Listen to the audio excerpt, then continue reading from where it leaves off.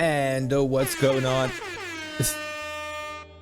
Hello. How are you guys doing? It is an impromptu Thursday stream. I'm kind of figuring like what is this becoming like a regular thing now? Just are we streaming on a Thursdays now? Fine. Okay. How is everybody doing? Stace V recommended me this. Okay, she just opened up her own little like gamer account, so if you guys want to follow her, go check a follow. Okay, I'm sure she'll post some stuff, her own things. Maybe she can play her own games. I'd follow that. So yeah, Shelbell, how are you? Good to see you.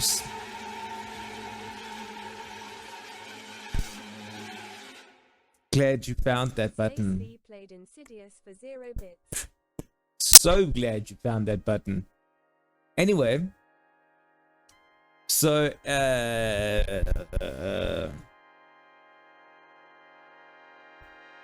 friend advisory. Yes. This game does come with parental advisory. I know the first one was that like thing, but also individuals suffering from anxiety or depression may not have a safe experience playing this game. Okay. I haven't gone as far as this just because when they said that, I'm like, oh wait, okay, you know what? I'm gonna hang back a bit. Well, Stace, I looked at the people watching right now, and there's like 7 people watching. Hola, gato. Where's your head at? Where's your head at? Oh, hello, baby. Okay, which way are we going?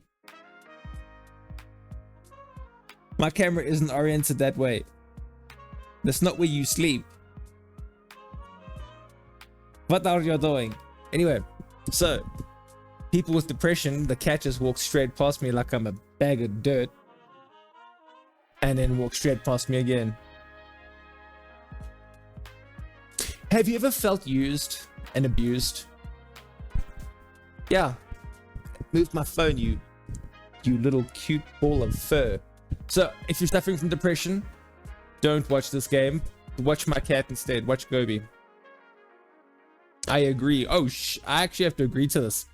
By playing Doki, you agree that you are at least 13 years and you consent to your exposure of highly disturbing content. Am I at least 13 years? Mentally, maybe not, but age-wise, yes. Oh, I'd go with the chick in the with that dark skirt. Yeah, this game. Okay, we get it. Hello. Okay, so let's get to a new game. Please enter your name. Boop.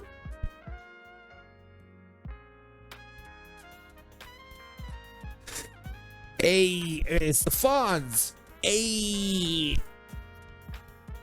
I see an annoying girl running toward me from the distance, waving her arms in the air like she's totally oblivious to any attention she might draw to herself. So what you're saying, what you're telling me is she's waving her arms in the air like she just don't care. Amazing. Plato couldn't write this. That girl is Sayori, my neighbor and good friend since we were children.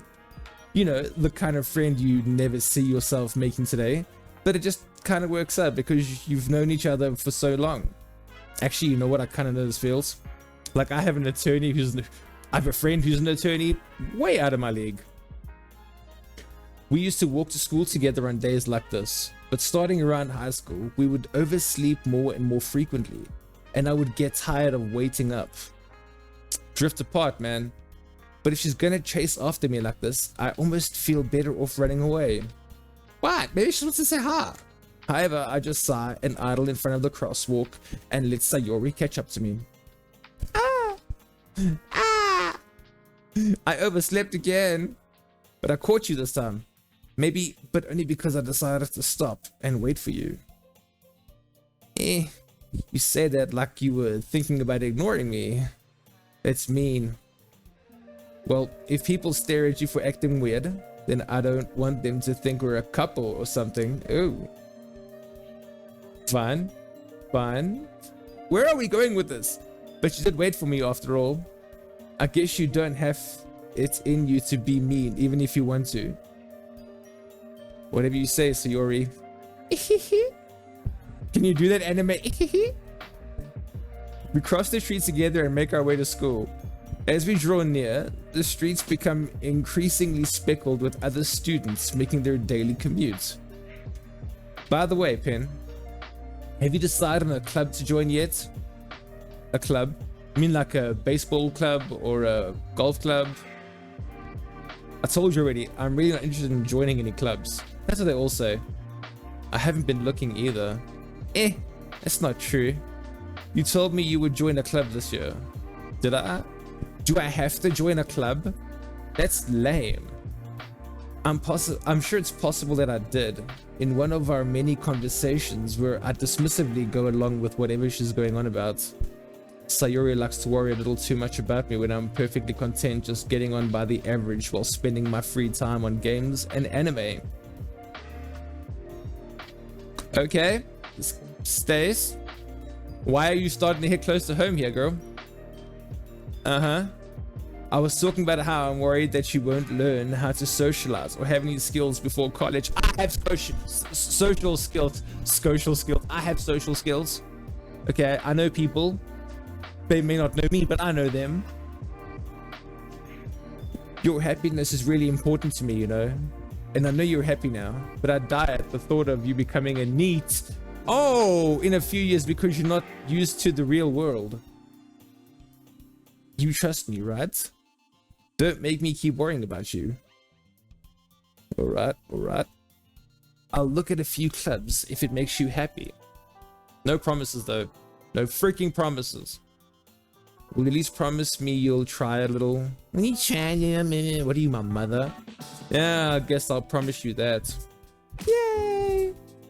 Why do I let myself get lectured by such a carefree girl? More than that, I'm surprised I even let myself relent to her. I guess seeing her worry so much about me makes me want to ease her mind at least a little bit. Even if she does exaggerate everything inside of her head.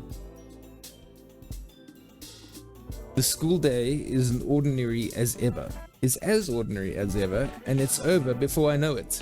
Poof, well, lucky for you. After I pack up my things, I stare blankly at the wall, looking for an ounce of motivation. You have motivation, okay, whatever. Clubs. Sayori wants me to check out some clubs. I guess I have no choice but to start with the anime club. Sure. Sayori's here.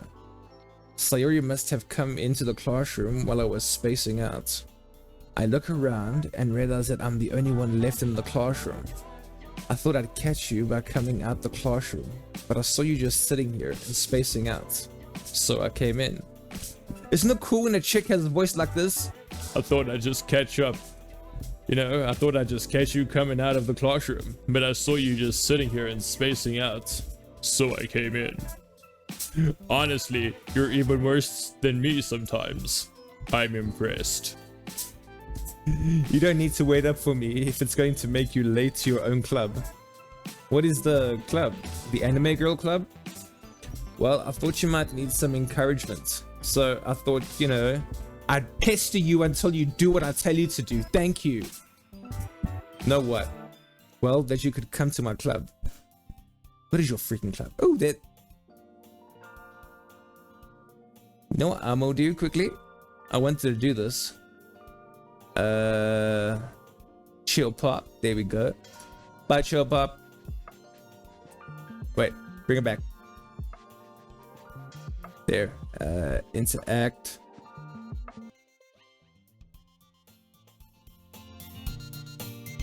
Let's just bring up this music, dude. Okay, cool. Wait. Sayori. Oh. Sayori. Hey. Yeah? There's no way I'm going to your club, whatever the heck that is. Meanie. Sayori is vice president of the literature club. Oh. Not that I was ever aware that she had any interest in literature. In fact, I'm 99% sure only did it because she thought it would be fun to help start a new club. Since she was the first one to show interest after the one who proposed the club, she inherited the title Vice President. That said, my interest in literature is guaranteed to be even less. Yeah, I'm going to the anime club. Come on, please. Like, why do you care so much anyway? Well, kinda told the club yesterday I would bring in a new member, and Natsuki made cupcakes and everything. Ooh, cupcakes. Ooh. Whoa. What kind of cupcakes? Is it those like weird Japanese cupcakes, or is it just like a normal strawberry cupcake in like dough? I'm down for that. Don't make promises you can't keep. I can't tell if Sayori is really that much of an airhead or if she's so cunning as to have planned all this out. You know chicks, bruh. You never know chicks these days. I let out alongside that. Yeah, fine. I'll stop by for a cupcake, okay? Don't put any fish on there. I like sushi, but not on cupcakes. It'd be like a bran muffin or something, bro. Yes, let's go. Fine, let's go, dude. And thus, today marks the day I sold my soul for a cupcake.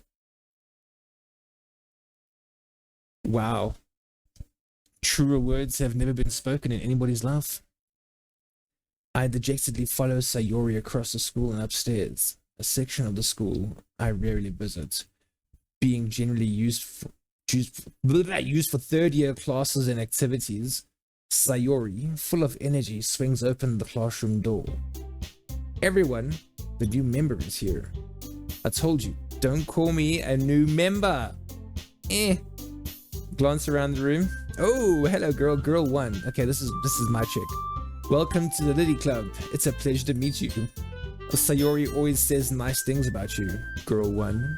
Sup, girl one. Yeah. Girl 2, seriously? You brought a boy? A boy, me. In Rock Gerby, brought two boys. Way to kill the atmosphere. Ah, Pin. What a nice surprise. Welcome to the club. Okay. All words escape me in this situation. This club is full of incredibly cute girls. What are you looking at? If you want to say something, say it. Sorry, Natsuki. The girl with the sour attitude, whose name is apparently Natsuki, is the one I don't recognize. Her small figure makes me think she's probably a first year. She probably isn't. Fred is like some psychic power or something. She's also the one who made cupcakes, according to Sayori. Oh great, sour cupcakes. You can just ignore her when she gets moody. Well, I mean, most of you get moody at some points in the month. Sayori says that quietly into my ear, then turns back toward the other girls. Anyway, this is Natsuki, always full of energy.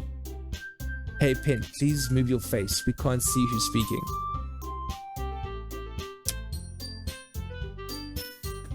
Okay.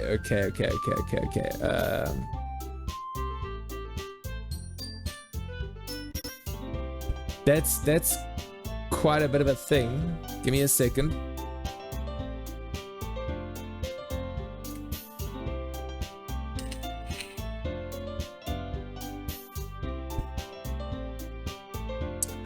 Where is the overlay? There it is. Yeah, I get it, man. You can't see. So where should I move? You know what I can do? Okay, you know what I'm gonna do? Just for this stream, I'm gonna hide the thing. I'm gonna move the chat. Chat will have to experience a bit of the writing, but I'm sure you guys will be able to see. And so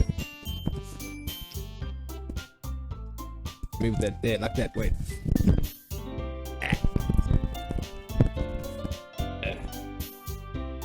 Okay. We can zoom in on that.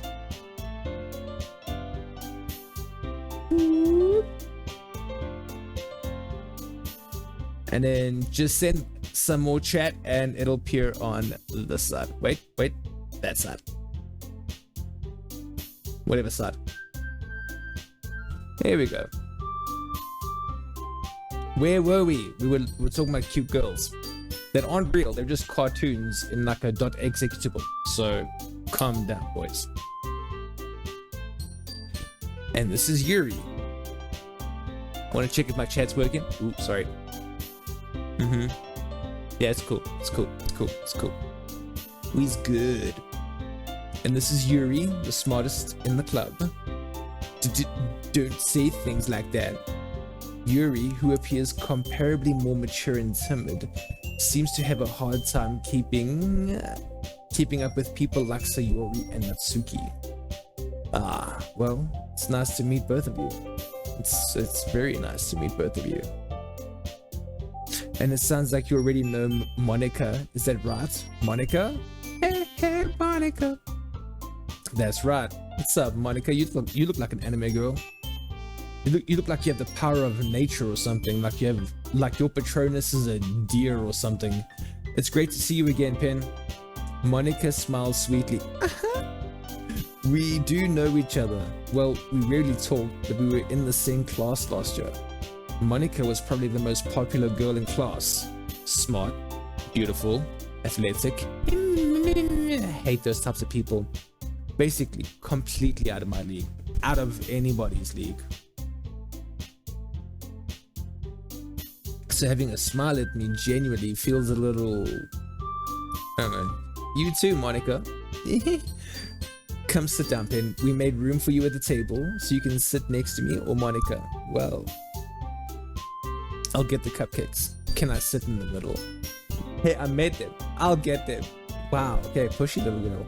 Sorry, I got a little too excited. Then, how about I make some tea as well? Can I get some coffee? This is coffee, bro. The girls have a few desks arranged to form a table. Though that does not look like a table. Stop lying to me. As Sayori mentioned, it's been widened so that there is one space next to Monica and one space next to Sayori. Natsuki and Yuri walk over to the corner of the room where Natsuki grabs a wrapped tray and Yuri opens the closet. Still feeling awkward, I take a seat next to Sayori. Natsuki probably marches back to the table, tray in hand. Okay, are you ready? Ta-da! Awwa! Awwa! Natsuki lifts the foil off the tray to reveal a dozen white fluffy cupcakes decorated to look like little cats. I'm down. Flavor though, bro. Aesthetics is one thing. You get 2 points for aesthetics, but 8 points for flavor, man. The whiskers are drawn with icing and little pieces of chocolate were used to make ears. That's very cute. So cute. Very thank you, Sayori. I had no idea you were so good at baking, Natsuki. Well, I mean, she has gifts, dude. Well, I mean, you know. Just hurry and take one. Sayori grabs one first, then Monica. I follow. It's delicioso. Sayori walks with her mouth full and has already managed to get icing on her face. I turn the cupcake around in my fingers, looking for the best angle to take a bite. But it's a sphere, so you realize there is no really good angle. Natsuki is quiet. I can't help but notice her sneaking glances in my direction. Is she waiting for me to take a bite? I finally bite down. The icing is sweet and full of flavor. I wonder if she made it herself. This is really good. Thank you, Natsuki. Why are you thanking me? It's not like haven't I heard this somewhere before? Made them for you or anything? I thought you technically did. Sayori said, well, maybe, okay? Shut up. Shut your face. But not for you dummy, like the new person who's coming. Alright. Jeez. I gave up on Natsuki's weird logic and dismissed the conversation.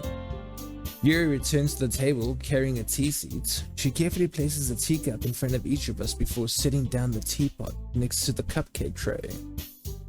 You keep a whole tea seat in this classroom, bro? Don't worry, the teachers gave us permission. You still keep a tea seat? After all, doesn't a hot cup of tea help you enjoy a good book? Cup of coffee? Sure, I guess. But don't let yourself get intimidated, Yuri. Yuri's just trying to impress you, okay? That's not insulted. Yuri looks away. I believe you. Well, tea and reading might not be a pastime for me, but I at least enjoy tea. I'm glad. Yuri faintly smiles to herself in relief. Monica raises an eyebrow and smiles at me. So what made you consider the literature club? Peer pressure? I was afraid of this question. Something tells me I shouldn't tell Monica that I was practically dragged here by Sayori. Well, I haven't joined any clubs yet, and Sayori seemed really happy here, so... That's okay. Don't be embarrassed. We'll make sure you feel right at home, okay? As president of the literature club, it's my duty to make the club fun and exciting for everybody. Yay! Monica, I'm surprised. How come you decided to start your own club? You could probably be a board member or any of the other clubs. You could probably be a board member or for any of the other clubs. That's weird writing. But you could be a board member? Weren't you a leader of the debate club last year? Well, to be honest, I can't stand all the politics around the major clubs. It feels like nothing but arguing about the budget and publicity and how to prepare for events. You're a freaking high school club, dude. What publicity events? Calm down, people. Calm down. I'd much rather take something I personally enjoy and make something special out of it. Thank you. And if it encourages others to get into literature, then I'm fulfilling their dream. Monica really is a good leader. Yuri also nods in agreement. Then I'm surprised there aren't more people in the club yet. It must be hard to start a new club. You could put it that way.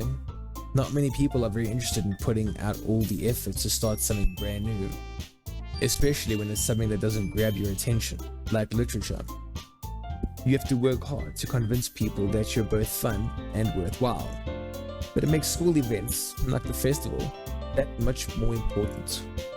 I'm confident that we can all really grow this club before we graduate. Right, everyone? Yeah, okay, fine. We'll do our best. You know it. Everyone enthusiastically agrees. Such different girls, all interested in the same goal. Reading books. I'm down for that. Monica must have worked really hard to find these three. Imagine the networking and outsourcing you must have done. Maybe that's why they were all so delighted by the idea of a new member joining. Though I still don't really know if I can keep up with their level of enthusiasm about literature. So, Pen, what kind of things do you like to read? Well, Goosebumps. Considering how little I've read these past few years, I don't really have a good way of answering that. Manga? I mutter quietly to myself, half joking. Natsuki's head suddenly perks up. It looks like she wants to say something, but she keeps quiet. Not much of a reader, I guess. Well, that can change. What am I saying? I spoke without thinking after seeing Yuri's sad little smile. Anyway, what about you, Yuri? Well, let's see. Yuri traces the rim of her teacup with her finger. My favorites are usually novels that build deep and complex fantasy worlds. The level of creativity and craftsmanship behind them is amazing to me. Like a Song of Ice and Fire, also known as Lord of the Flies. And telling a good story in such a foreign world is equally impressive. Yuri goes on, clearly passionate about her reading. She seems so reserved and timid since the moment I walked in, but it's obvious by the way her eyes light up that she finds her comfort in the world of books, not people. But you know, I like a lot of things. Stories with deep psychological elements usually immerse me as well. Isn't it amazing how a writer can so deliberately take advantage of your own lack of imagination to completely throw you for a loop? Anyway, I've been reading a lot of horror lately. I read a horror book once. Actually, I did. It was called The Exorcist. It was amazing. I desperately grasped something I can relate to at the minimal level. At this rate, Yuri might as well be having a conversation with a rock. Touche. Really? I wouldn't have expected that, Yuri. For someone as gentle as you, I guess you could say that. But if a story makes me think, or takes me to another world, then I really can't put it down. Surreal horror is often very successful at changing the way you look at the world, if only for a brief moment. Ugh, I hate horror. Why's that? Well, Natsuki's eyes dart over to me for a split second, that's like she wants to say something. Never mind. That's right. You usually like to write about cute things, don't you, Natsuki? What gives you that idea? You left a piece of scrap paper behind last club meeting. So just one time she writes one cute thing? It looked like you were working on a poem called Don't Say It Out Loud and Give That Back. Fine. Hee hee hee. Your cupcakes, your poems, everything you do is just as cute as you are. Sayori sidles up behind me. No! Sorry. Sayori sidles up behind Natsuki and puts her hands on her shoulders. Wow, I'm so glad I had to correct myself there. I'm not cute. Natsuki, you write your own poems? Yeah, well, I guess sometimes. Got that tone all wrong. Why do you care? I think that's impressive. Why don't you share them sometimes? No. Natsuki averts her eyes. You wouldn't like them. They're not very confident writer yet. I understand how Natsuki feels. Sharing that level of writing makes more than just confidence, or it takes more than just confidence.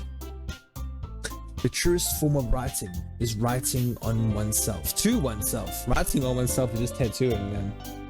You must be willing to open up to your readers, exposing your vulnerabilities and showing even the deepest reaches of your heart. Wow. Do you have writing experience too, Yuri? Maybe if you share some of your work, you can set an example and help Natsuki feel comfortable enough to share hers. This is very get along, gang.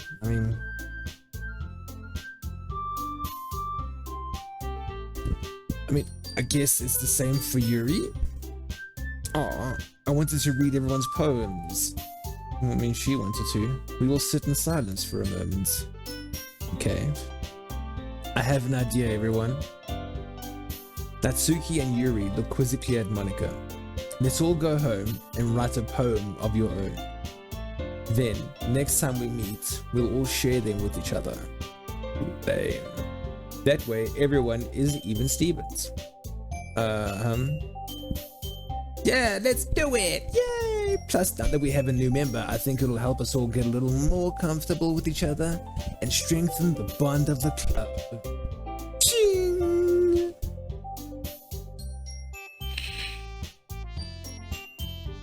Isn't that right, Finn? Monika smiles warmly at me once again. Hold on, there's still one problem. What's that? Now that we're back to the original topic of me joining the club, I bluntly came forth with what's been on my mind the entire time. I never said I would join this club. Okay? Sayori may have convinced me to stop by, but I never made any decision. I still have other clubs to look at. And I lose my train of thought. All four girls stare back at me with dejected eyes. Ooh. Say no to that, son.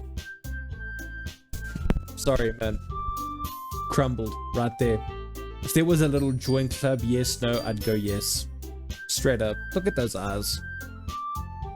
But I'm sorry. I thought, Pen, you all, I'm definitely against these girls. How am I supposed to make a clear-headed decision when it's like this? That's it. If writing poems is the price I need to pay in order to spend every day with these beautiful girls. Right. Okay. I've decided then. I'll join the literature club. One by one, the girls' eyes light up. Yay, I'm so happy. Sayori wraps her arms around me, jumping up and down. Hey, you really did scare me for a moment. If you really just came for the cupcakes, I would be super pissed. Then that makes it official. Welcome to the literature club. By manipulation! Woo! Manipulation. Manipulation.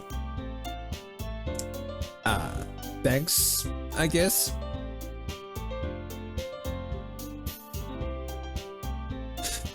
Okay, everyone. I think with that, we can officially end today's meeting on a good note. Everyone remember tonight's assignment? Write a poem to bring to the next meeting so we can all share. Lame. Monica looks over at me once more. Pen, I look forward to seeing how you express yourself. Hee. Yeah, okay, fine. Can I really impress the class star Monica with my mediocre skills? Roses are red, violets are blue. I really feel the anxiety swelling up inside me. Meanwhile, the girls continue to chit-chat as Yuri and Natsuki clean up their food. Hey Pen, since we're already here, do you want to walk home together? Says Sayori. That's right, Sayori and I never walk home together anymore because she always stayed after school for clubs. Sure, might as well. Yay! Okay. First of all, these flats or houses or whatever these are, 10 out of 10. Would live in there. With that, the two of us depart the club room and make our way home. The whole way, my mind wanders back and forth between the four girls. Sayori, Natsuki, Yuri, and, of course, hey, Monica, hey, boy man, Monica. Will I really be happy spending every day after school in a literature club? Perhaps I'll have the chance to grow closer to one of these girls. Alright, I'll just need to make the most of my circumstances, and I'm sure good fortune will find me. More like make the most of my circumcisions. And I guess that starts with writing a poem tonight. Ew, don't tell me I have to write a poem. It's time to write a poem. Pick words you think your favorite club member will like. Something good might happen with whoever likes your poem the most. Okay. Let's see. Romance. Boop. Where was... Shoot, I wanted to go with ocean. Calm.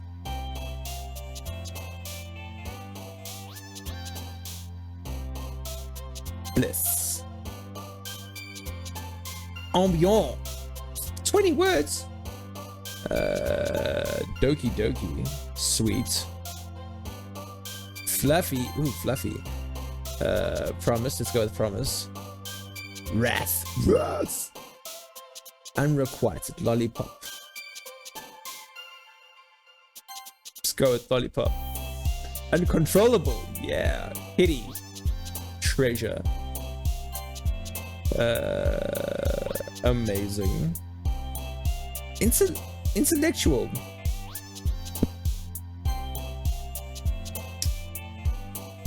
Peaceful. Passion.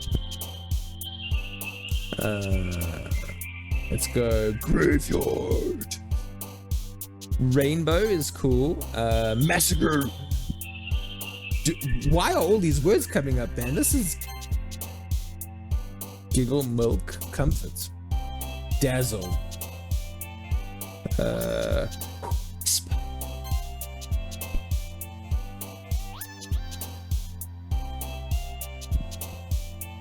Hot. Rain cloud.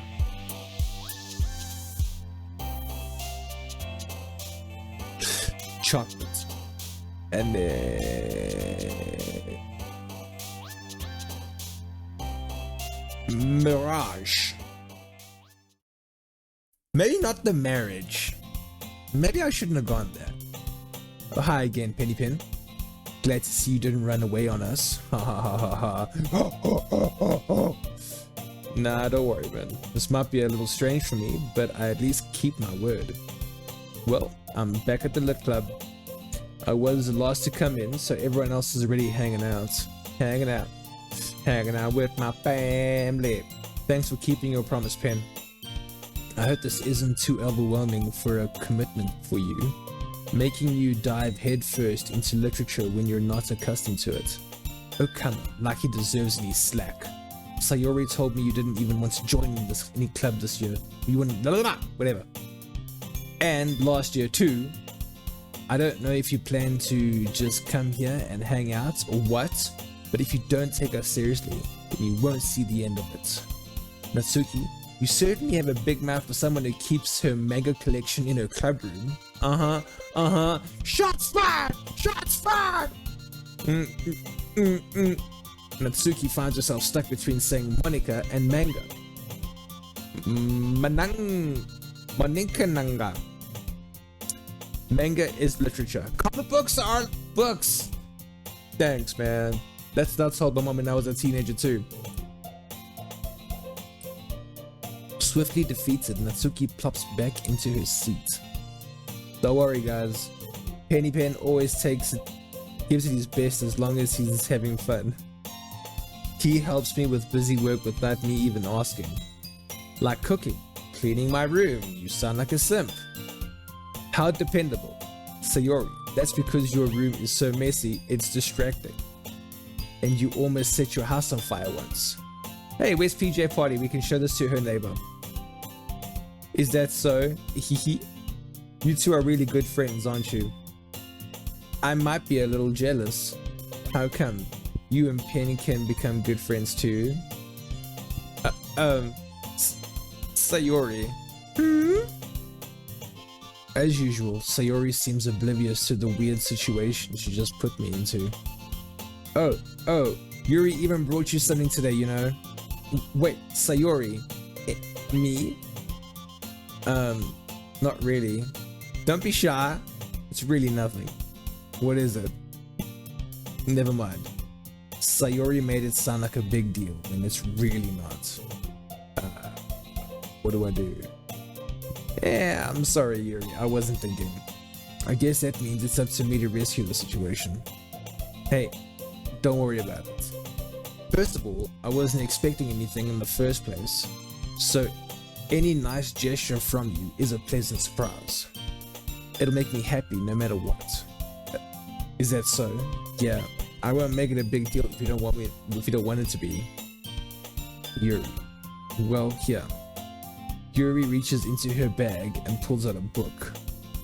I didn't want you to feel left out, so I picked out a book that I thought you might enjoy. It's a short read, so it should keep your attention, even if you don't usually read. And we could, you know, discuss it if you wanted. This is... How is this girl accidentally being so cute? How is this girl accidentally being so cute? Hey, there was a chick I picked in the beginning. Nice. She even picked out a book she thinks I'll like, despite me not reading much. Yuri, thank you. I'll definitely read this. I enthusiastically take the book. Whew. Well, you can read it at your own pace. Day a page a day. I look forward to hearing what you think. Now that everyone's settled in, I expected Monica to kick off some scheduled activities for the club. But that doesn't seem to be the case. Sayori and Monica are having a cheery conversation in the corner. Yuri's face is already buried in a book. I can't help but notice her intense expression, like she was waiting for this chance. Meanwhile, Natsuki is rummaging around in the closet. Man, it looks like no one wants to be bothered today.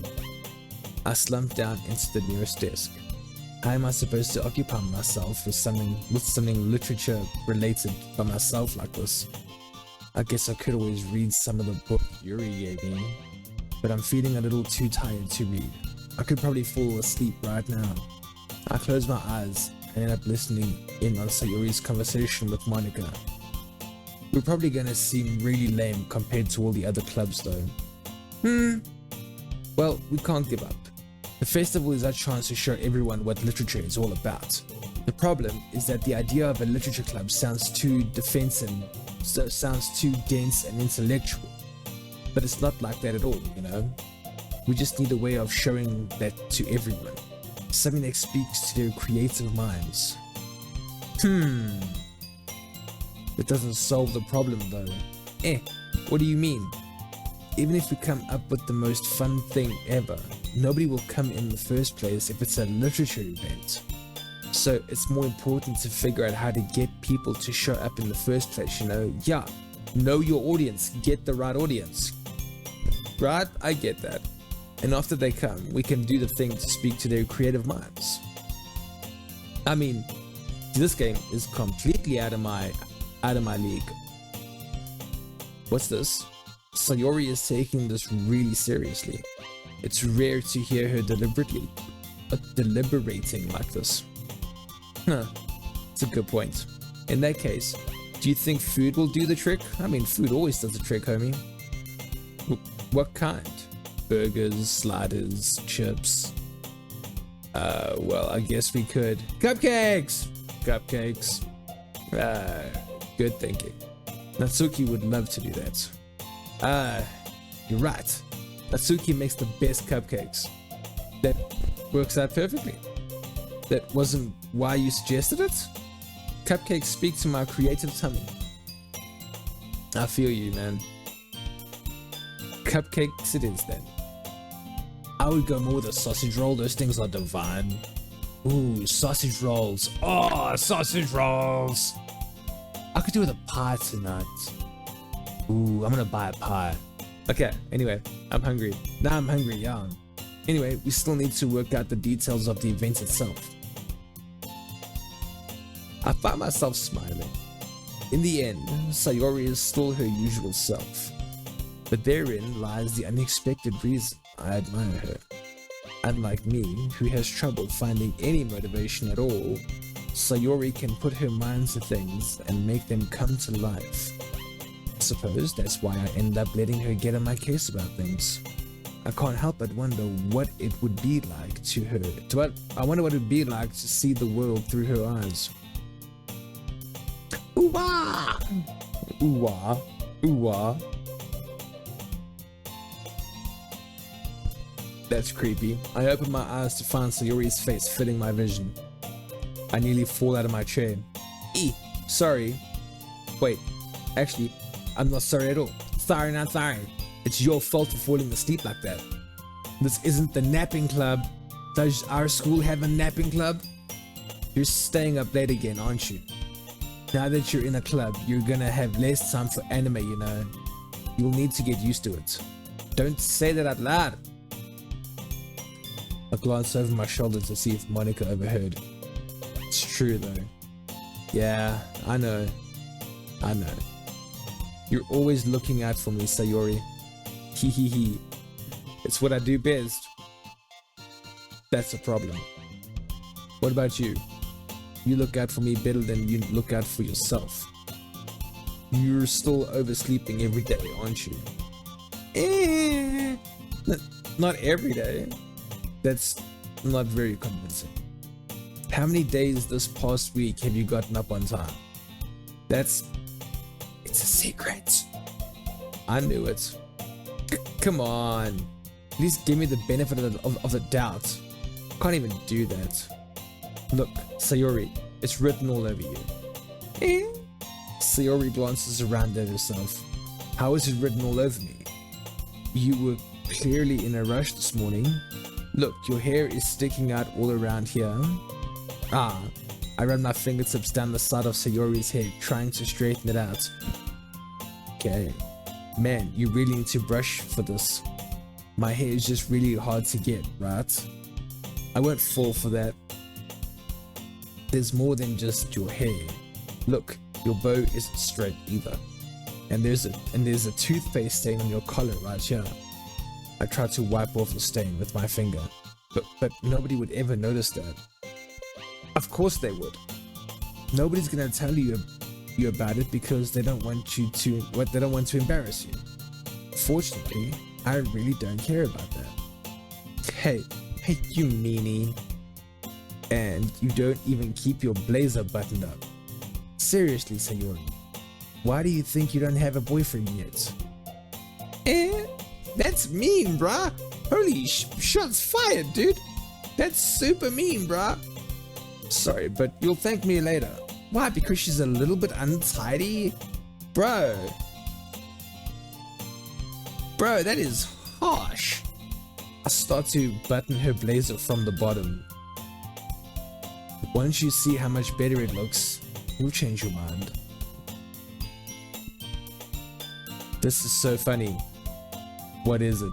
Well, I was just thinking how weird it is to have a friend who does these kinds of things. Don't say that. You'll make me feel weird about it, stupid. It's okay though. I'm happy we're like this. Aren't you? I guess. Hey, be careful. The button might come off. Why is this one so hard to close? I struggle to fully close the button near her chest. Does this thing even fit you properly? It did when I bought it. If you ever buttoned it, you would have noticed sooner that it doesn't fit you anymore. What are you smiling about? It means my boobs are bigger again. Don't say that out loud. Anyway, you look much better now, so... Why does it feel so strange to have Sayori's blazer buttoned up like that? But it's so stuffy. It's not worth it at all. Sayori hastily unbuttons her blazer once more. Phew, that's so much better. Sayori puts her arms out and swirls around. So if I keep it unbuttoned, then I won't get a boyfriend, right? What kind of logic is that? And why are you saying that like it's a good thing? Because if I had a boyfriend, then he wouldn't even let you do things like this. And you take care of me better than anyone else would anyway. Okay, so that's why I'm keeping it unbuttoned. Stop saying all these embarrassing things. And I didn't say anything embarrassing. Jeez. Well, anyway, just focus on trying to wake up a little earlier. Only if you focus on getting out of bed earlier. Fine, it's a deal. I guess we really are better at taking care of each other than we are at taking care of ourselves. Okay, cool. Yeah, I guess so, huh? What's that called? Codependent relationship or something like that? That's not healthy. Yeah, I guess so, huh? So, maybe you should come wake me up in the morning. Maybe you should come wake me up before you go. You're doing it again, Sayori. Oh, but I was joking that time. Man, it's impossible to tell with you sometimes. Okay, everyone. And Monica suddenly calls out. Why don't we share the poems we wrote now? Oh, poem time, huh? Yay! Pen, I can't wait to read yours. Oh yeah, okay.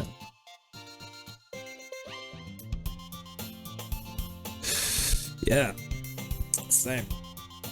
I failed to sound enthusiastic, but Sayori still trots away to retrieve her poem. Yeah, I mean, this is how I sound like in real life. Super. By the way, did you remember to write a poem last night?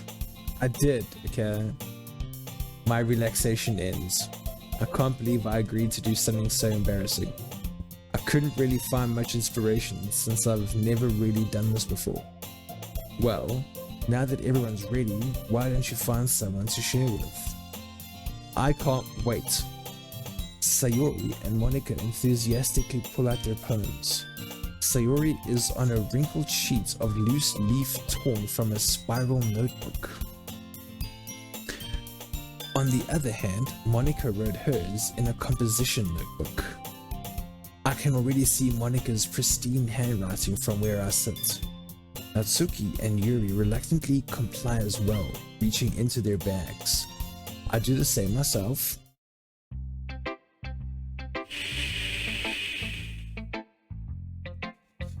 Okay, who should I show my poem to first? Who's the dark-haired lady? Monica, right? Was it Yuri? I think it's Yuri. Let's go Yuri. Yuri seems the most experienced, so I should start with her. I can trust her opinion, to be fair.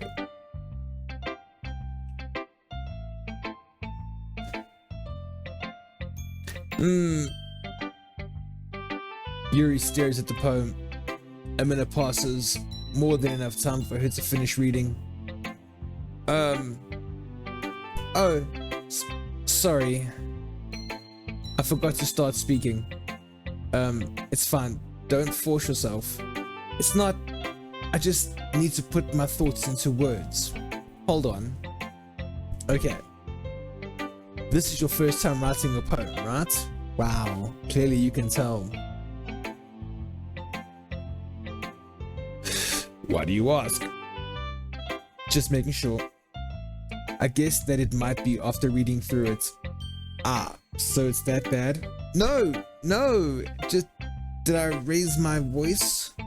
I'm so sorry. Yuri buries her face into her hands. I couldn't help but notice that it's been several minutes and we really haven't gotten anywhere. It might take Yuri a while to get used to new people. It's fine. I really didn't notice. What were you saying? Right. It's just that there were specific writing habits that are usually typical of new writers. And having been through that myself, I kind of learned to pick up on them. I think the most noticeable thing I recognize in new writers is that they try to make their style very deliberate.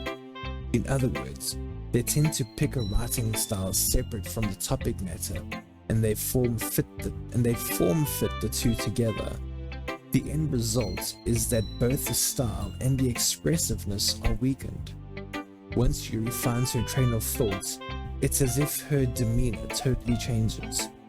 Her stammering is completely gone, and she sounds like an expert. Of course, that's not something you can be blamed for. There are so many different skills and techniques that go into writing even a simple poem. Not just finding them and building them, but getting them to work together is probably the most challenging part. It might take you some time, but it all comes with practice and learning by example and trying new things. I also hope that everyone else in the club gives you valuable feedback. Natsuki can be a little bit biased though. Biased how? Well, never mind. I shouldn't be talking about people like that. Sorry. That's fine, girl. I'm not sure if Yuri apologizing to herself to me or to Natsuki. Do you mind if I read your poem now? Please do. I'd love to share my thought process behind it. Yuri smiles dreamily as if that's a rare opportunity for her. Which itself is kind of funny. After all, isn't this supposed to be a literature club? Ugh, look at the font on this! Ghost under the light. The tendrils of my hair illuminate beneath the amber glow. Battling. It must be this one.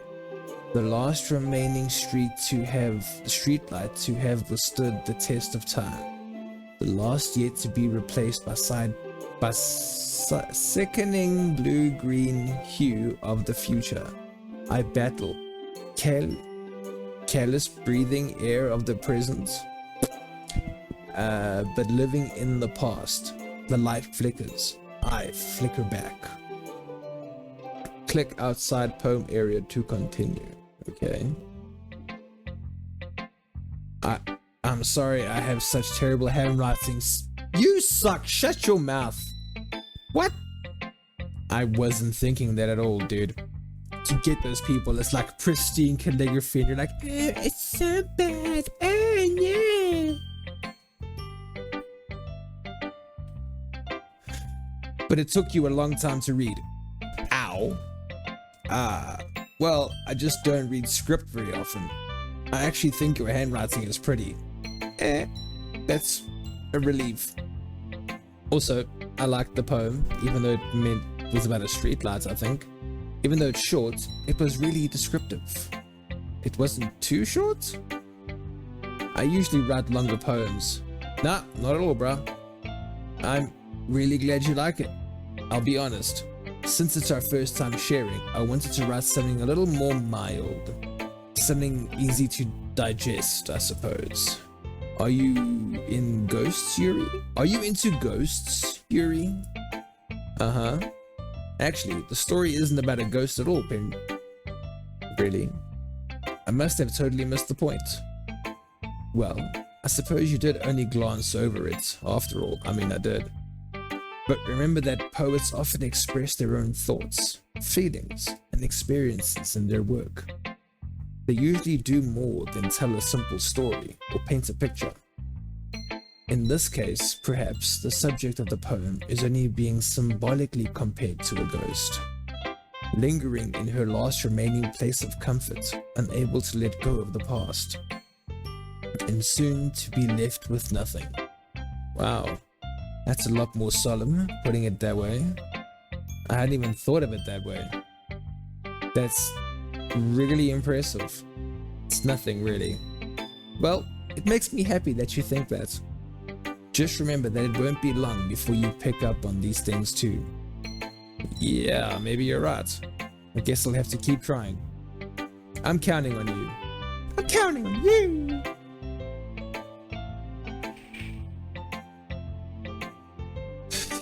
It's good, Natsuki. Natsuki, what's up? The cupcake girl. Well, it's about what I expected from someone like you. It's a little blunt. Well, excuse me. It's not like I said it was bad.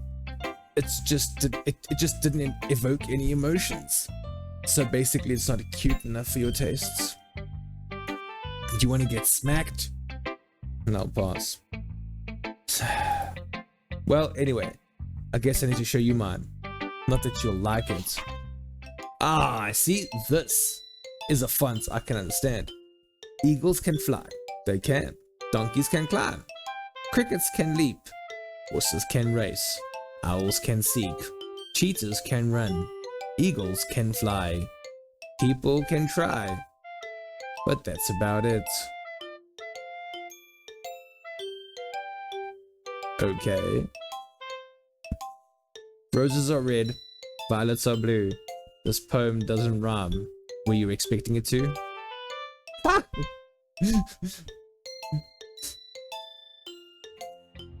Yeah, I told you that you weren't gonna like it. I like it. What? Just be honest. I am. Why are you so convinced that I wouldn't like it? Well, because everyone in high school thinks that writing has to be all sophisticated and stuff, so people don't even take my writing seriously. But isn't the point of poems for people to express themselves? Your writing style wouldn't make your message any less valid. Yes, exactly. I like when it's easy to read, but it hits you hard. Shayanga Pagati. Like in this poem. Seeing everyone around you do great things can be really disheartening. So I decided to write about it. Yeah, I understand. But the other nice thing about simple writing is that it puts more weight on the wordplay. Like I set up for a rhyme at the end, but then made it fall flat on purpose. It helps bring out the feeling in the last line. Yes, so you did, dude. I guess more went into it than I realized. That's what it means to be a pro. I'm glad you learned something. Didn't expect that from the youngest one here, did you? Yeah, I mean, I guess not. I decided to humor her with that last comment. I don't really care how old everyone is, but if Natsuki is feeling proud, then I won't take that away from her. Hey man, age doesn't matter. as long as it's platonic and nothing bad goes down. Okay? As long as this is a Hallmark movie or a Universal Studio movie. Okay? As long as we're all family orientated, age doesn't matter.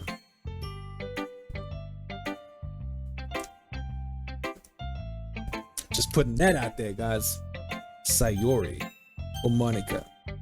Let's go Sayori. This is my friend, right? The unbuttoned blazer chick who we had a moment with. Okay. Oh my goodness. This is so good, SL Pendrel. I love it. I love it. I love it. I had no idea you were such a good writer. Sayori, you must be seriously overreacting. I'm not a good writer at all. I honestly have no idea what I'm doing. Well, maybe that's why. Because I have no idea what I like either. Yeah. Ha ha ha ha ha. Jeez. Yuri's opinion was way more constructive than this. Are you sure you don't like it just because I wrote it? Well, I'm sure that's part of it. I think I understand you better than a lot of other people, you know. So when I read your poem, it's not just a poem. It's a SL Pendrel poem. And that makes it feel extra special. Shame. Like I can feel your feelings in it. There were no feelings in it, dude. Sayori hugs the sheets against her chest. You're so weird, Sayori. I'm really happy just that you wrote one. It just reminds me of how you're really a part of the club now. One of us, one of us, one of us, one of us, one of us.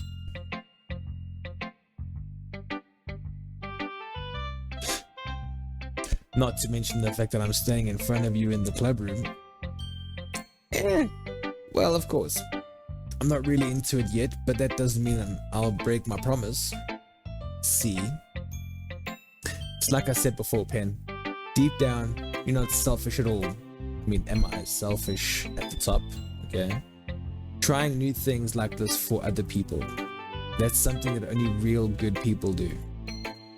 Thanks, Sayori. I'm not sure if Sayori sees the full picture or my motive here, but then again, I can't deny that she's part of the reason I joined.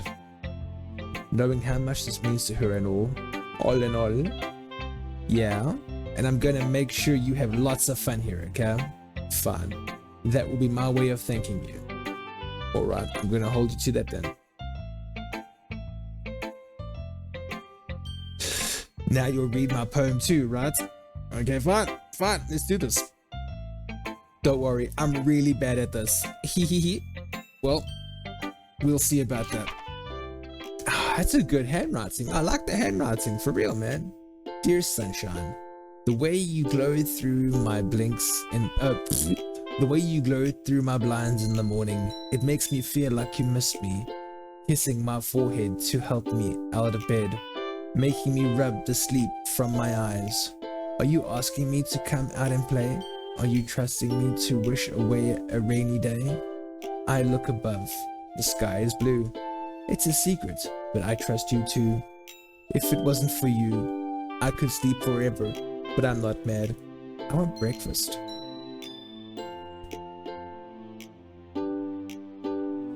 This is a girl close to my heart. Actually, you know what? You might be my favorite girl here. Sayori? Dude. You know? She might have something going on here. Especially that, like, I want breakfast. Yeah. Bruh. I could do it breakfast. This is just a guess, but did you wait until this morning to write this? No. Just a little bit. You can't answer that. You can't answer just a little bit to a yes or no question. I forgot to do it last night. Well, at least that makes me feel a little better about myself. I mean, yeah. Don't be mean. I still tried my best. Yeah, I mean, I guess. I don't mean to say that it was a bad poem.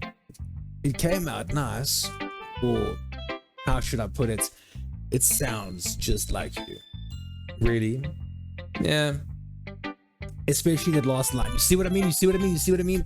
I want breakfast. Yeah. I made eggs and toast. Ooh, eggs and toast?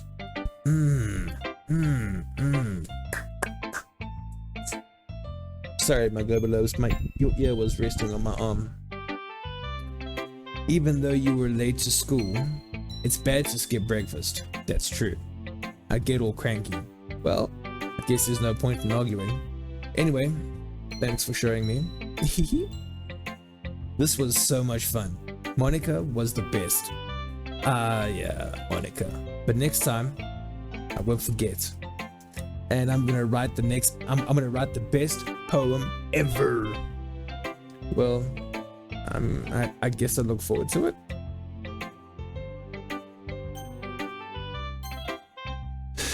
Guess Monica's left.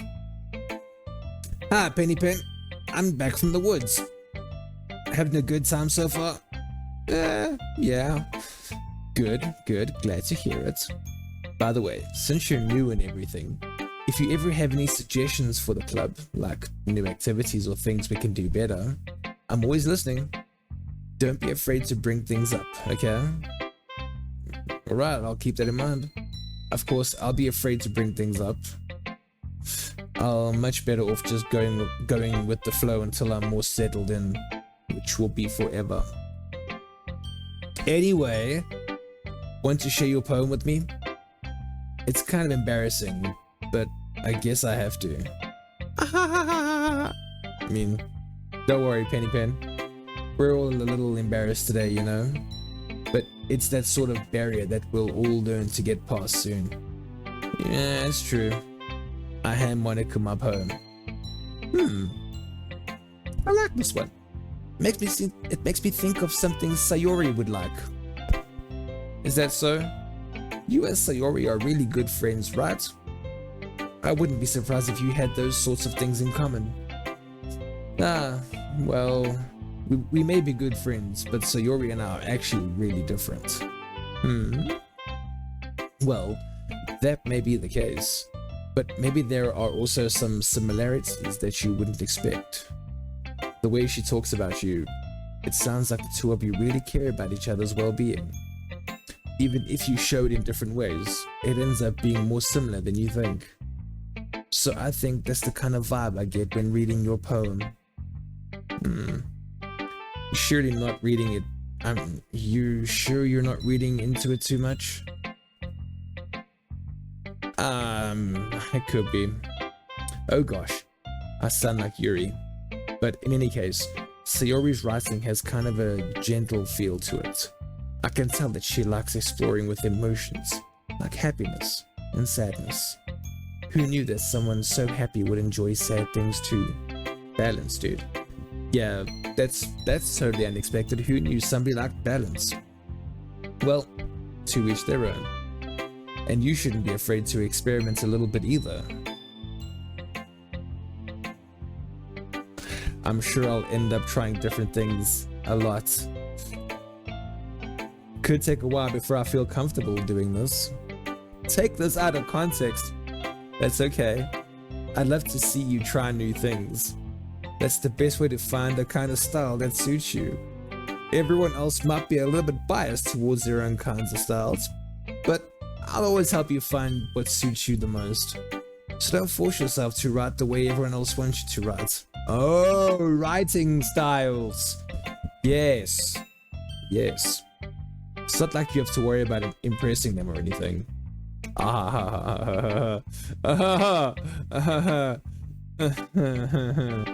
Anyway, do you want to read my poem now? Sure, okay, cool. You sound pretty confident for someone who claims to not be very good. Well, that's because I have to sound confident. That doesn't mean I always feel that way, you know. I see. Well, let's read it then. One of these kinds of freaking handwritings. Hole in wall. It couldn't have been me. See the direction the sparkle protrudes? A noisy neighbor? An angry boyfriend? I'll never know. I wasn't home. I peer inside for a clue. No, I can't see. I reel, blind, like a film left out in the sun. But it's too late. My retinas. But it's too late. My retinas. Already scorched with a permanent copy of the meaningless image. It's just a little hole. It wasn't too bright. It was to keep, stretching forever into everything. A hole of infinite choices. I realize now that I wasn't looking in. I was looking out. And he, on the other side, was looking in. Gay! So, what do you think? It's very freeform, if that's what you call it. Sorry, I'm not really the right person to ask for feedback. It's okay. Yeah, that kind of style has gotten pretty popular nowadays. That is, a lot of poems have been putting emphasis on the timing between words and lines. When performed out loud, it can be really powerful. What was the impression behind this one? Well, I'm not sure if I know how to put it. I guess you could say that I had some kind of epiphany recently. It's been influencing my poems a bit. An epiphany? Yeah, something like that. I'm kind of nervous to talk about deep stuff like that because it's kind of coming on strongly. It is. Maybe after everyone is better friends with each other. Okay, cool. Anyway, here's Monica's writing tip of the day. Sometimes when you're writing a poem or a story, your brain gets too fixated on a specific point. If you try so hard to make it perfect, then you'll never make any progress. Just force yourself to get something down on the paper and tidy it up later. Another way to think about it is this. If you keep your pen in the same spot for too long, you'll just get a big dark puddle of ink. So just move your hand and go with the flow. That's my advice for today. Thanks for listening. Okay.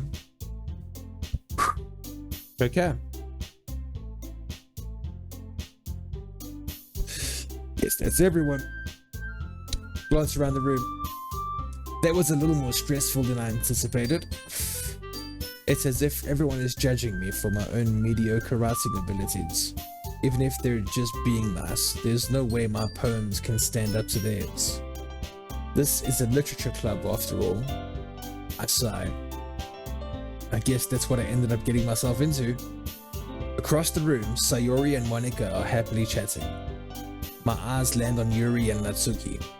They gingerly exchange sheets of paper, sharing their respective poems. As they read in tandem, I watch each of their expressions in change. Natsuki's eyebrows furrow in frustration. Meanwhile, Yuri smiles sadly. What's with this language? Did you say something? It's nothing. Natsuki dismissively returns the poem to their desk with one hand. I guess you could say it's fancy. Ah, thanks. Yours is cute. Cute? Did you completely miss the symbolism or something? It's clearly about the feeling of giving up. How can that be cute? I know that. I just meant that the language, I guess. I was trying to say something nice. I'm sorry. You mean you have to try that hard to come up with something nice to say? Thanks, but it really didn't come out nice at all. Well, I do have a couple suggestions. If I was looking for suggestions, I would have asked someone who actually liked it. Which people did, by the way. Sayori liked it, and Pen did too. So based on that, I'll gladly give you some suggestions of my own. First of all, excuse me. I appreciate the offer, but I've spent a long time establishing my writing style. I don't expect it to change anytime soon. Unless, of course, I come across something particularly inspiring. Which I haven't yet. And Pen liked my poem too, you know. He even told me he was impressed by it. Natsuki suddenly stands up. Oh, I didn't realize you were so invested in trying to impress our new member, Yuri.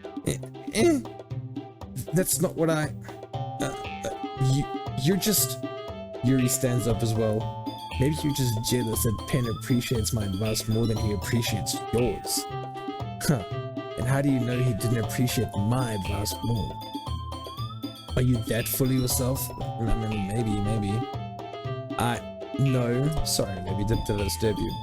If I was full of myself, I wouldn't deliberately go out of my way to make everything I do overly cutesy. Is everyone okay? Well, do you know what? I wasn't the one whose boobs magically grew a size bigger as soon as Pen started showing up. I mean, gross, dude. Jeez. Natsuki. Natsuki, that's a little... It just doesn't involve you. I don't like fighting, guys. Suddenly, both girls turned towards me as if they just noticed I was standing there. Pen! She's just trying to make me look bad. That's not true. She started it. If she could get over herself and learn to appreciate that simple writing is more effective, then this wouldn't have happened in the first place. What's the point in making your poems all convoluted for no reason? The meaning should jump out at the header. I mean, the meaning should jump out at the reader, not force them to have to figure it out. Help me explain that to her, Pen. But wait, there's a reason you have so many deep and expressive words in our language. It's the only way to convey complex feelings and meaning the most effectively. Avoiding them is not only unnecessarily limiting yourself, it's also a waste. You understand that, right, Pen?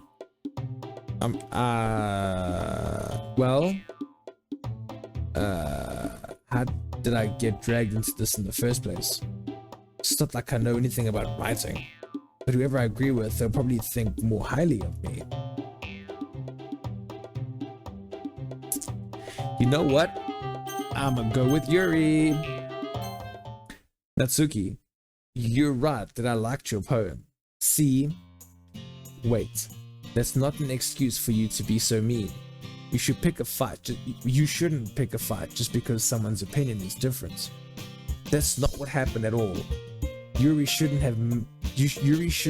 even take my poem seriously. Didn't even. Whatever. I understand. Yuri, you're a seriously talented writer. It's no secret that I was impressed. Well, but here's the thing. No matter how simple or refined someone's writing style is, they're still putting feelings into it, and it becomes something really personal. That's why Natsuki felt threatened when you said her poem was cute. I didn't notice that I'm sorry. But Natsuki, you took it way too far. Yuri means well, and if you just told her how you felt, then this wouldn't have happened in the first place. You kidding? That's exactly what I did. It was her that... Natsuki, I think that's enough. You both said some things that you didn't mean. Yuri apologized. Didn't you think you... Yuri apologized. Don't you think you should too? Natsuki clenches her fists. In the end, nobody has taken her side. She's trapped. At this point, being defiant only because she can't handle the pressure. I end up even feeling bad for her. Sometimes when I'm hurt, it helps to take a walk and clear myself. Sayori, she doesn't need to... You know what? I'm going to do that. It's all it'll spare me from having to look at all your faces right now. Without warning, Natsuki snatches her own poem up from the desk and storms out.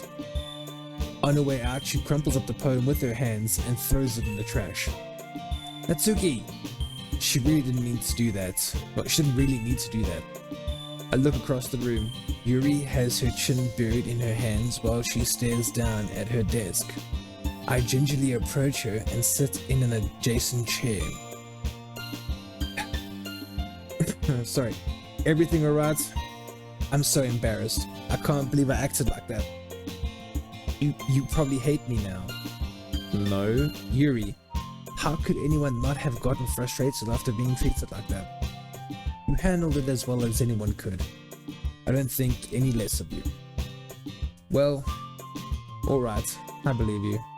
Thanks, Pen. You're too kind. I'm thankful to have a part of this club. I'm thankful to have you a part of this club now. Yeah, it's nothing. One more thing. That one thing that Natsuki said about, I would never do anything so shameful. So, yeah? What thing did Natsuki say? Well, never mind that. I'm gonna make some tea. You know what, that's a bloody good idea. Make enough for more than one person, okay? Yeah. Hey, here's my vape. Oh, there it is. Okay, everyone. It's just about time for us to leave. Your fur is getting in my nose. It's just about time for us to leave. How did you all feel about sharing poems? Very uncomfortable. It was a lot of fun. Well, I'd say it was worth it. It was alright. Well, mostly. Pen, how about you? Yeah, I'd say it was pretty uncomfortable. It was a neat thing to talk about with everyone. Awesome. In that case, we'll do the same thing tomorrow. And maybe you learn something from your friends too. So your poems will turn out even better. I think to myself, I did learn a little more about the kinds of poems everyone likes. With any luck, that means I can at least do a better job impressing those I want to impress. Okay. I nod to myself with newfound determination. Pen, Sayori said, ready to walk home? Yeah, okay, sure, let's go. Sayori beams at me. It truly has been a while since Sayori and I have spent this much time together. I can't really say I'm not enjoying it either.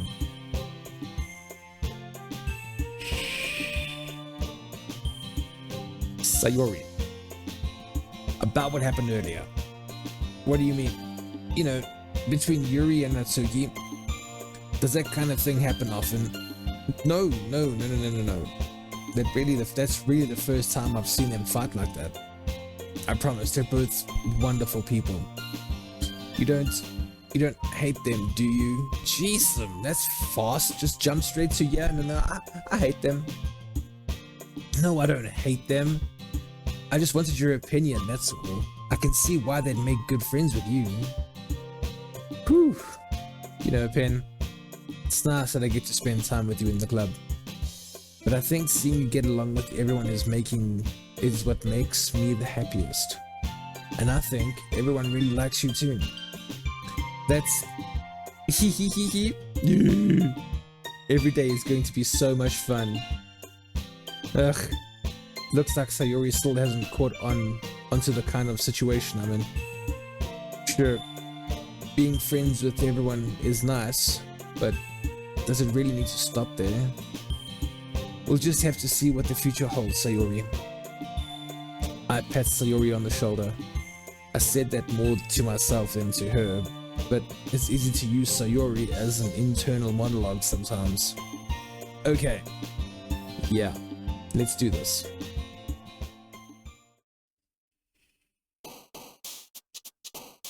Can I click on them? What happens if I click on them? Oh, they're just gonna move around. Okay, so let's go graceful.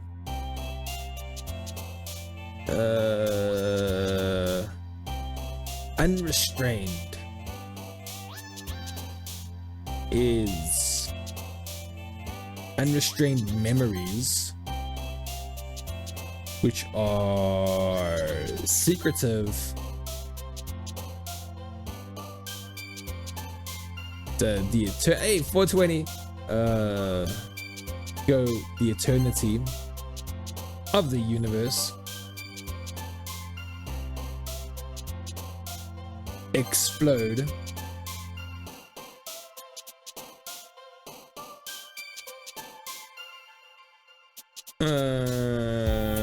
heaven sent. And then intellectual, I don't know, no, you know what, that seems a bit too forceful. Disarray of philosophy.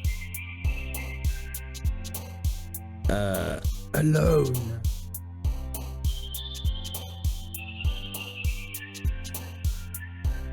Joy. The wrath of existence. Together. In a graveyard. In bliss. Papa, papa, papa.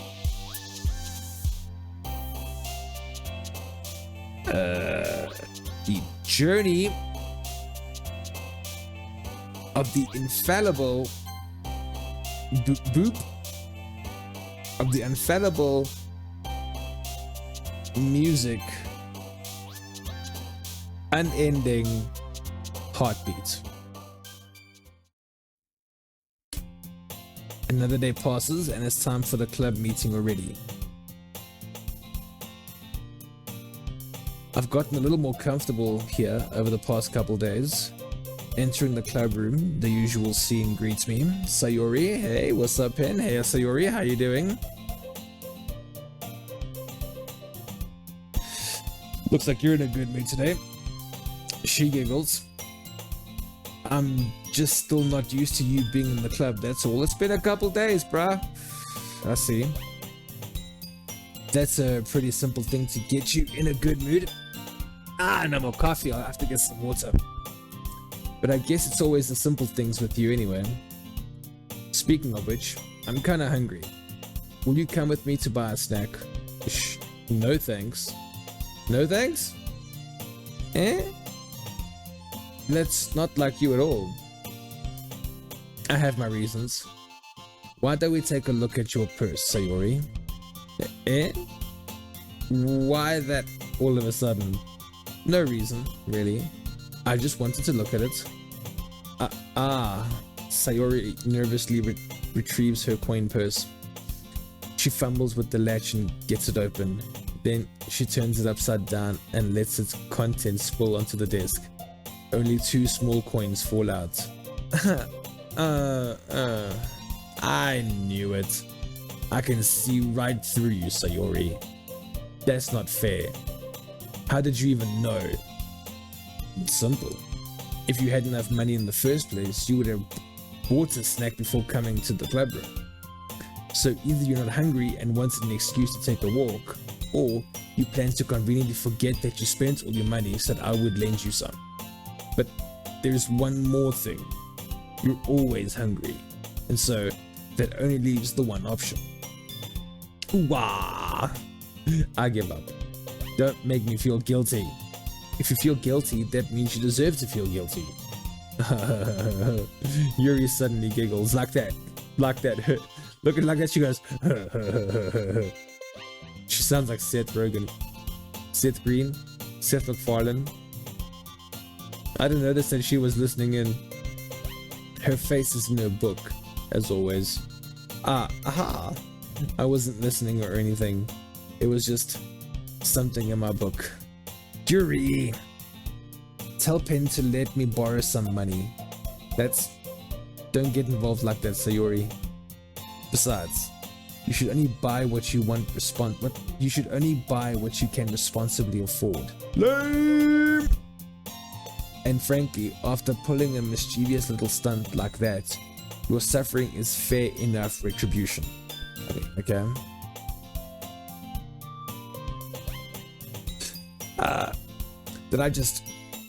I didn't mean that.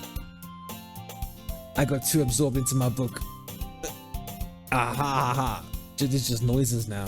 I really like when you speak your mind, Yuri. It doesn't happen much, but it's a fun side of you. There's no way you could think that. You were right though. I did something bad and now I have to accept the retribution. That. Still, coming from you, Sayori, I guess there's a little devil inside all of us, isn't there? He. Don't let her fool you. Don't be fooled by the rocks that I got. I'm still Sayori from the block. Sayori knows exactly what she's doing, okay? After all, she told you guys she was bringing me to the club before she even told me. But you wouldn't have come if it weren't for the cupcakes. So I had to trick Natsuki into making them. Come on, give me some more credit than that, Sayori. Hehehehe. Whap! Qua! Out of nowhere, something smacks Sayori in the face and tumbles onto the desk. Ow! What was... A cookie. Sure enough, it's a giant cookie wrapped in plastic. That sounds divine. Sayori glances around. Is this a miracle? It's because I paid my restitution.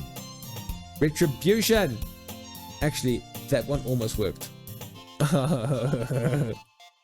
I was just gonna give it to you, but then I heard you blab about the cupcakes. It was totally worth seeing your reaction though. Ha ha ha ha. Natsuki! That's so nice of you. I'm so happy. Sayori hugs the cookie. Jeez, just eat it. Sayori rapidly tears open the wrapper and takes a big bite. Sure, good. Yo, it sure is good. Sayori suddenly clasps her hands over her mouth. I bit my tongue. Hehe, you're going through a lot over just one cookie. Natsuki takes a bite of her own cookie. Ah, yours looks really good too, Natsuki. Can I try it? Jeez, beggars can't be choosers. But yours is chocolate. Ooh, chocolate cookie. Yeah, why do you think I gave you that one? Fine. Still, I'm really happy that you shared this one with me. Hehe. Sayori gets out of her seat and goes behind Natsuki, then wraps her arms around her. Ah, jeez. I get it. Cookie still in hand, Natsuki reaches up to nudge Sayori off of her. Sayori suddenly leans down and takes a bite out of Natsuki's cookie. Hey! Did you seriously just do that? Mouthful. Sayori trots away to safety. Yuri and I laugh as well. Yeah. Jeez, you're such a kid, or you're such a kid sometimes. Monika, can you tell Sayori? Natsuki glances around. Monika isn't in the club room. Ugh. Where's Monika anyway? It's a good question. Have any of you heard anything about her being late today? Not me. Yeah, I haven't either. That's a bit unusual. I hope she's okay. Of course she's okay. She probably just had something to do today. She's pretty popular after all. You don't think she's I wouldn't be surprised. She's probably more desirable than all of us combined. That's true. Excuse me? Suddenly, the door swings open. Sorry, I'm super sorry. And there you are. I didn't mean to be late. I hope you guys weren't worried or anything. Monika chose the club over her boyfriend after all. You're so strong-willed. But boyfriend? What on earth are you talking about? Monika quizzically glances at me. Never mind that. What held you up anyway? Well, my last period today was study hall. To be honest, I kind of just lost track of time. Study hall? She just studied it a lot? Lame. I agree with Natsuki. That makes no sense though. You would have heard the bell ring at least. I must not have heard it since I was practicing piano. Piano? I wasn't aware you played music as well, Monika. I don't really. I kinda just started recently. I've always wanted to learn piano. That's so cool. You should play something for us, Monica. Monica looks at me. Maybe once I get a little bit better, I will. Yay! That sounds cool. I'd also look forward to it. Is that so?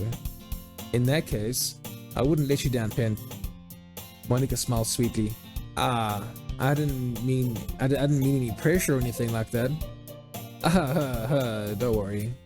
I've been practicing a whole lot recently, and I'd really love the chance to share once I'm ready.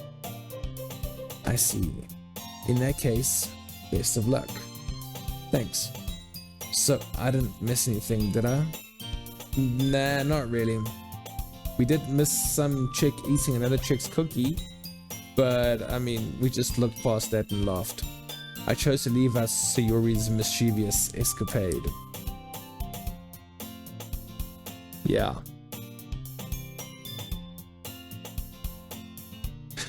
I'm sure Natsuki will end up complaining to her anyway. It looks like everyone has already settled down. Sayori somehow already finished her entire cookie. Ooh, did she? That's pretty good of her. Yuri is back to her book and Natsuki disappeared into the closet. Okay. I'm really curious to talk to Yuri a little bit more. But at the same time, I would feel bad for distracting her from reading. I catch a glimpse of the cover of her book. It looks like the same book that she lent to me. More than that, she seems to be on the first few pages.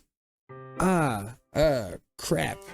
I think she noticed me looking at her. She sneaks another glance at me, and our eyes meet for a split second.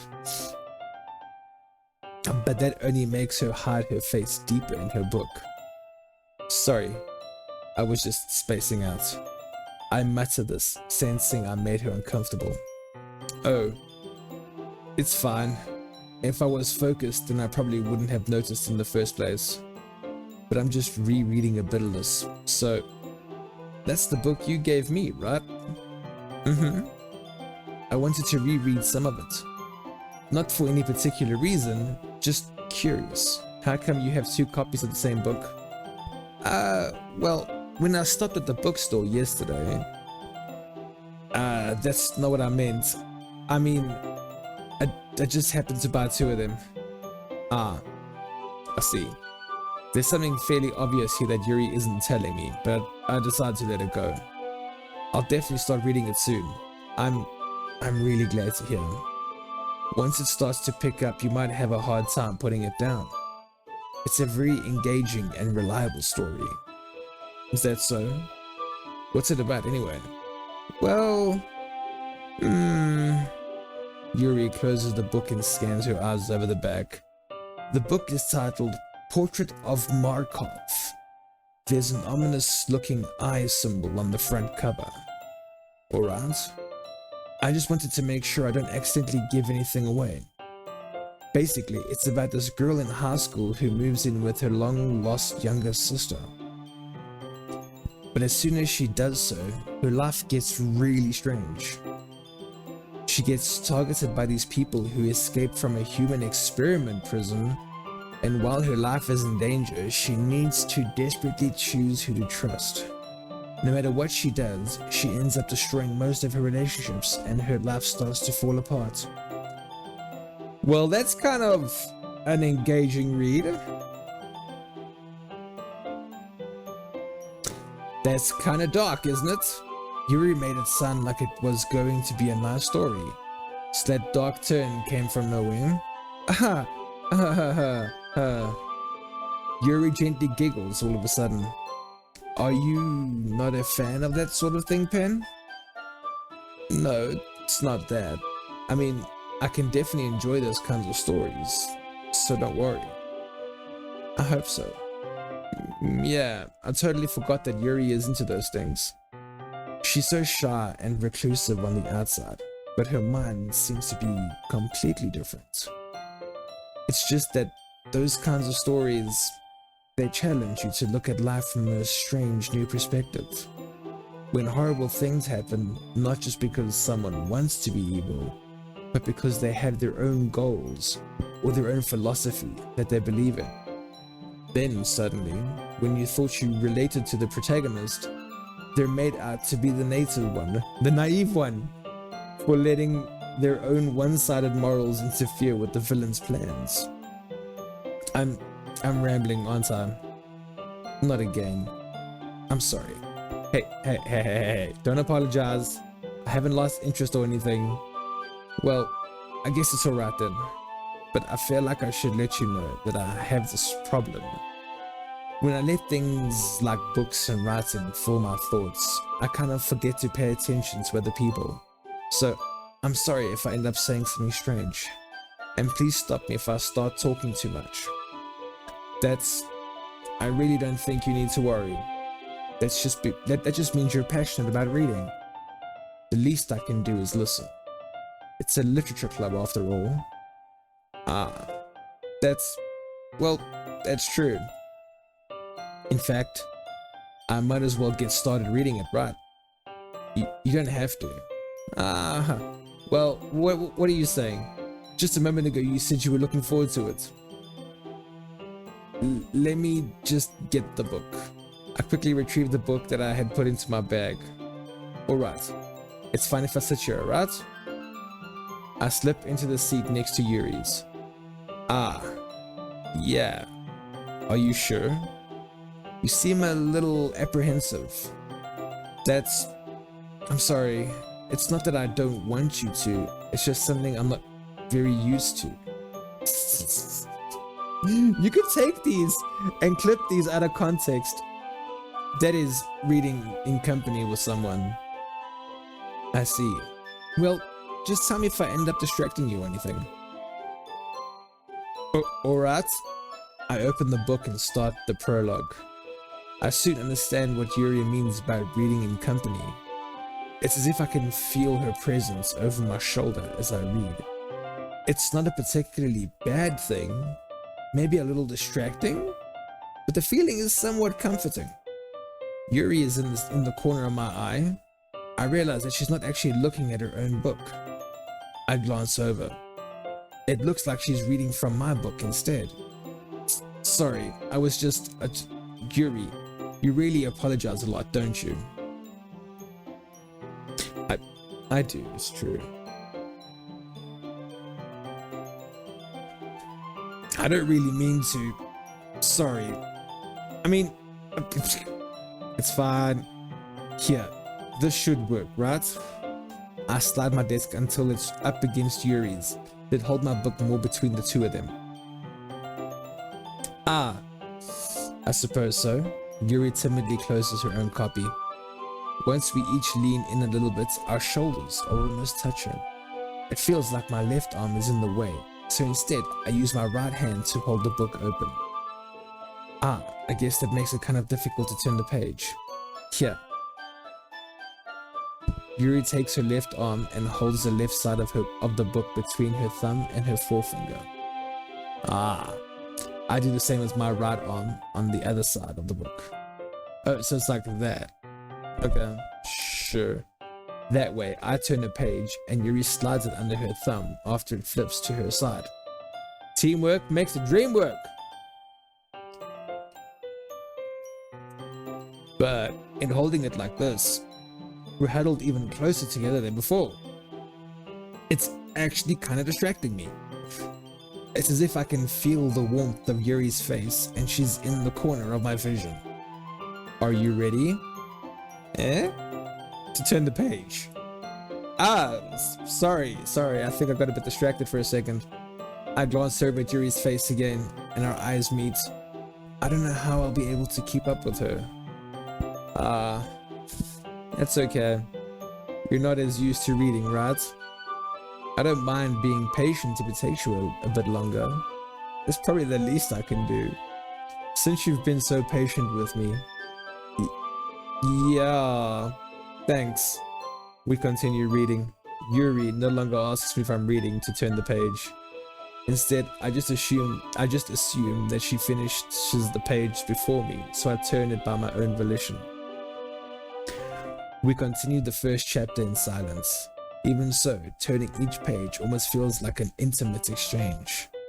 My thumb gently letting go of the page, letting it flutter over to her side as she catches it under her thumb.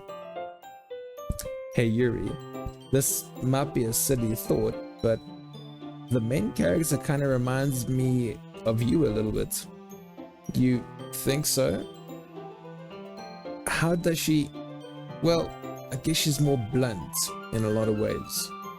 But she also second guesses all the things she says and does. Like she's afraid she'll do something wrong. It's not like I can see into your head or anything, but they're kind of reminiscent of some of your mannerisms. I see. Yuri remains silent for a moment. But, Pen, that's probably a terrible thing to have in common with her. That's so embarrassing that you think that. Wait, I didn't mean it in a bad way or anything. Sorry, I really didn't know you were self-conscious about that sort of thing. I guess I more meant that it's kind of cute. What are you saying all of a sudden? Okay, everyone. I think it's about time we share today's poems with each other. Just barging right in there like the Kool-Aid man. We might not have enough time if we wait too long. Yuri exhales, spared from finishing her thoughts. Is that alright, Yuri? You look kinda down. I'm sorry if you haven't been looking forward to this. It's fine. Yuri releases her hand from the book, causing it to close on top of my thumb. Alright, I guess I'll do some more reading tonight. Or would you prefer I only read it with you? I guess I don't have too much of a preference either way. In that case, I'll read a little more tonight. It'll be more fun to read with you after it picks up a bit, you know? That's good reasoning. In that case, feel free to finish the first 2 chapters in your own time. Alright, I stand up. I make a mental note of where I left off in the book, then slip it back into my bag. Wow, you can make a mental note of where you left off in a book? That's more impressive than anything else. I'm like, okay, where'd that leave off? Page, so yeah. Okay, wait. BRB. I'm a BRB. Whew, okay. Yeah, that was a pretty good break. Who should we give this thing to first? My girl is of course Yuri. I want to see what she says.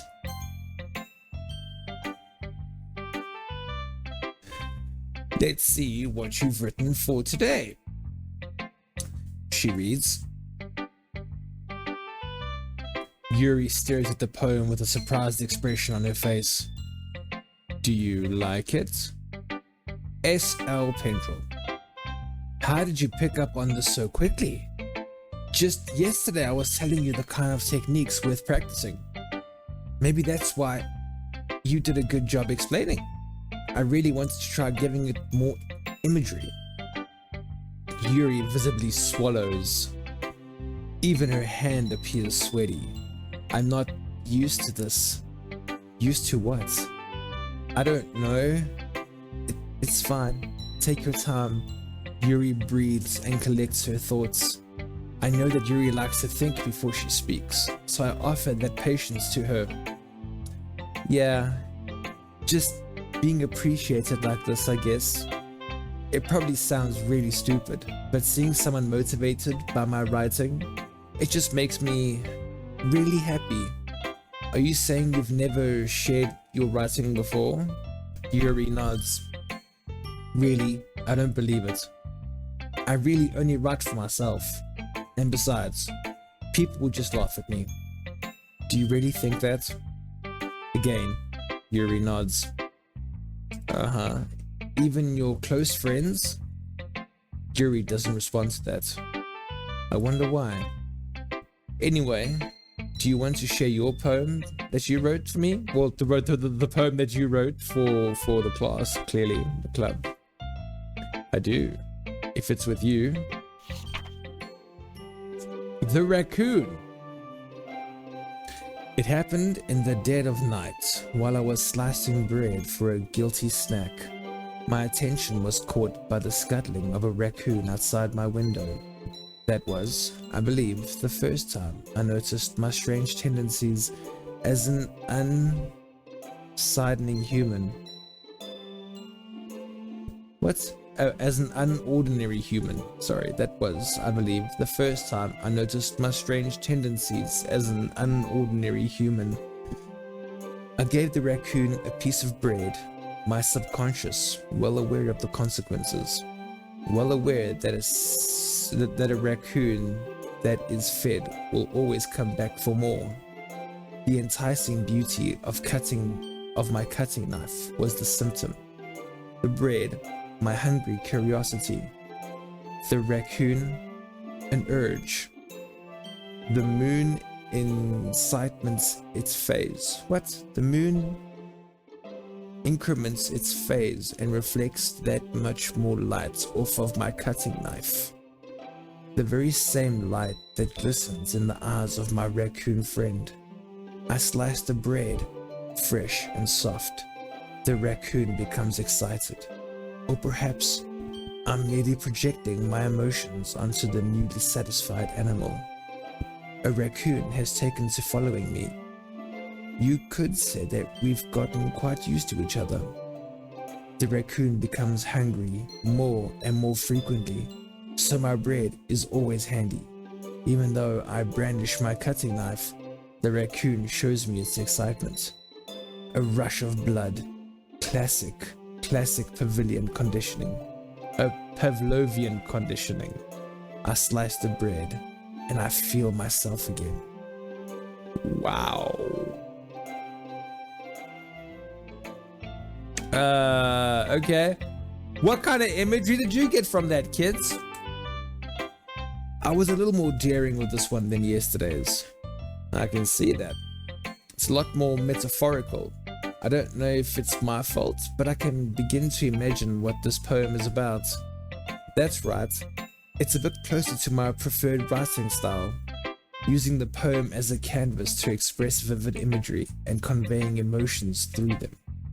Yeah, if I take it at face value, then I can't even figure out what it's supposed to mean.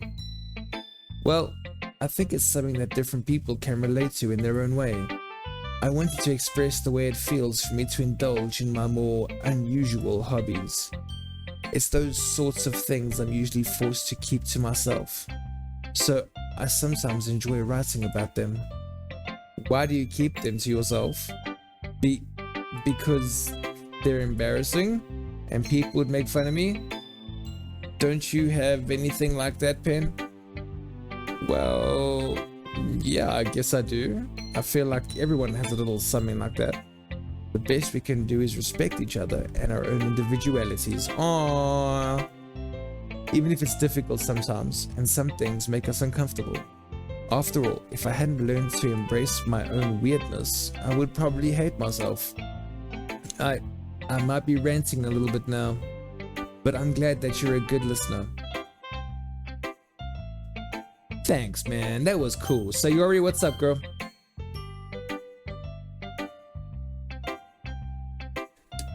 Ooh, I like this one. It has some nice feelings in it. I'm glad. Still though, your tone makes it sound like you liked yesterday's poem better. I guess you caught me. Sometimes you know me a little too well for my own good. Well, I don't just try to be nice about it. Well, don't just try to be nice about it. If I'm doing a bad job, then I'd rather just hear it. No. I still like this one, I promise. You know I wouldn't lie to you, Pen. Never, ever. Yeah, I mean, I guess so. What made yesterday's poem so great compared to this one, then? Well, I'm not very good at figuring out if poems are good or bad, but that's why I just go by my heart. If it makes me feel things, then it must be a good poem. I'm not sure that's exactly how it works. Then again, I guess conveying feelings is a pretty important part of this whole thing. Yeah, maybe. Honestly, I don't even know what kind of writing you like in the first place. Yeah, Me neither. Ugh. Why don't you at least try giving it some thought?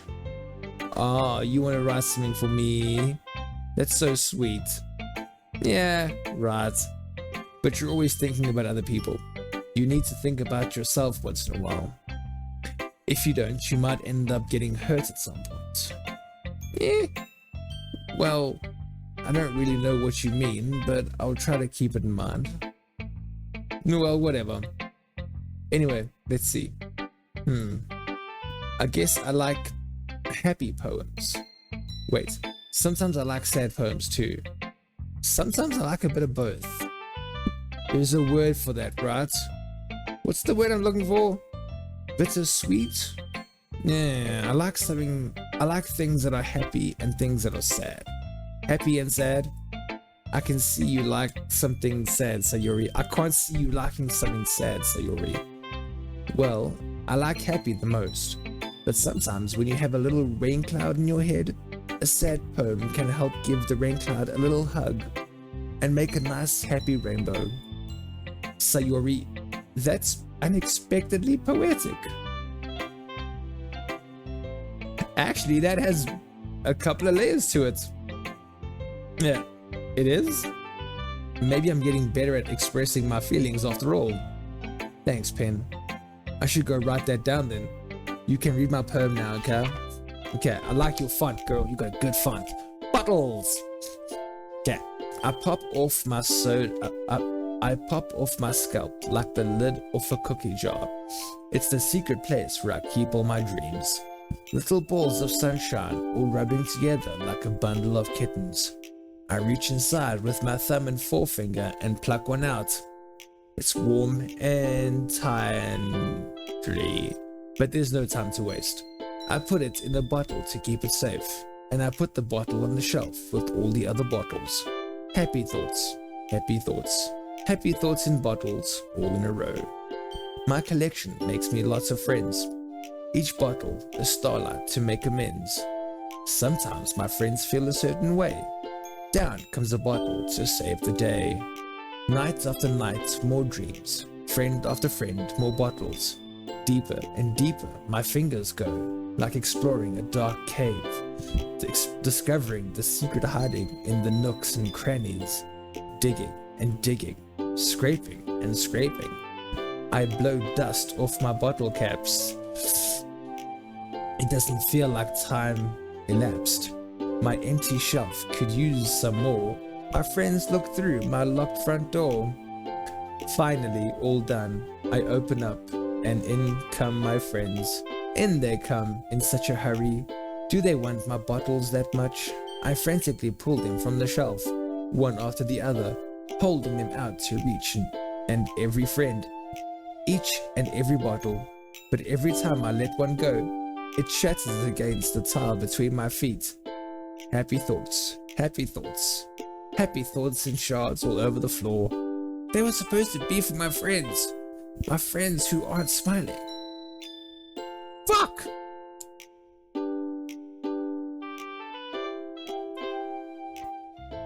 What?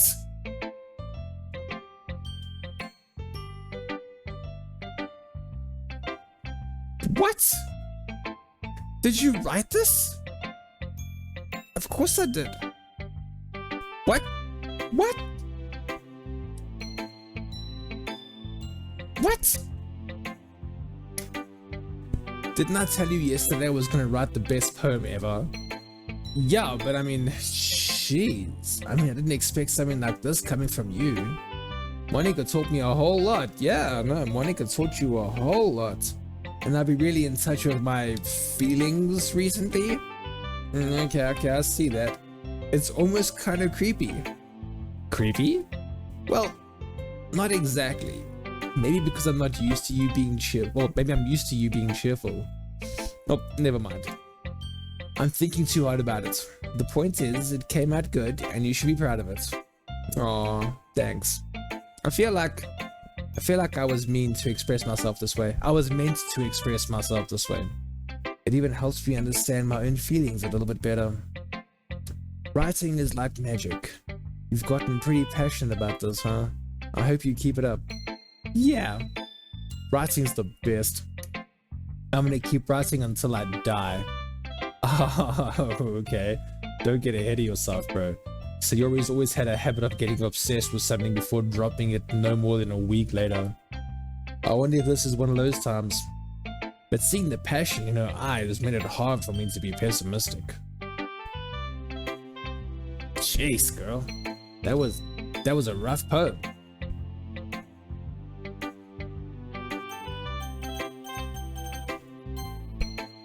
Skonut soup. Oh, right, the little girl. Should've gone with the other one. I liked your last one better. Really? Well, yeah, I can tell you were a little more daring with this one. But you're really not good enough for that yet. It felt flat. That may be true, but I just wanted to try something different. I'm still figuring this all out. I mean, I always like poems that aren't trying too hard. I hate when people try to sound fancy or add more meaning just by using annoying and complicated language. Just make it simple, cute, and to the point. Yuri's head over heels for all this cryptic nonsense, but I see right through that BS. Ha! Making your reader look so hard for all this deep meaning is just an excuse to have no meaning at all. I guess that's one way to look at it. I mean, well, everyone has their own opinion. But my opinion is the best opinion. I'm sure you figured that out already. Anyway, here's my poem. Maybe you'll learn something. Okay. Amy likes spiders. You know what I heard about Amy? Amy likes spiders. Icky, wriggly, hairy, ugly spiders. That's why I'm not friends with her. Amy has a cute singing voice. I heard her singing my favorite love song. Every time she sang the chorus, my heart would pound to the rhythm of the words. But she likes spiders. That's why I'm not friends with her. One time, I hurt my leg really bad. Amy helped me up and took me to the nurse. I tried not to let her touch me. She likes spiders, so her hands are probably gross. That's why I'm not friends with her. Amy has a lot of friends. I always see her talking to people. She probably talks about spiders. What if her friends start to like spiders too? That's why I'm not friends with her. It doesn't matter if she has other hobbies. It doesn't matter if she keeps it private. It doesn't matter if it doesn't hurt anyone. It's gross. She is gross. The world is better off without spiders. And I'm gonna tell everyone. Ooh, wait.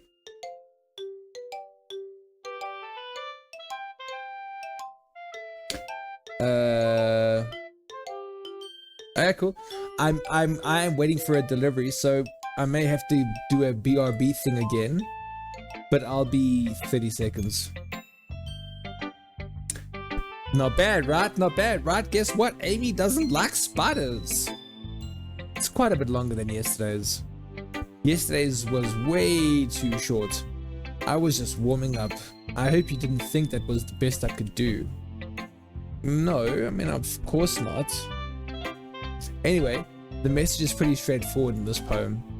I doubt I have to explain it. I mean, straightforward as they come, dude.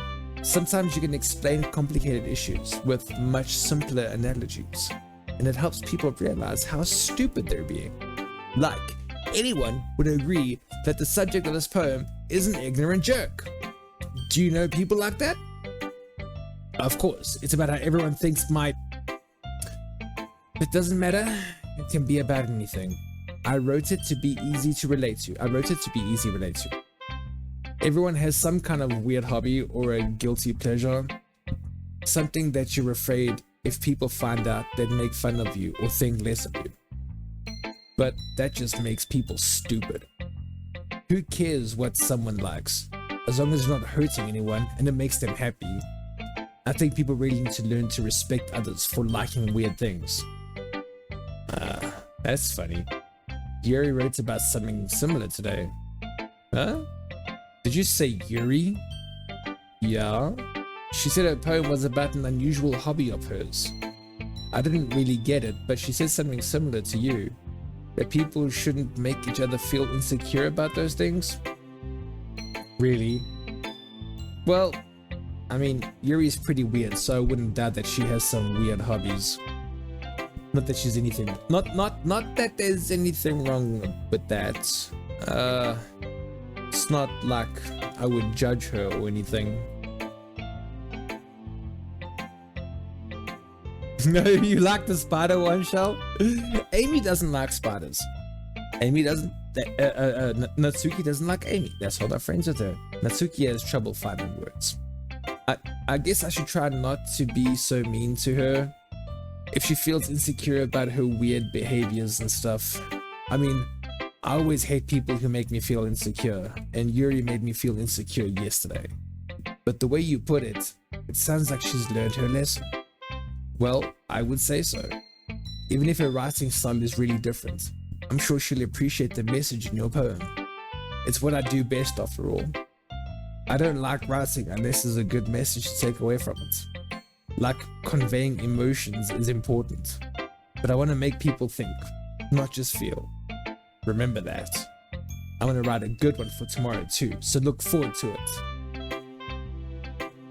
Hey, Monica, hey, Monica. Hi again, Pendrel. How's the writing going? I mean, it's okay, I guess.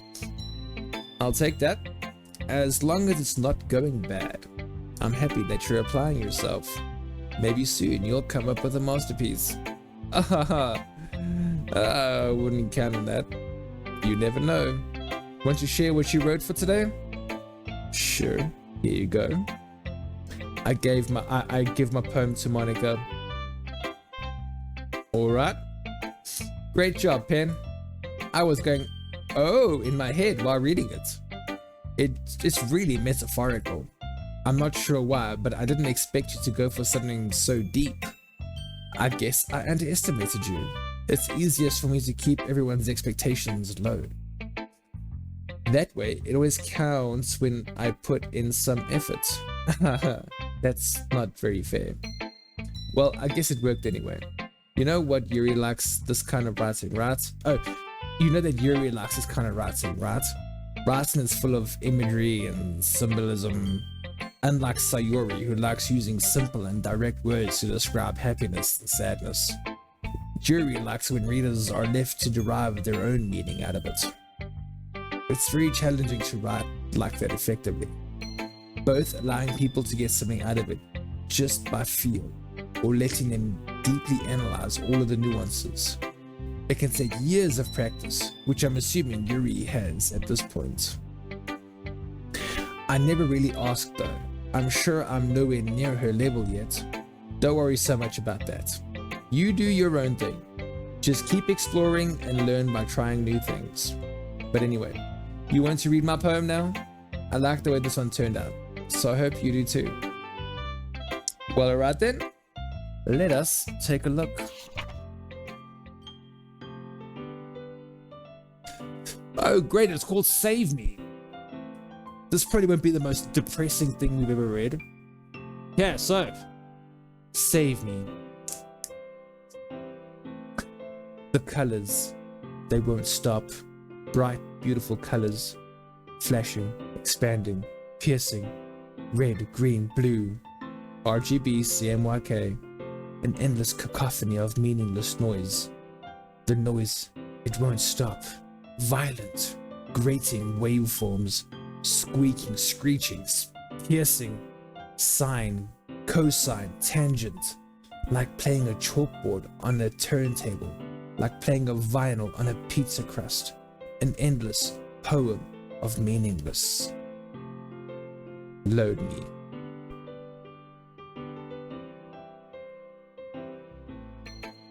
Okay, that last line you didn't have to put in, but I like the rest of it. It's even more abstract than your last one, huh? I mean, I guess it's just the way I write. I'm sorry if you don't like it. No, I never said that. It's just the kind of thing I never really seen before, I guess. I kind of like playing with my space on the paper. Choosing where and how to space your words can totally change the mood of the poem. I mean, she's not wrong about that. It's almost like magic. The spiders one really spoke to me. And any spider, any doesn't like spiders, we all are Amy. Yeah, I get it, man. Like, spiders are weird, spiders are creepy. I'm okay with spiders, but I do get the hate. The way I wrote the lines really short makes it feel like they're trying to speak over the noise. I see. It's still hard for me to tell what it's about though. Sometimes asking what a poem is about isn't the right question. A poem can be as abstract as a physical expression of a feeling, or a conversation with a reader. So putting it that way, not every poem is about something. Anyway, here's Monica's writing tip of the day. Sometimes you'll find yourself facing a difficult decision. When that happens, don't forget to save your game. You never know when you might change your mind, or when something unexpected may happen. Wait, is this tip even about writing? What am I even talking about? That's my advice for today. Whatever saving the game means. Thanks for listening. Nope, we don't save, boys. We just go straight until the end. Okay, everyone. We're all done reading each other's poems, right? I have something extra planned today, so if everyone could come sit in at the front of the room. Wait, they're here. Okay, cool. Okay, fade. Sorry. Okay, so I'm back. Dude, that driver was rude. Wow, that delivery driver guy was rude. It's lucky I'm not in the mood to talk back. Anyway, that should be the final interruption, hopefully. Here we go, okay. So, Natsuki wants to talk to us about a festival. Well, I mean, sort of. Do we really have to do something for the festival? It's not like we can put together anything good in just a few days. We'll just end up embarrassing ourselves instead of getting any new members. That's a concern of mine as well. I don't really do well with last minute preparations. Don't worry so much. We're gonna keep it simple, okay? We won't need much more than a few decorations. Sayori has been working on posters, and I've designed some pamphlets we can give out during the event. Okay, that's great and all, but that doesn't tell us what we're actually going to be doing for the event. Ah, sorry, I thought you heard about it already. We're going to be performing. Performing? Monica? Yeah, we're going to be having a poetry performance. Each of us are going to choose a poem to recite during the event. But the cool part is we're also going to let anyone else come up and recite their poems too. Ew. Sayori putting it all on the poster in case anyone wants to prepare ahead of time. Okay. Sayori, who's been coloring the poster, holds it up for us to see. Are you kidding me, Monica? You didn't already start putting those posters up, did you? Well, I did. Did you really think it's that bad of an idea?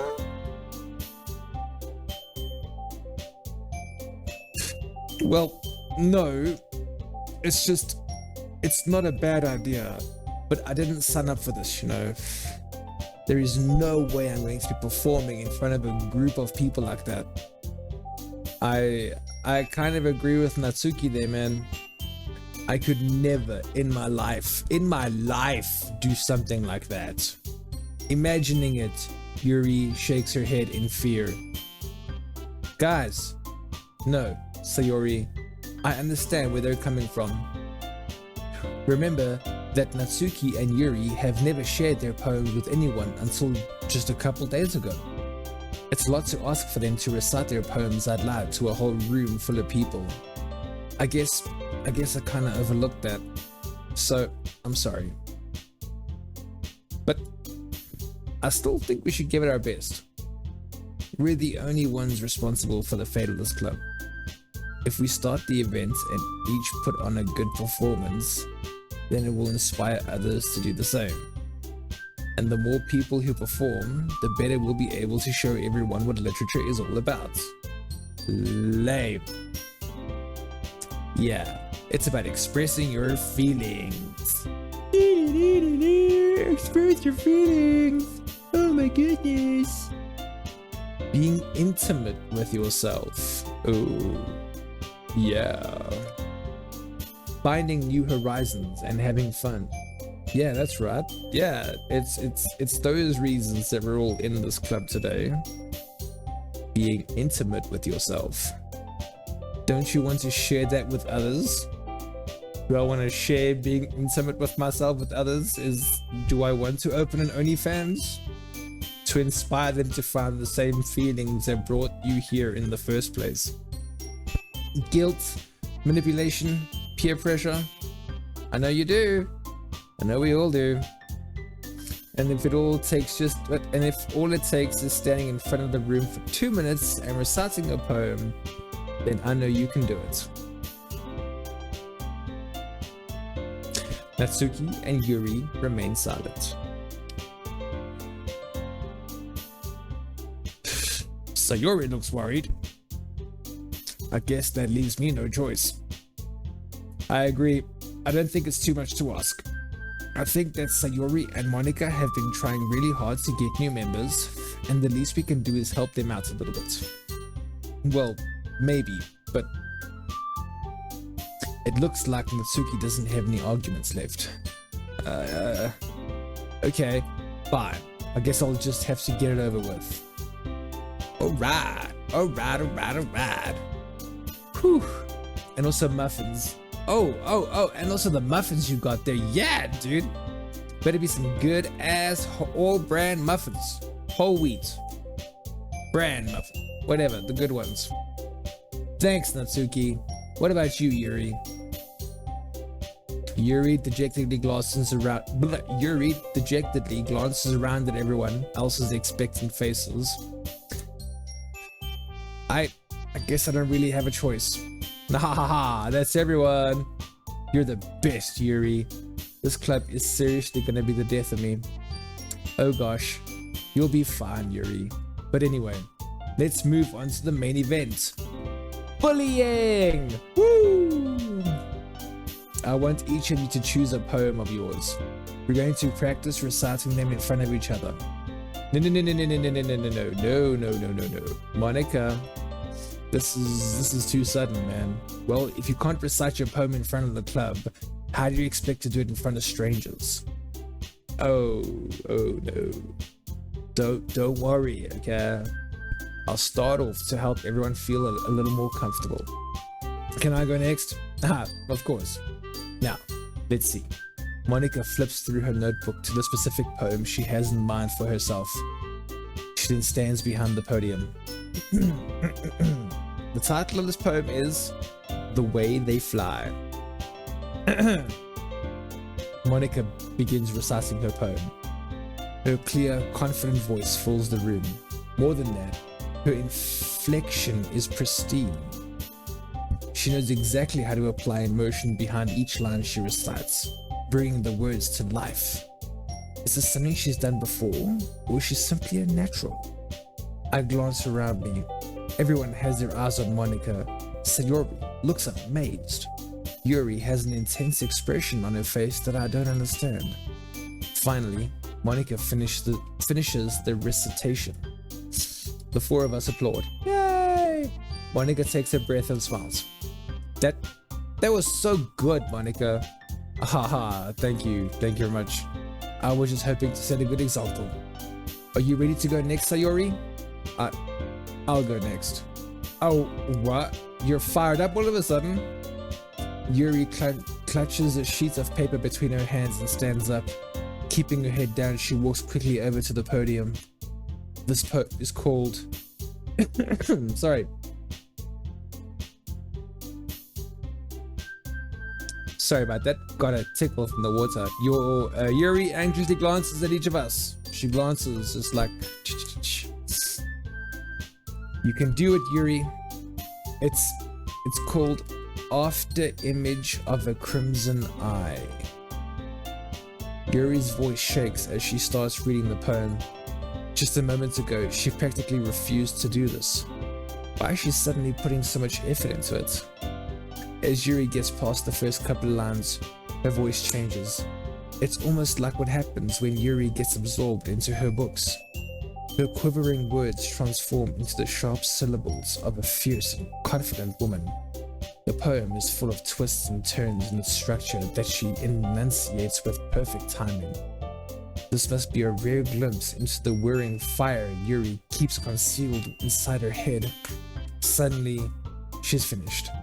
Everyone is stunned.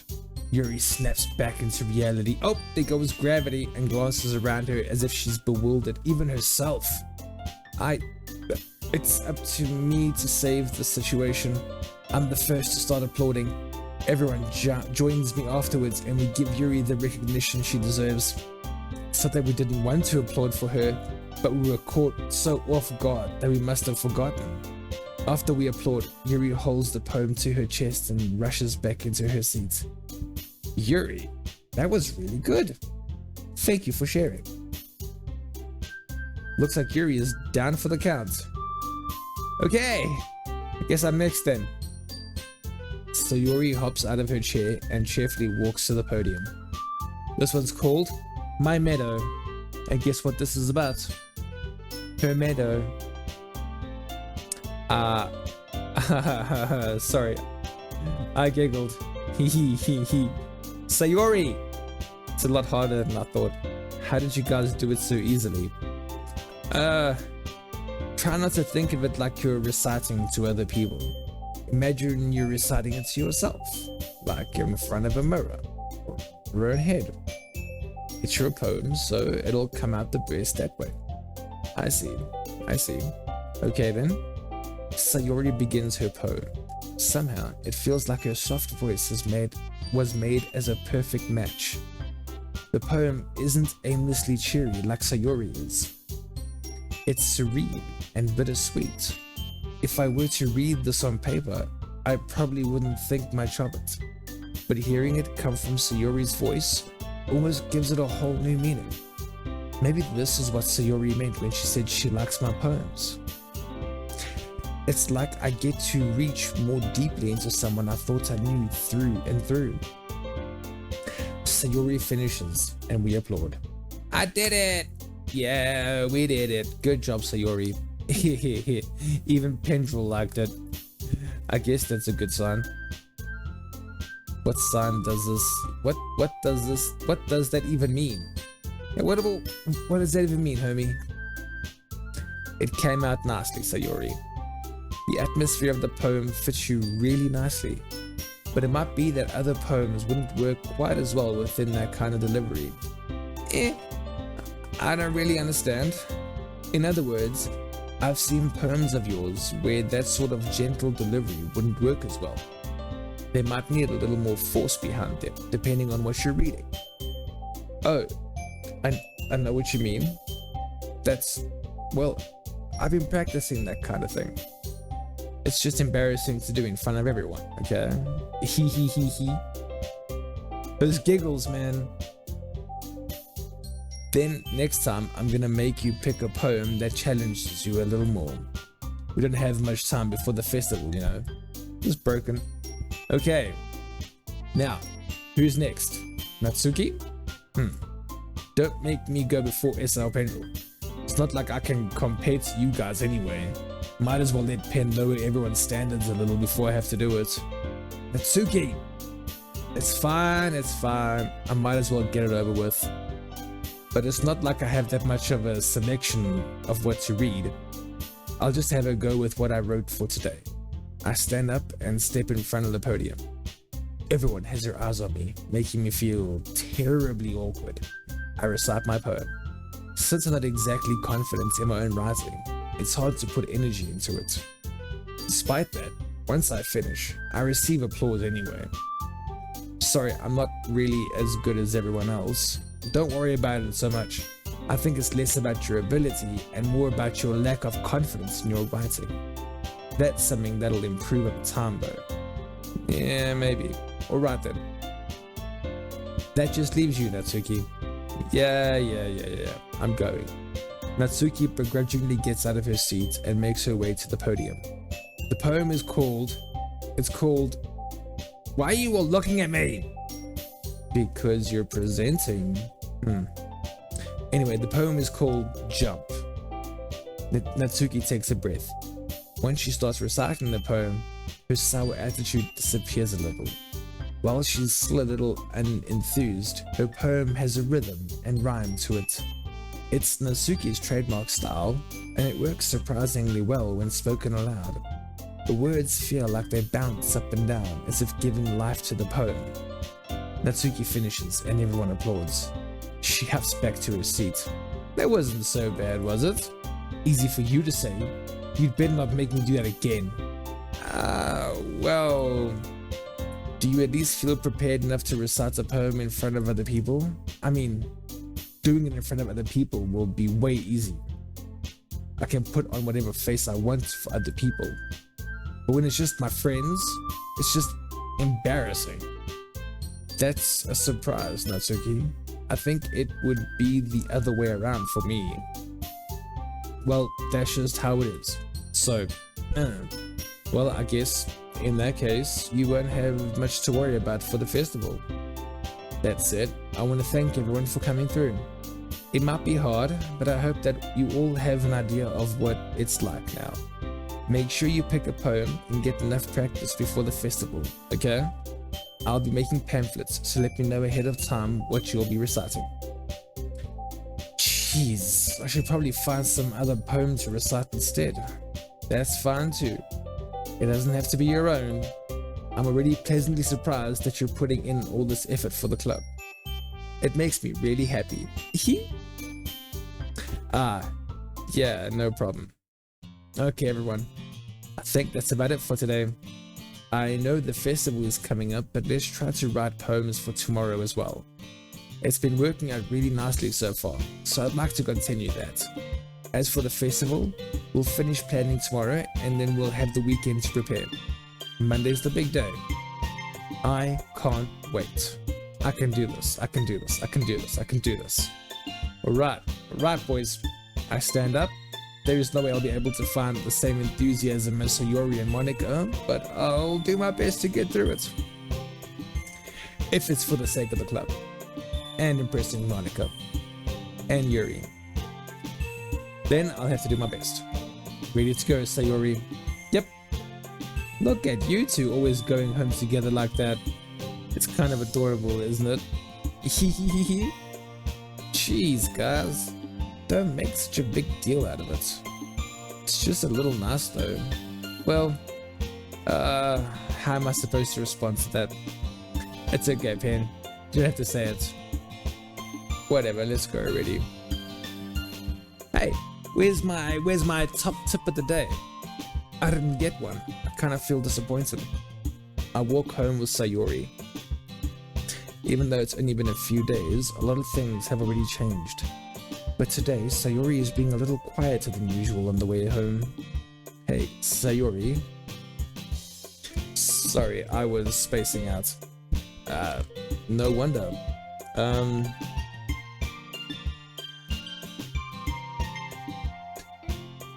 I was thinking about something from earlier. I like how we get to... I mean, Sayori fumbles with her words. So, let's just say that one day, Yuri asked to walk home with you. Huh? What would you do? What kind of question is that? You're kind of putting me on the spot here.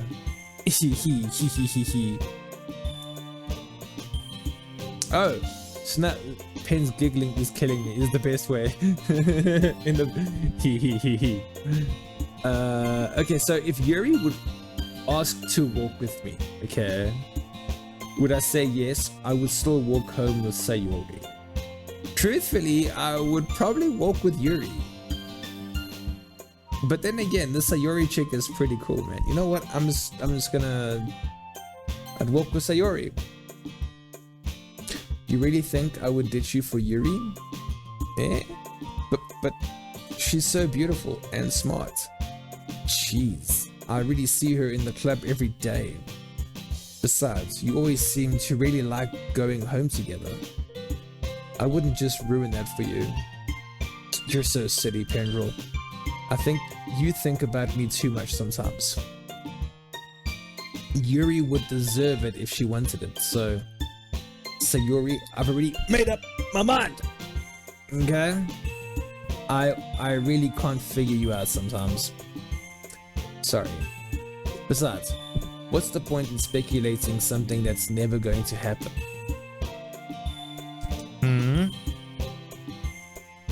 The conversation kind of trails off. It's kind of a weird thing for Sayori to care so much about, but I want to respect her and keep her happy too. Then again, the festival is only a few days away. Who knows what will happen in that time. Okay, so. Let's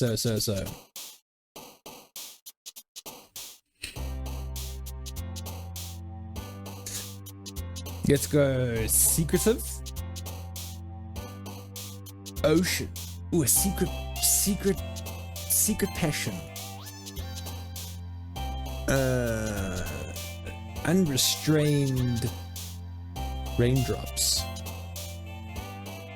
And vivacious chocolate.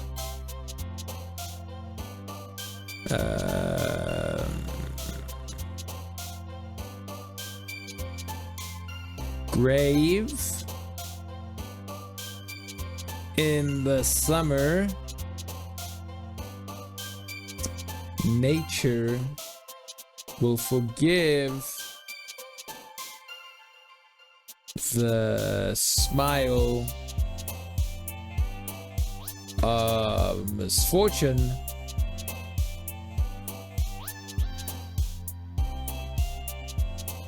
The agonizing excitement of milk.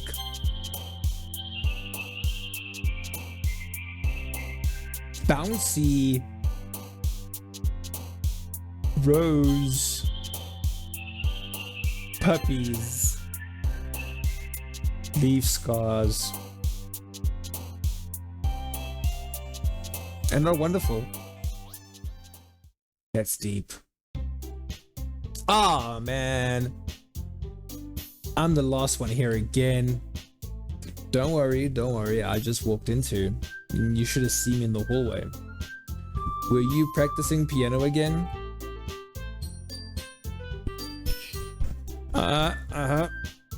You must have a lot of determination. No, I'm just Japanese. Starting this club and now picking up piano. Well, maybe not determination, just, I guess, passion. Strict, dominating parents who overbear on me and make me overachieve.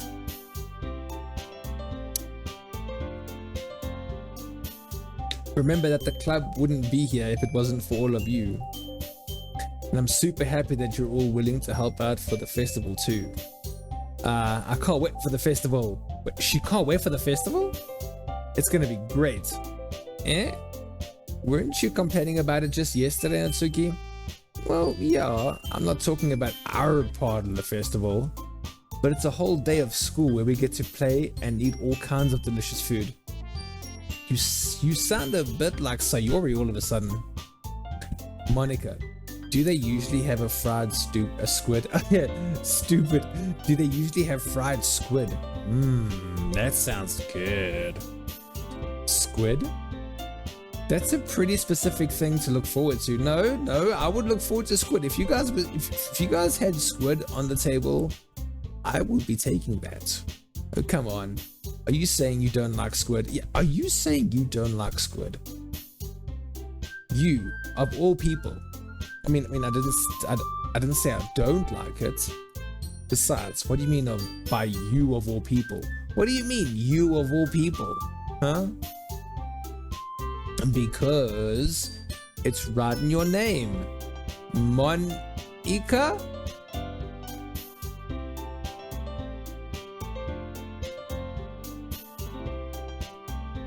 Eh? That's not how you say my name at all. Also, that joke makes no sense in translation.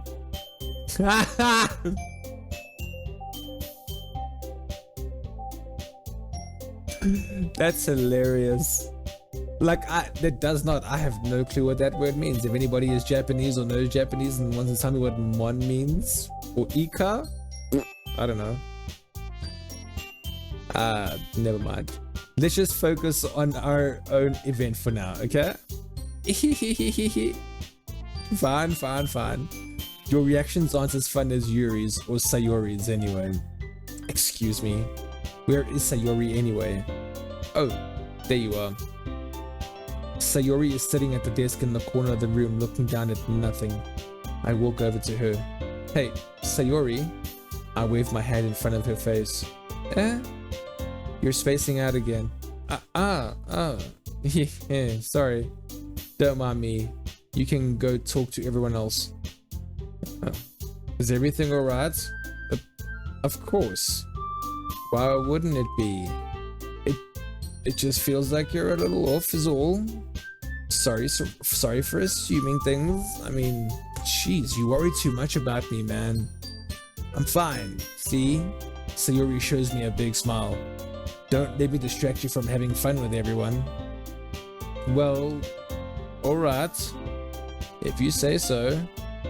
I worriedly glanced at Sayori before turning back toward everyone else. But the conversation has already dispersed, with everyone back at their usual activities. Maybe I should ask Monika if she has noticed anything about Sayori recently. Since they've been preparing for the festival, they must be spending a lot of time together. I timidly approach Monika, who is shuffling through some papers at her desk. Pen, what's up, bro? This might sound a little strange, but have you noticed anything up with Sayori recently? Anything up with her? In what way do you mean? I don't know, maybe I'm reading into it a little bit too much, but she seems a bit downcast today. Oh, do you think so? I can't say I've noticed anything about her. Monika peers across the room at Sayori, who is idly dragging a rubber eraser up and down her desk. Maybe there is something on her mind, but I'm surprised I'm not the one asking. But I'm surprised I'm not the one asking. You, Pendrell? You certainly know her a lot better than I do. Yeah, but she's never really like this. She's always talked to me about things that bothered her. But this time, when I asked her, she was really dismissive. Sorry, I know it's not your problem. I just wanted to ask if you knew anything, so I'll drop it now. No. It's important to me too. I mean, I'm also friends with her. And I also care about the well-being of my club members, you know. Maybe I'll try talking to her myself. Yeah, are you sure about that? She seemed like she wanted to be left alone. Are you sure? Maybe she just has a hard time bringing it up with the person of interest. Hint. Person of interest? What do you mean by that? I'm saying that maybe the thing on her mind is you, Pen. Me. How on earth would you come to that conclusion? Well, I probably shouldn't say too much, but Sayori talks about you more than anything else, you know? Yeah? She's been so much happier ever since you've joined the club. It's like an extra light was turned on inside of her. What? No way! Sayori is always like that. She's always been full of sunshine. It's not any different now than it's always been. You're so funny, Pen. Have you thought that maybe you've always seen her as so cheerful because that's just how she is when she's around you?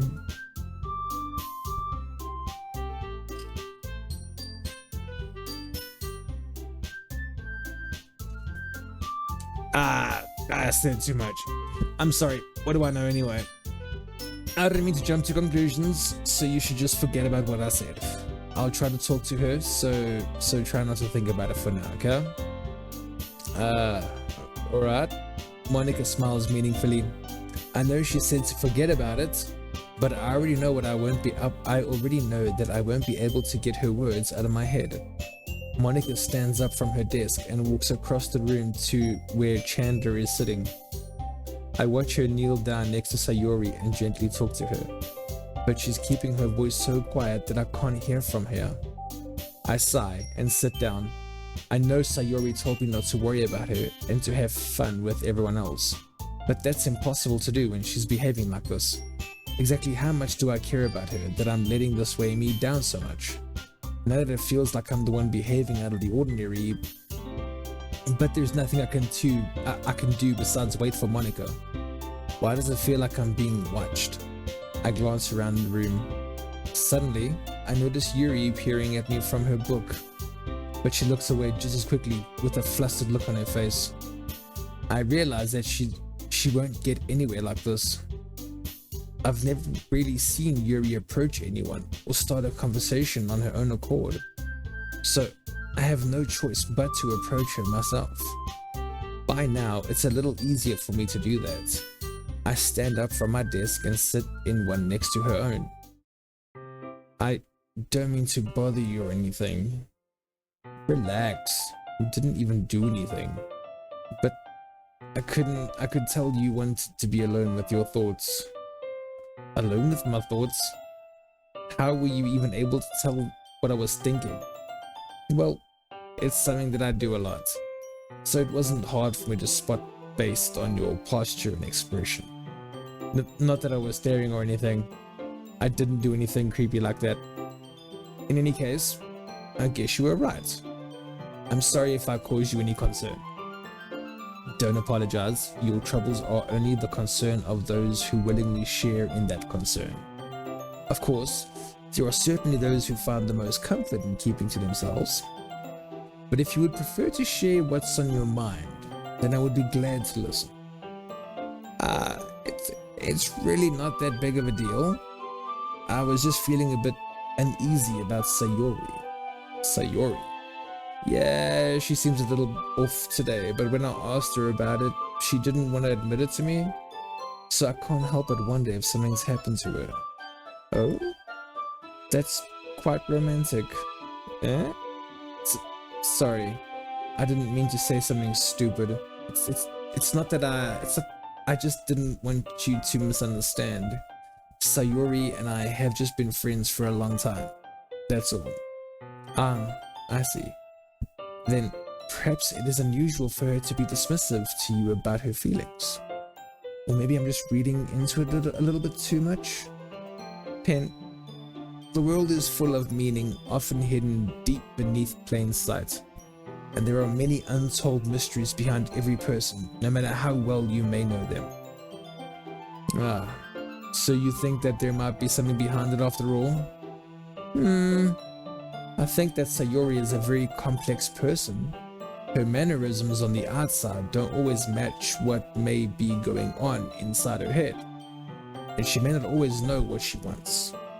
I noticed her strange behavior today too, and I also feel some concern for her. But in your case, it looked like she was fully occupying your thoughts, wasn't she? Well, I guess that was the case. Sayori, she really means a lot to you, doesn't she? I mean, I guess. But you don't need to put it that way. We're just good friends, that's all. Yuri suddenly looks deeply into my eyes. Her expression is gentle and curious, as if she was searching for something. Embarrassed, I avert my gaze. Sometimes, a person's mysteries are untold even to themselves, sort of like a desert's mysteries. And you, as someone honest and caring, may uncover feeling you weren't aware were in you. That is, I think that she would be a very fortunate person to have you feel that way about her. Yuri, you're giving me too much credit. I'm a pretty simple dude, bro. So I think I'm pretty good at understanding my own feelings. I'm not nearly as sophisticated as you. That's not a compliment, is it? It is what it is, man. Anyway, as long as we're here, why don't we do the same reading? Well, as long as you're okay with it. Yeah, I should be taking my mind off this whole thing anyway.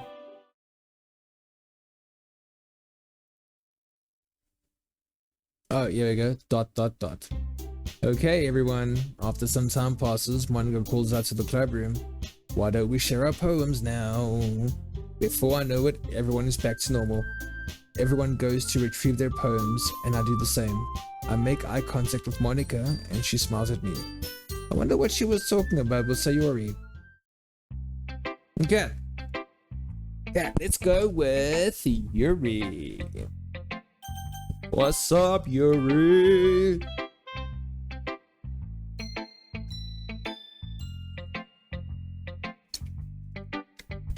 Yeah. What does Yuri have to say? She says, this looks like a face. Well done, Pen. You've definitely improved your writing over the course of these few days. Has my advice been helpful to you? Yeah, definitely. I'm glad. Sharing our writing like this, it's a lot more fun and rewarding than I anticipated. I need to remember to thank Monica. I think we all felt a little awkward at first, but now it seems like everyone is enjoying sharing their writing and seeing what others think. I guess I can't really disagree. I was afraid this whole thing would be a chore, but it's a great way for me to spend some personal time with all the girls in the club. But it's been fun getting to know everyone and their writing, and I guess doing some writing myself. Well, have you learned anything about yourself? Well, ooh, shit. Well, you know how I like to say that writing is a very personal way to get in touch with yourself? In the end, it doesn't matter if you're a good writer or a bad writer. And even my opinions are just opinions, you know? As always, I believe what's most important is exploring and discovering yourself. That's kind of comforting. Stop pressing escape! I'm kind of afraid of disappointing you in some way or another. Yeah? Why me? Well, you're always sophisticated with your writing and have the most advice to share. Is that so? Yuri thinks for a good minute. That must be terrible. Huh? For me to have become someone whose opinion is fearsome. How unlikable of me. Yuri, it's not as bad as you're making it sound in your head. It just means that I respect your opinion. Yes.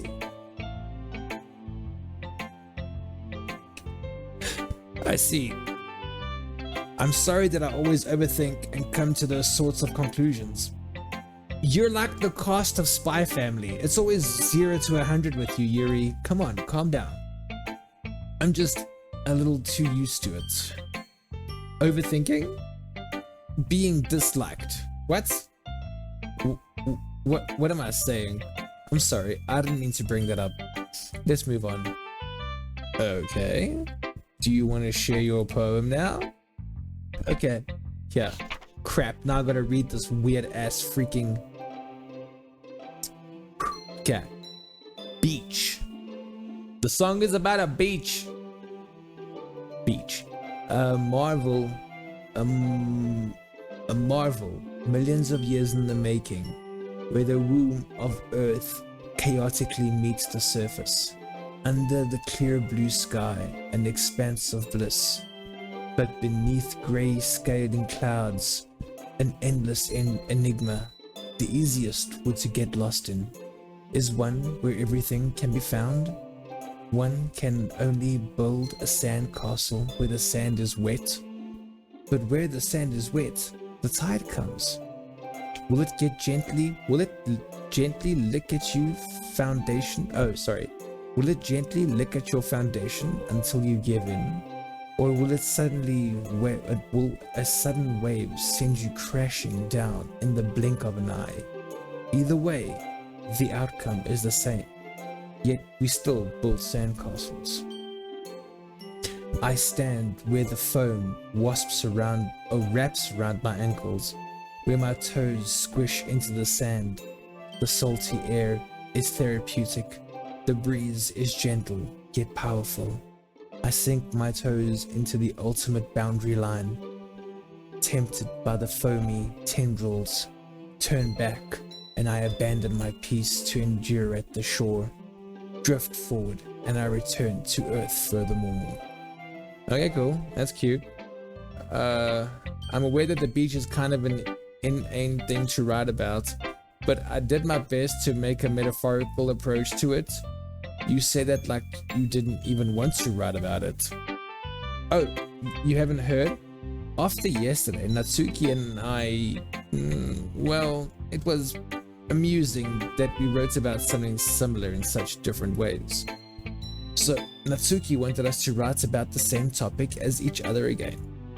I suppose to better compare the difference in our writing styles or thought processes. Anyway, it was her idea. Knowing her, it's no surprise that she'd want to do something like that. She probably just wants to show off. It's not like I have a particular interest in her writing style. I just went with her request. But, well, I suppose it's not so bad to write about something simple on occasion. It can be refreshing, you know? It's good for me to calm my thoughts once in a while. Yeah, I think I agree. Thanks for sharing. Okay, Sayori. What's up, girl? This is your best one so far. This is really nice, Pin. Thanks. Sayori, you've been a little quiet today. Is everything alright? Oh, of course. Everything is fine. Maybe I'm just a little tired today. Do you want to nap or something? No, that's silly. Don't worry about me, okay? I only want to see smiles on your face. Well, alright. Hey, Pen. I'm still a little surprised. I really thought that you would try writing your poems like the way Yuri does. Or even Natsuki. But in the end, yeah, I guess you're the one who likes this one the most. Why? You don't want to get closer with everyone else. Wait, of course I do. But that doesn't mean I need to try so hard to impress them. I still understand you the most, Sayori. I know you have to sometimes put up with me, and I have to sometimes put up with you, but we have a wavelength for something. And this is how the poem came out. Sometimes it feels like you're the only sometimes it feels like you're the only exciting thing in my life. So sometimes it's just easier to write when thinking about you. That's cute. Sayori? No. Pen, I don't deserve this. You're too nice to me. Why are you doing this? Sayori has trouble keeping her voice steady all of a sudden. If you had fun with everyone else instead, this would be so much easier. Sayori. I glance around the room to make sure nobody has noticed this. Sayori. I've probably never said this before, but I don't understand what you're feeling right now. Tell me what will cheer you up. Sayori shakes her head. She sniffles and keeps shaking her head. Finally, she gathers herself and puts on a smile. It's nothing. It's just a little rain cloud. I'm sorry you had to see that. I promise it won't happen again. Just smiles from everyone, okay? That's all that matters. Go play with everyone else. I'm going to go home and I'm gonna go home a little bit early today, okay? Sayori, tell Monica I wasn't feeling well, okay? I'll see you tomorrow. Before I can say anything else, Sayori cheerfully walks out of the classroom, humming to herself. Aww, that's cute. Hope she has a good day. Natsuki. This one's alright. Alright? Well, yeah, it doesn't blow me away, but there's nothing I really hate about it. It's just not really my style. I mean, that's fine. Come to think of it, kind of reminds me of Sayori's poem from yesterday. Yeah, you think so? Yeah, well, I guess if you've been friends with her for so long, you might be on the same wavelength. But you never really struck me as her type. Sayori has a type all of a sudden? Well, I don't know, but honestly, how can someone so fluffy spend so much time with someone like you? It's like she's dragging around a dead weight. Wow. Ugh, that was a little too unnecessary.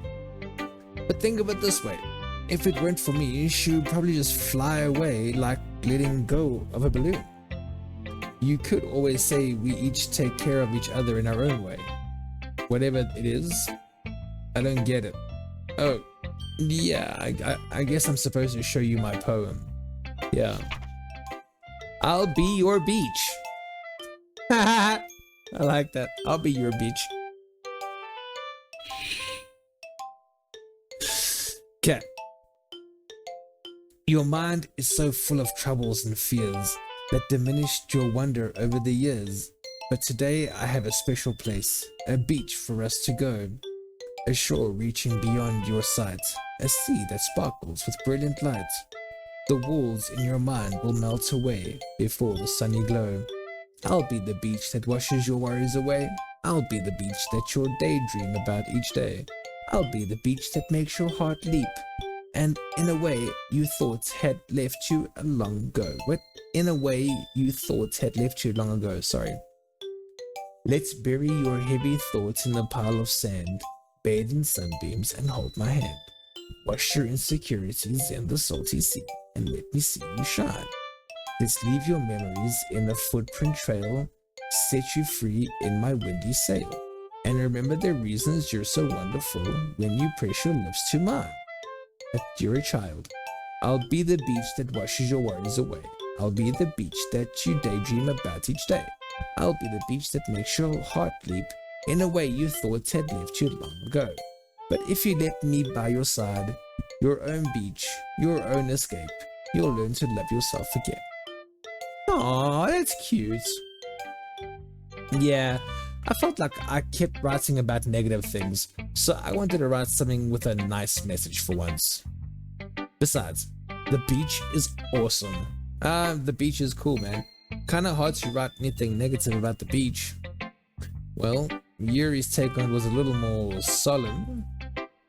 Well, that's... She better not have said anything bad about mine. After all, she was the one who wanted us to write about the same topic. Ugh, you can really see... You can really see her doing that too. Making us write about a simple topic then trying to impress me by coming up with something fancy. Well, it's not like I care. I just did it anyway. I mean, I guess mine ended up being kind of metaphorical too, but there's nothing wrong with doing that once in a while. At the very least, it was good practice. Okay, let's go to Monica. Hey, Pen. Have you thought about what you want to submit to perform at the festival? Well, I mean, being at this club is one thing, but performing in front of a bunch of people? I'll have to give it some more thought. Okay. Like, no pressure, dude.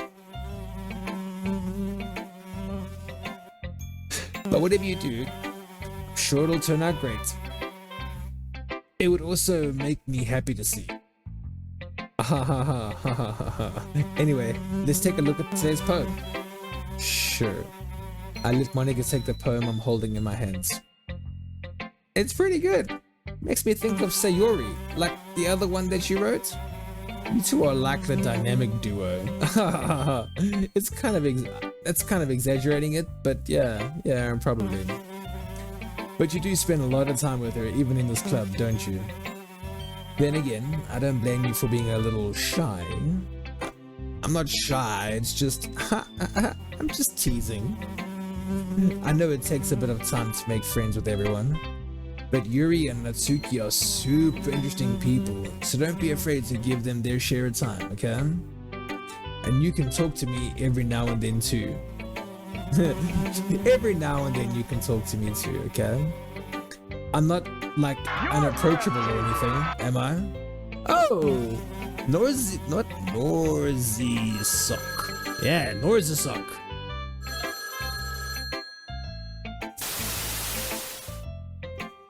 Okay. It's not like I'm not like unapproachable or anything, am I? You may or may not be a bot, Norziosk, but thanks for the follow, Norziosk. I'm not like unapproachable or anything, am I? Oh, no, it's not like that. I'm just still getting used to being here, that's all. Yeah, I'm sorry if I was putting pressure on you or something. I really didn't mean it like that. No, don't worry. I get what you're saying. Well, alright. Anyway, I'll share my poem with you now, alright? Alright. A lady who knows everything. An old tale tells of a lady who wanders earth. A lady who knows everything. A beautiful lady who has found every answer, all meaning, all purpose, and all that was ever sought. And here I am, a feather, lost adrift the sky, victim of the currents of the wind. Day after day I search with little hope, knowing legends don't exist. But when all else has failed me, when all others have turned away, the legend is all that remains, the last dim star glimmering in the twilight sky. Until one day, the wind ceases to blow. I fall, and I fall and fall and fall even more, gentle as a feather, a dry quill, expressionless. But a hand catches me between the thumb and forefinger, a hand of a beautiful day. I look at her eyes and find no end to her gaze. The lady who knows everything knows what I am thinking. Before I can speak, she responds in a hollow voice. I have found every answer, all of which amount to nothing. There is no meaning, there is no purpose, and yet we seek only the impossible. I am not your legend does not exist. And with a breath, she blows me back afloat, and I pick up a gust of wind. That's cute. Bot much? I know, right? Frickin' bots. You know, I feel like learning and looking for answers are the sorts of things that give life meaning. Not to get too philosophical or anything, but it was kind of on my mind, so that's what I wrote about. I see. I never really put much thought into it. In a way, it's almost paradoxical, because if we had all the answers, wouldn't the world start to lose its meaning? You know, there's one thing I noticed. It seems like everyone in the club prefers writing about things that are more sad than happy. Are you surprised? We're chicks. I mean, if everything was okay, we wouldn't really have anything to write about, would we? Humans aren't two-dimensional creatures. I think you'd know that better than anyone. You mean one-dimensional? Nah, yeah, that. Anyway, here's Monica's writing tip of the day. Are you ever too shy to share your writing because you're afraid it's not that good? It can be really disheartening to get a lukewarm response to something you put so much into. But if you find other people who enjoy writing, then sharing becomes a lot easier. Because instead of just telling you that writing is good or okay or bad, they'll want to focus more on everything that went into it and the things you can work on. It's much more encouraging that way and will make you want to continue improving. It's almost like having your own little literature club, don't you think? That's my advice for today. Lame.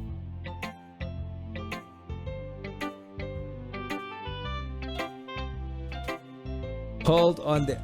I think maybe until the end of Act 1. So I think Kenny's getting tired. He's been reading things for 3 straight hours. He has. This is only Act 1? Yes. I'm still gonna save it, okay? Yes. Okay. That's my advice for today. Thanks for listening. Let's grab something to drink.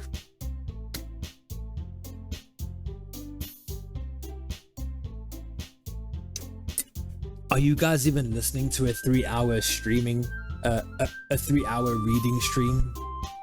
It's basically like me reading a book. I didn't realize it was going to be this much reading. Keep going, Pen. You can do it. Okay, I can do it. Okay, you three. Shoot. And this is gonna be my third break, but well, what's it correct? Utah. Lol, wow, that was meant to be. Yeah, we're here. Okay, as long as you guys are here.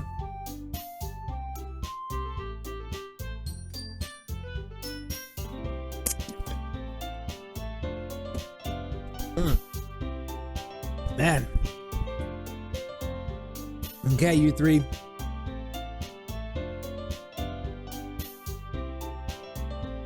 We're all done sharing poems, right? Why don't we start figuring it out? Figuring what out?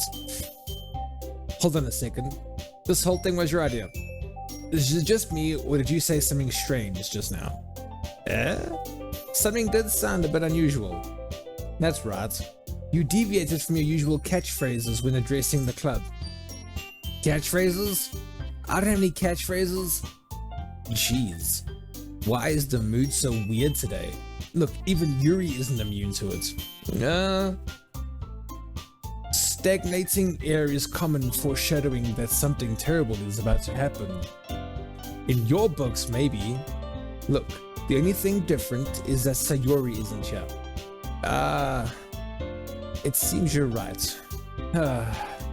Sayori always helps lighten the mood a little bit, doesn't she? It's almost like everyone's balance is thrown off a little when she's not around. Where the heck did she run off to anyway? I thought she just went to pee. Natsuki, please show some decency. Oh, come on. And she actually wasn't feeling too well and went home early.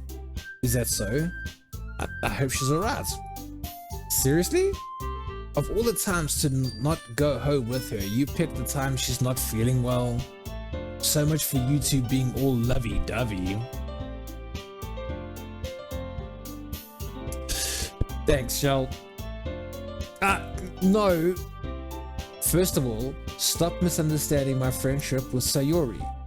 And second, she's kind of been avoiding me today, so I don't want to force it. Who? That curious expression coming from Yuri of all people? Calm down, guys. I talked to her earlier and everything is fine. What did she say? Anyway, we need to figure out the rest of the festival preparations. So, what did she say?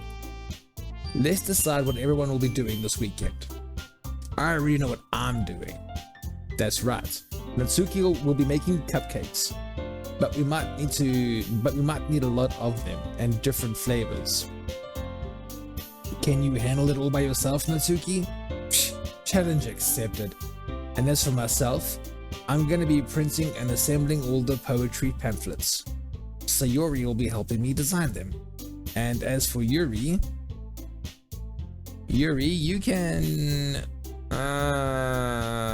look mysterious. Guys, can you help me come up with something for Yuri? I'm useless. No. It's not that at all.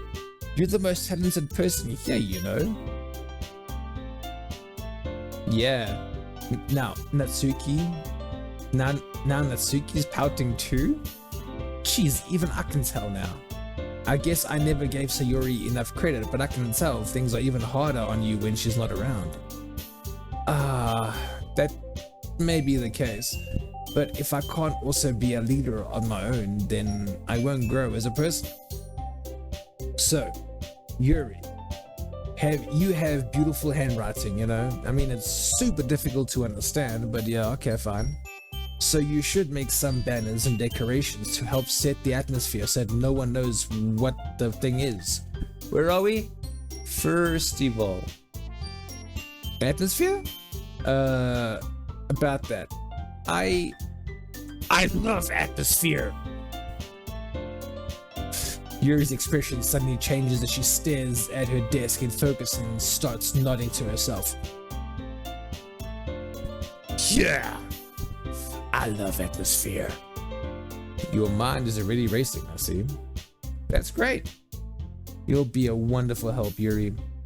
But anyway, that just leaves you, Pen, the one who is truly useless. Don't say that. But yes, in fact, both Natsuki and Yuri have some pretty heavy tasks to handle. It would probably go a long way to give one of them a hand. You could always help me out as well. I would be really appreciative of that. Is Monica suggesting I spend the weekend with one of my club members? How on earth are they going to respond to a suggestion like that? I suppose I wouldn't mind a bit of help. Well, even if you don't know how to bake, there's always some dirty work I could give you. Team Yuri. Yeah, boy, Team Yuri! It's not like Monica's going to give me a choice, and you shouldn't be sitting on your butt anyway. Natsuki tries to mumble a bunch of excuses like that. If I recall, Natsuki, you mentioned that you would like to handle the baking on your own. Pen may not like to be around if you only make him out to be a nuisance. So therefore, he may be more suited to assisting with the decorations. Hold on, I never said that. How hard could it be to make a few decorations anyway? Sounds more like you're just making excuses for Penville to... What are you saying? It'll be extremely meticulous work, and baking isn't just what you think. Guys. Let's settle down for a moment.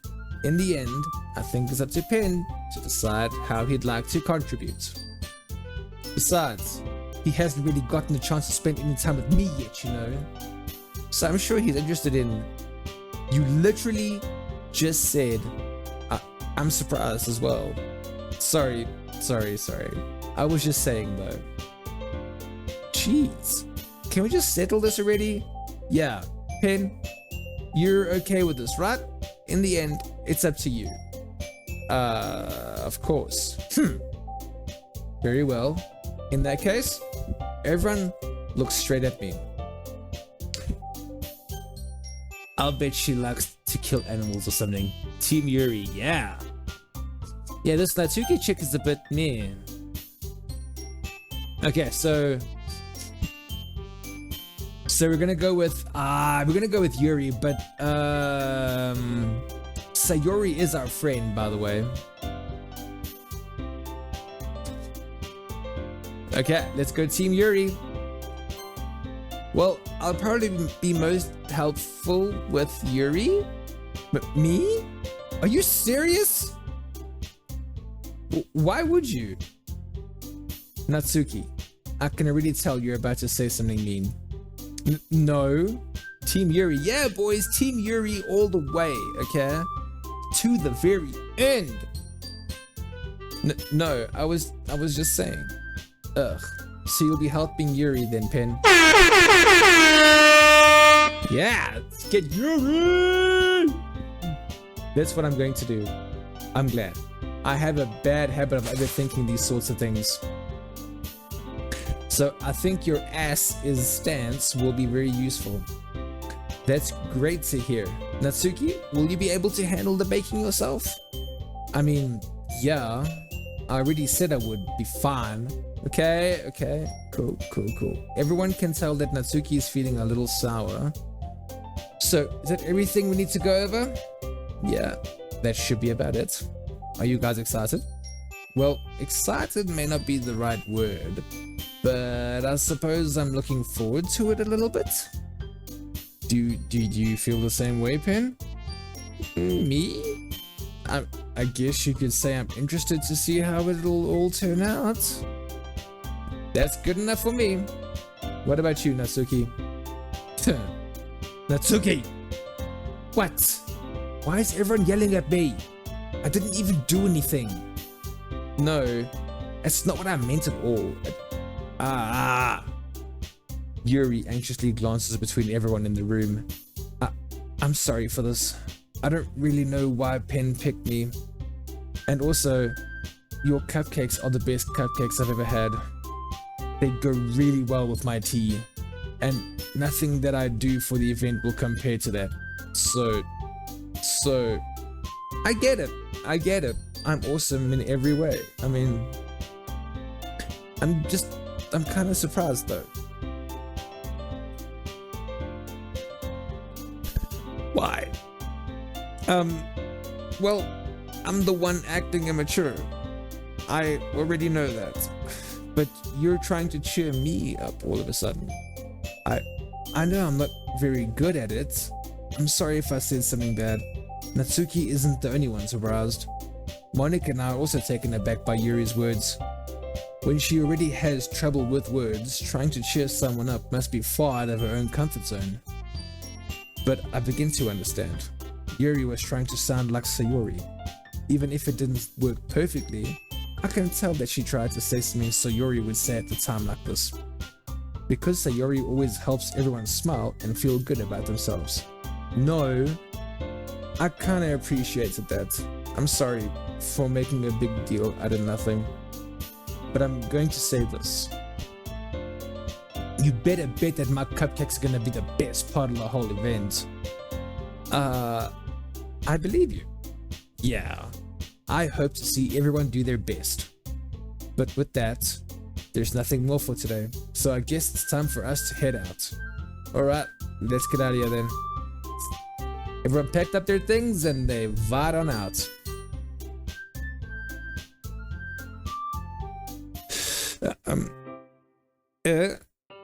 I turn around. Sorry, I realized that I don't have any way of contacting you this weekend. Oh, you're right. I can't believe that slipped my mind. Should I give you my phone number? I think that would be the best way. Yes. I mean, just logically speaking, that would be the best way, right, Gobi? Right? Alright then. Yuri and I exchange phone numbers. Okay. Then I'll be stopping by your house on Sunday. Ooh, yeah. Eh? My house? Is that a problem? No, not at all. I just thought that I would be the one going to your house since I'm the one helping you. I mean, I suppose that makes sense. But if you don't mind, I think I would prefer going to your house. Okay, well, alright. In that case, it won't be a problem. I decided not to press Yuri for a reason. My name is Luca. It's not like it should matter much either way, so I'll just need to make sure my room is clean. I hope I managed to make myself useful in some way. I'm not nearly as creative as you are. Don't underestimate yourself, Pen. I think that will make a very productive team. Very, very productive indeed. Even if you only chose me because you felt bad or something. Wasn't bad I was feeling, girl. Wait, you didn't actually think that, did you? I don't know. It's difficult to come up with any other reason you may have chosen me. You're forgetting the one reason with the most common sense. I chose to help you because that's what I wanted to do. But Yuri thinks to herself with an extremely tense expression. Yuri, you're overthinking this. You wanted me to point out when you're overthinking, right? I didn't realize. I'm telling you, I want to. Even my chat, we're all Team Yuri, man. That's all there is to it. Do you believe me? Yuri thinks really hard again. She looks straight into my eyes for a long while. I believe you. As if it took her a tremendous amount, Yuri finally says that and relaxes her expression. And I'm really looking forward to Sunday. Sunday, be there. Yeah, it should be cool. I am too. After that exchange, I make my way out the door and Yuri follows. I can't believe this. Yuri is going to be coming to my house on Sunday. My anxiety shoots through the roof. Even though I've gotten pretty used to handling her at this point, there's no telling what might end up happening when we're out of school. More than that, she told me that she was looking forward to it. Is this the chance I have to make something happen between us? Or is it too early for that? Only time will tell. But until then, I won't be able to take my mind off it. I seriously can't wait.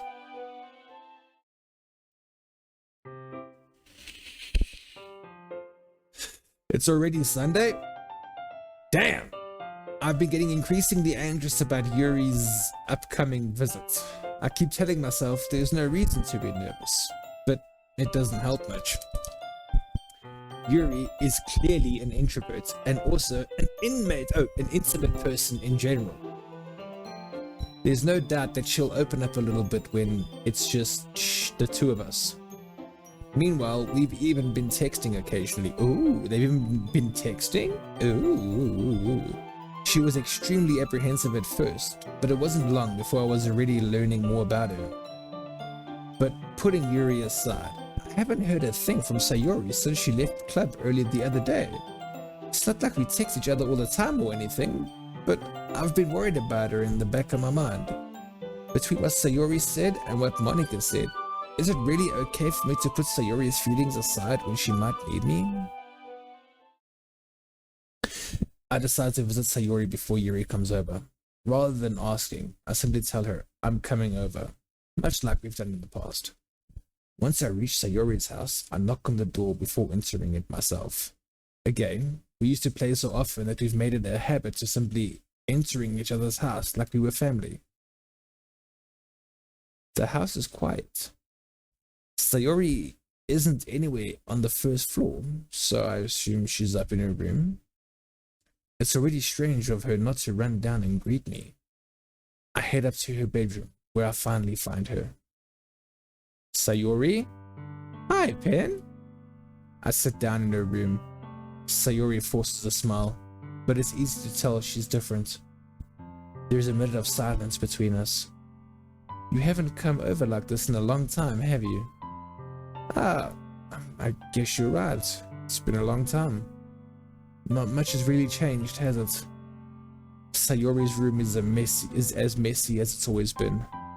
I also recognize the same stuffed animals and wall decorations that she's had for years now. If you came over more often, it wouldn't be such a mess. That's because I ended up cleaning it for you. How come you suddenly wanted to come over today? Aren't you supposed to see Yuri today? Yeah, but wait, how did you know about that? Sayori had already left by the time we decided that last meeting. Monica told me. It's only natural for her to keep me informed about the festival preps, right? That's true. But what about you? Aren't you going to be helping Monica today? Of course. But I'm just helping her online. We didn't plan to meet up or anything. So it's just me and Yuri then. Yep. There's more silence between us. Sayori stares at a random direction. Everything about her behavior is really uncharacteristic. I finally get to the point. I just wanted to see how you were doing. After you left on Friday, when something's wrong, you can't hide it from me. I know you too well. So, Sayori smiles, shaking her head. That's no good, Pen. Eh? Why can't it just be like it's always been? This is all my fault. If I didn't get so weak and accidentally express my feelings, if I didn't make that stupid mistake, then you wouldn't have been worried about me at all. You wouldn't have to come here. You wouldn't have been thinking about me right now. But this is just my punishment, isn't it? I'm getting punished for being so selfish. I think it's what the world decided to have you come over here today. It just wants to torture me.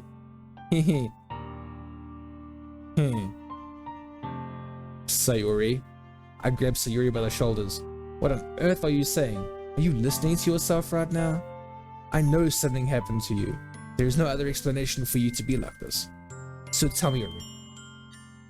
Till I know, I won't be able to stop thinking about it. Ah. Ha ha ha ha. Sayori gives me an empty smile. Are you really put me in a trap, Pen? But you're wrong. Nothing happened to me. I've always been like this. You're just seeing it for the first time.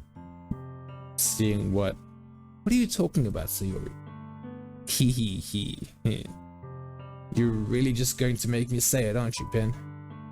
I guess I have no choice this time. Thing is, I've had really bad depression my whole life. Shame. Did you know that? Why do you think I'm late to school every day? Because most days I can't even find a reason to go to bed. Shame. What reason is there to do anything when I fully know how worthless I am? Why go to school? Why eat? Why make friends?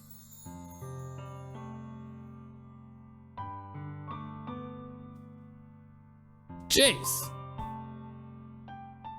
Why make other people put their energy into caring to waste by having them spend it on me?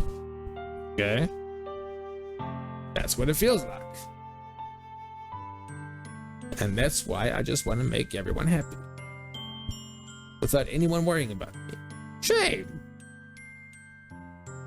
She's in shock. Shame. Clearly, I can believe that. I can't figure out how to respond. How is it possible to say, she's got the big D? How is it possible that Sayori kept this from me the entire time that I've known her? Did she really want so badly for me to just not think about her? Why, Sayori? Why is it that you've never told me about this? It almost feels like I've been betrayed by your close friend, as your close friend. Betrayed? What, dude? You weren't even there. Because if I knew, I would have done everything I could to support you. Even if there is only so much that I could do. I would have tried a little bit harder to make every day a little bit better for you. Shame. That's why I'm your friend. Duh. All you had to do was tell me. You don't understand at all, Pentrol. Understand what? Why do you think I didn't tell you? Because if I told you, then you wouldn't have to waste effort caring about me instead of doing important things. I don't want to be cared about. It's bittersweet when people try to care about me. Dude, it feels nice sometimes. But it also feels like a bat being swung against my head. Ha ha ha ha ha. That's why I wanted so badly for you to make friends with everyone else. Helping everyone be happy together is the best thing for me. But then I discovered something else too. Seeing you make friends and get closer with everyone in the club, it feels like a spear going through my heart. So that's why I decided the world just wants to torture me. Every path leads to nothing but hurt. Ahaha, ahaha, ha. You're right that I don't understand. I don't understand your feeling at all, Sayori. But I don't need to understand.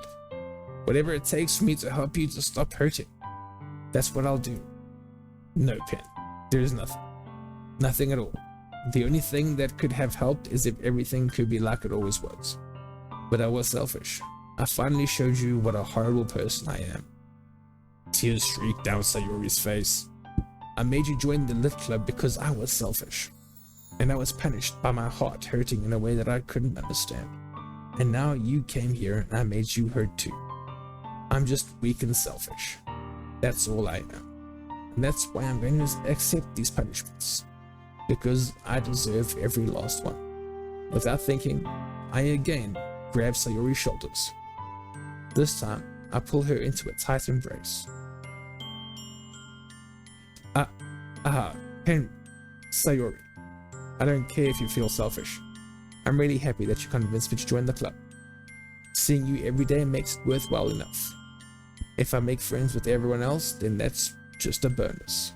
But please, never underestimate how much I care about you. I wouldn't have it any other way.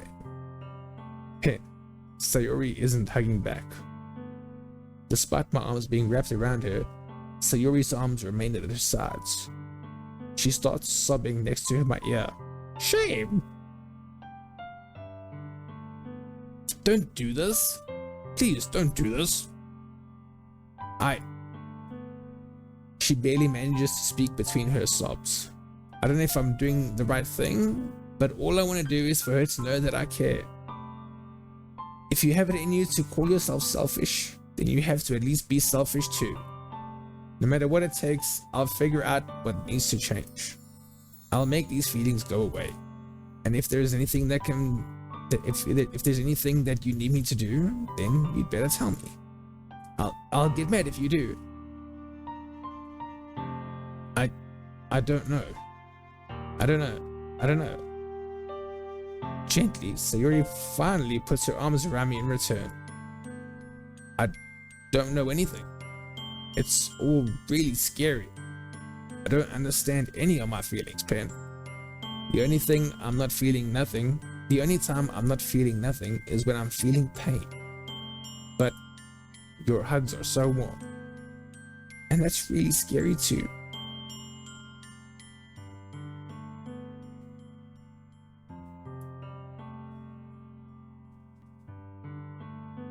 Dude! The festival is tomorrow. Yeah. It's going to be fun, right? Yeah. How would you like for me to spend it all with you? It's what I want. I promise. I think that would be nice then. Yeah. Sayori wipes her eyes. If I could spend the whole day here, I would. Of all days, this has to be the one where I have other plans. Maybe I should cancel? No, don't. Please don't. If you did that, then I really wouldn't forgive you. But it's almost time for Yuri to meet me at my house. At the very least, do you want to come along and help out? It'll be fun. To my surprise, Sayori shakes her head. Wow, come on, join us. I'm sorry. I don't know if that would be very good for me today. You understand, right? Fine.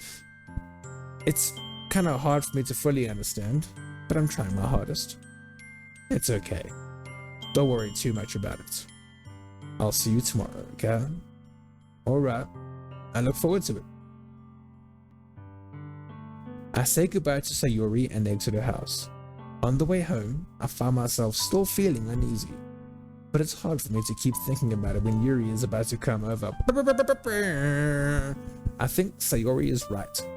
I shouldn't be worrying too much, and we're definitely going to have a great time tomorrow. I should just focus on what's ahead of me. As I approach my house, I see something that makes me feel moments of panic. Yuri? Thank goodness. You're a little early. I'm sorry. I'm sorry I wasn't home yet. Where were you waiting for? Were you waiting for a long time? No. I just got you. But I started to get really nervous when nobody answered the doorbell. You always could have texted me. If I had known, I would have reassured you and hurried more on my way home. I suppose that's true. I didn't think of that for some reason. It should be common sense to do that, but I decided to ignore it. Anyway, let's go inside. I see you brought a lot of stuff with you. That's right. And did you manage to find everything I asked you to buy as well? Yeah, pretty much. At least I hope I got everything right. I'm sure it'll be fine. I take Yuri to my room. Yeah.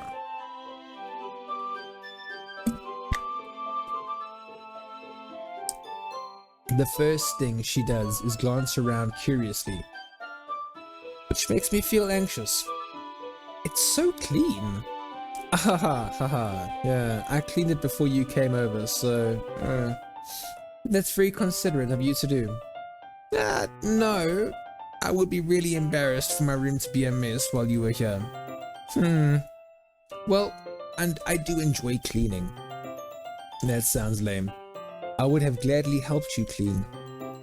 Ah, that would be even more embarrassing. Wait, don't look in there. I snatched Yuri's wrist, which was in the process of opening a desk drawer of mine. Oh, what was in the desk drawer, dude?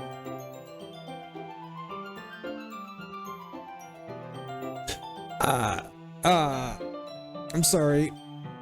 I wasn't thinking for some reason. I was just spacing out. It's fine. It's fine. I let go of Yuri's wrist. She puts both of her hands firmly in her lap, as if making sure she's keeping track of them. So, should we get started? Yeah. I have a few things planned that you can help me with. Decorations and other atmospheric enhancements. You know, mood lighting, aromatherapy candles. Oh, wow. I didn't know you planned on taking it that far. Of course. I want to help make our guests, I want to help take our guests to a faraway place. Although many will stop by just out of curiosity. And for cupcakes, I guess. I'm determined to provide an experience that will leave them wanting more. That sounds great. It's easy to forget that you're a pretty intense person. Intense? I guess that's the best way to put it. Is that a bad thing? No, not at all. It's something that I like about you, actually. Is that so? That makes me feel relieved and kind of happy. Yeah, no need to be so anxious. You can relax a little. Relax? Yeah, you're in my room. Relax. Just lie down, you know. Take it easy, said Harvey freaking Weinstein. I brought some things for relaxation. You brought some things for relaxation. I was gonna use them during the poetry event. Oh yeah? Like what?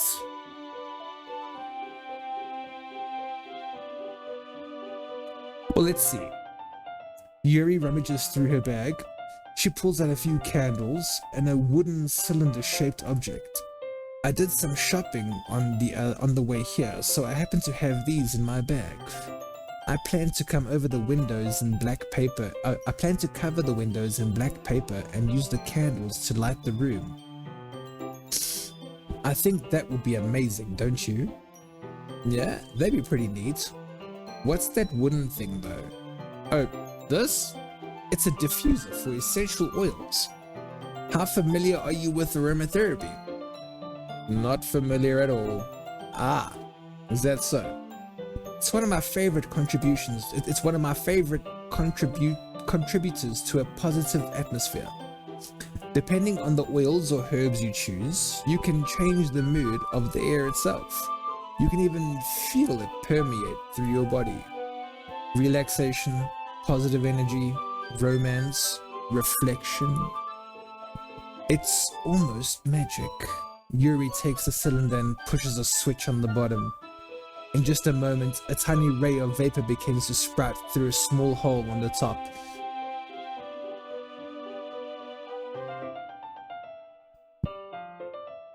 Wow, that smells wonderful. What kind of mood is that one for? This is a jasmine essential oil. It smells a little sweet and flowery, right? Yeah, that's a good way to describe it. I chose jasmine for the event because it provides more than relaxation. Jasmine enhances your emotions and helps you feel them flow through your body. You feel warmer and your heart pounds more heavily. Don't you think that'll be perfect for sharing our poems? It does sound suitable, but you seem to know a lot about this, so I'll trust your opinion on anything. Yuri smiles gently, clearly enjoying herself. She again reaches into her bag and pulls out several spools of thin ribbon. What are those for? Well, did you purchase the origami paper I asked you to get? Yeah, I have it over here. We won't be using the paper for folding origami. what I'd like to do is write different words on each paper. We'll need about 100 of them. Wait, oh yeah? What will those be used for? Well, I'm going to cut pieces of ribbon to hang them from the doorway of the classroom. Then we can fasten the paper onto the ribbons to create a doorway curtain. Wouldn't that be beautiful? And we also catch the eye of those passing by the room. It may also attract someone to peek inside. That's really creative. I had no idea you'd be so good at this, Yuri. Is that so? Well, I suppose I do get a little intense, as you'd put it. Yuri giggles with red cheeks. Is it just me, or is she more relaxed when it's just the two of us? Or maybe it's just the excitement she feels from sharing something that she enjoys. Here's a marker pen. You can write any characters you want. I'll help you once I finish cutting the ribbons. Alright. Sitting on the floor together, the two of us get to work. I carefully draw a different character on each paper, doing my best to manage my bad handwriting. Yuri unravels a long strand of red ribbon to her desired length. Then, she reaches into her bag once more and pulls out a pocket knife. The knife is strangely beautiful. The silver handle has an intricate pattern of waves etched into it. The blade itself is gently tinted blue. That's no ordinary pocket knife. It looks really fancy. Well, embarrassed, Yuri looks away. What is it? You're going to think it's weird. Yuri, whatever it is, I have no reason to judge. To each their own, you know? If you promise you won't be weirded out. Yeah, I promise. Alright. The thing is, I'm kinda into knives. They're just so pretty. This is my kind of chick, man. I like this chick. This is my kind of girl. I can't help it. I don't know what it is. The combination of craftsmanship and feeling of danger. Maybe, what am I saying? Please don't think I'm weird for this. Ha ha ha ha ha ha ha. You're laughing at me? No, I'm not laughing at you. It's just funny how nervous you got about sharing. It's an interesting thing to be into, I guess.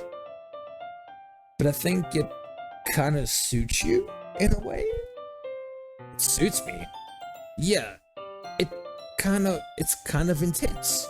Ha ha ha ha ha ha ha ha. Besides, it's a really cool looking knife. I can't deny that. It is, isn't it? Yuri relaxes her expression once again. Would you like to hold it? Sure, I'll check it out. Yuri carefully hands me the knife with the handle facing me. I take it and turn it around in my hands.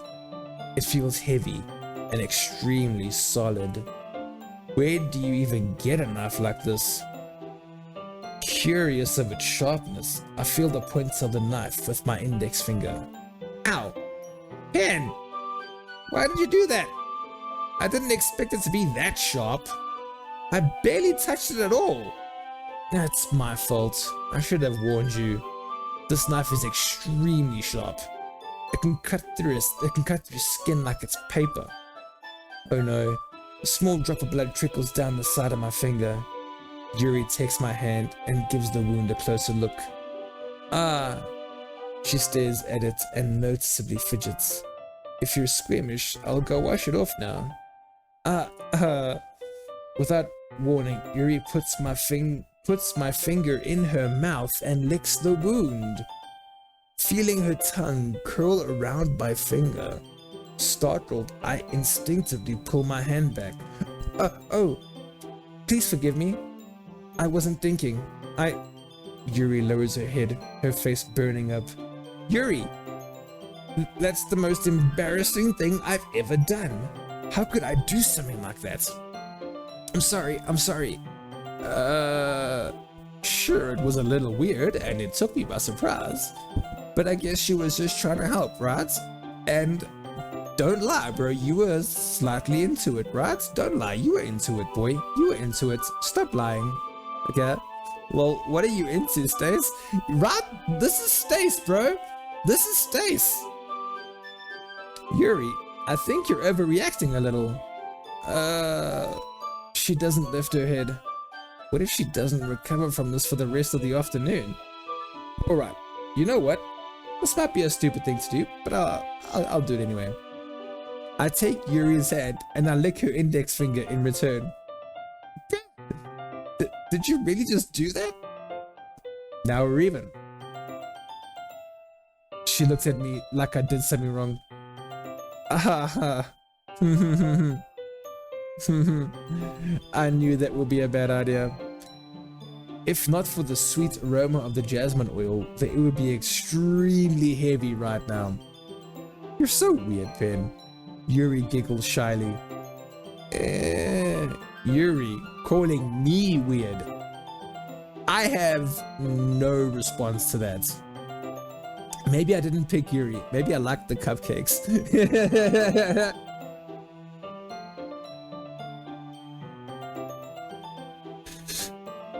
Maybe I liked the cupcakes. Okay, so you went with the other person? Okay. I have no response to that. Where do you keep your bandages? I don't think I need one, actually. It was a tiny cut. Look, it already stopped bleeding. I see. That's relieving. The tension is quickly lifted. We each resume our respective activities. I watch Yuri's knife cutting through the ribbon like it's nothing but air. Meanwhile, I continue to make progress on the paper. After we finish attaching the paper to the ribbons, we lay them all out side by side. It looks better than I expected and will be very effective as a door curtain. It looks great. Good thinking coming up with this, Yuri. Thanks. It's just something I saw online, really. Are you ready to move on to the next task? Yeah, let's do it. What do you have in mind? I'd like to create a banner. That's why I asked you to buy the paint tablets. Ah, that's right. One of the items Yuri had asked me to buy was a bit of watercolor paint tablets. We'll need about 6 cups of water to put each of the tablets in. Do you mind fetching those for us? No, of course not. 6 cups of water. I'll be right back in a minute. Thank you very much. Oh, and just a little bit of water is okay? If you fill the cups too much, it'll be too diluted. Taking Yuri's advice, I decided to use small plastic bathroom cups rather than full-size glasses. I put them on a plate to catch any paint that drips, then bring it back into my room. Yuri? Yes? I come in to see Yuri quickly unrolling her sleeves, pulling it back over her arm. Nothing. Your face is a little red. Is it too hot in here or anything? No, not at all. There's nothing wrong, so let's mix the paint. Yuri hurriedly dismisses me and takes it upon herself to unwrap the tablets, dropping them into the cups. So, I thought we would do something simple that would look very nice. I'd like to paint a gradient across the banner, starting with the colors. No, I have to go soon. Okay, well, you know what? Let's actually, it's 4 o'clock. Let's finish this off. We have been here for a while.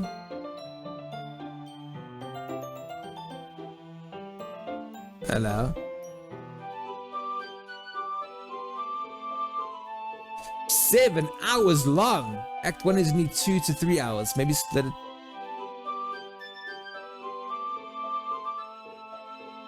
Okay, well, okay, let's finish this off here. Starting with the colors for a sunrise, then daytime, then sunset, and nighttime. Once it dries, I'll write an inspirational quote across the banner. We can hang it on the wall behind the podium at the front of the classroom. Ah, neat. What are you going to write? Well, it'll be more fun to surprise you. Yuri smiles at me. If you say so. After rolling out the banner, Yuri and I kneel on opposite sides so we don't get in the way of each other. Yuri uses a brush and adds a few dots of different colors across the banner to serve as a color guide when we paint. This kind of reminds me of elementary school. Painting on a banner with watercolors feels a lot like the art class projects we had back then. It's relaxing. I'm sorry if this feels too childish. No. I don't mean it like that at all. It's kind of fun, you know? Yeah, it is fun. I'm glad you feel that way too. Yuri stops painting for a moment, thinking to herself, for me, I don't need to go out and do crazy things to have fun. In fact, I usually don't even want to. I just like when I can spend time with one other person. Even if it's something simple, like reading. It doesn't even matter if we don't talk much. Just having a friend next to me makes things feel a little bit nicer. I think that's all it takes for me to be happy. Is that so? Even if Yuri and I are quite different, I can understand where she's coming from. I feel that way about things like anime and games, where simply sharing the experience with someone can make me happy. I think I feel the same way. Yuri smiles gently. I knew you'd understand. Yuri leans over the banner to grab an unused paintbrush, but I move at the same time, causing my head to bump into hers. Yeah! Sorry. Yuri reels back and I quickly lift my hands in surprise. Are you hurt? No, I'm not. Just startled me, that's all. Sorry, I should have asked you to get it for me. It's not your fault. Ah, your face. There are droplets of paint on Yuri's face and neck. Is there something on my face? Yeah, I accidentally got paint on you. Sorry, it's totally my fault. I'll get a towel right away. I rush out and fetch a small towel. Then I dampen it with hot water. I return to my room and kneel back down in front of her. Here, I pat down Yuri's face and neck with a towel. Is something wrong? It's hot. I just didn't expect it. Sorry. I didn't want to use cold water. Having finished, I start to retract my hand. But Yuri suddenly holds my wrist. Wait. Eh? Just for a little longer. It feels really nice. I keep my hand still against Yuri's neck. She looks into my eyes. It's an intense expression that I recognize from when she reads her books. Almost as if she's lost in a daze, enveloped by her own thoughts. She breathes gently, half through slightly parted lips. What is happening? Is this the aroma of the jasmine oil giving me this dizzy feeling? Yuri's gentle fingers, wrapped around my wrist, send a tingling sensation through my arms. And suddenly, her face seems to be much closer to mine than it was just a moment ago. Ooh! Yuri slowly pulls away. Sorry, I've been feeling a little lightheaded today. I didn't mean to space out. It's fine. The moment is over as soon as it began. Yuri picks up her brush again, but her movements seem clumsier, like she's unable to focus. I remain silent, forced to ignore the event that just transpired. I hesitantly retrieve my own brush and continue following Yuri's example. And that should do it. You know what, guys? I think that should do it for today, okay? That should do it. I think we are done with Doki for today. If we carry on, I think I'll carry on next week Thursday for another impromptu stream. I didn't realize it was going to be 7 hours. I thought it was going to be a little bit shorter than that. I also didn't realize it was going to be a talkie game. This has been 100% talking. Damn. Talk about looking at your reading skills, man. Jeez, improving your reading skills. Yeah. Anyway, so guys, I'm gonna say goodbye, okay? I will see you tomorrow. Tomorrow is Friday. We're gonna play some Phasmo, so we're gonna stick in with the spooky vibes. This wasn't spooky. I thought it was spooky. It's not spooky, Stace. It is a little bit depressing, but worth a go. I think this game is worth a finish. You did amazing. Aw, thanks, Stace. Hopefully next week Thursday we continue to do amazing things. Shellbell, Amazing having you here. Yeah. Stace. Stace V played Insidious for 0 bits. We will carry on though. I mean, maybe I might even do a stream at another time that's not on the schedule. I will let you guys know. But as for today, we are done for today. I will see you guys tomorrow for a little bit of Phasmophobia. How does that sound? You guys okay with that? And what's up? What's going on, guys? It is Thursday. Yes. Yeah. Yeah. Not even gonna. There we go. Let that play. Okay. This whole stream will start to let that play. That is the catchiest, most wiggliest video and song I have ever heard. I love it. 10 out of 10. Would recommend as a ringtone, as an alarm tone, as a tattoo, as a moving tattoo. So as you get older, you get wrinkles like that. So you just like, you flip your wrinkles and then it'll look like that. Just think ahead, guys. So what are we doing today? Today we are delving into the depths of depression and despair. Mama didn't raise no quitter. And we're gonna do this Doki Doki, okay? And just to show you, okay, all note cards up my sleeve, everything, you know, all good. Load game, no other load games. All we have is the thing from November the 7th. At 14:05. Yo, that stream lasted forever. That stream lasted forever. But today, I promise, today we will have a 3-hour stream. So no matter what happens after 3 hours, if there's still more storyline, we'll start over. We'll carry on next week Thursday. Okay. Kobe, where did you go, bro? You better come back, dude. I need like an emotional support buddy right now. And you are not being that emotional support buddy. Okay?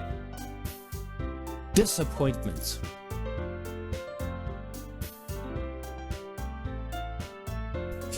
So I have been practicing my voice, been practicing my reading, got a full cup of coffee and full water. So we are ready to go. Is Stace V in the thing? He's never going to be your emotional support animal. He will be.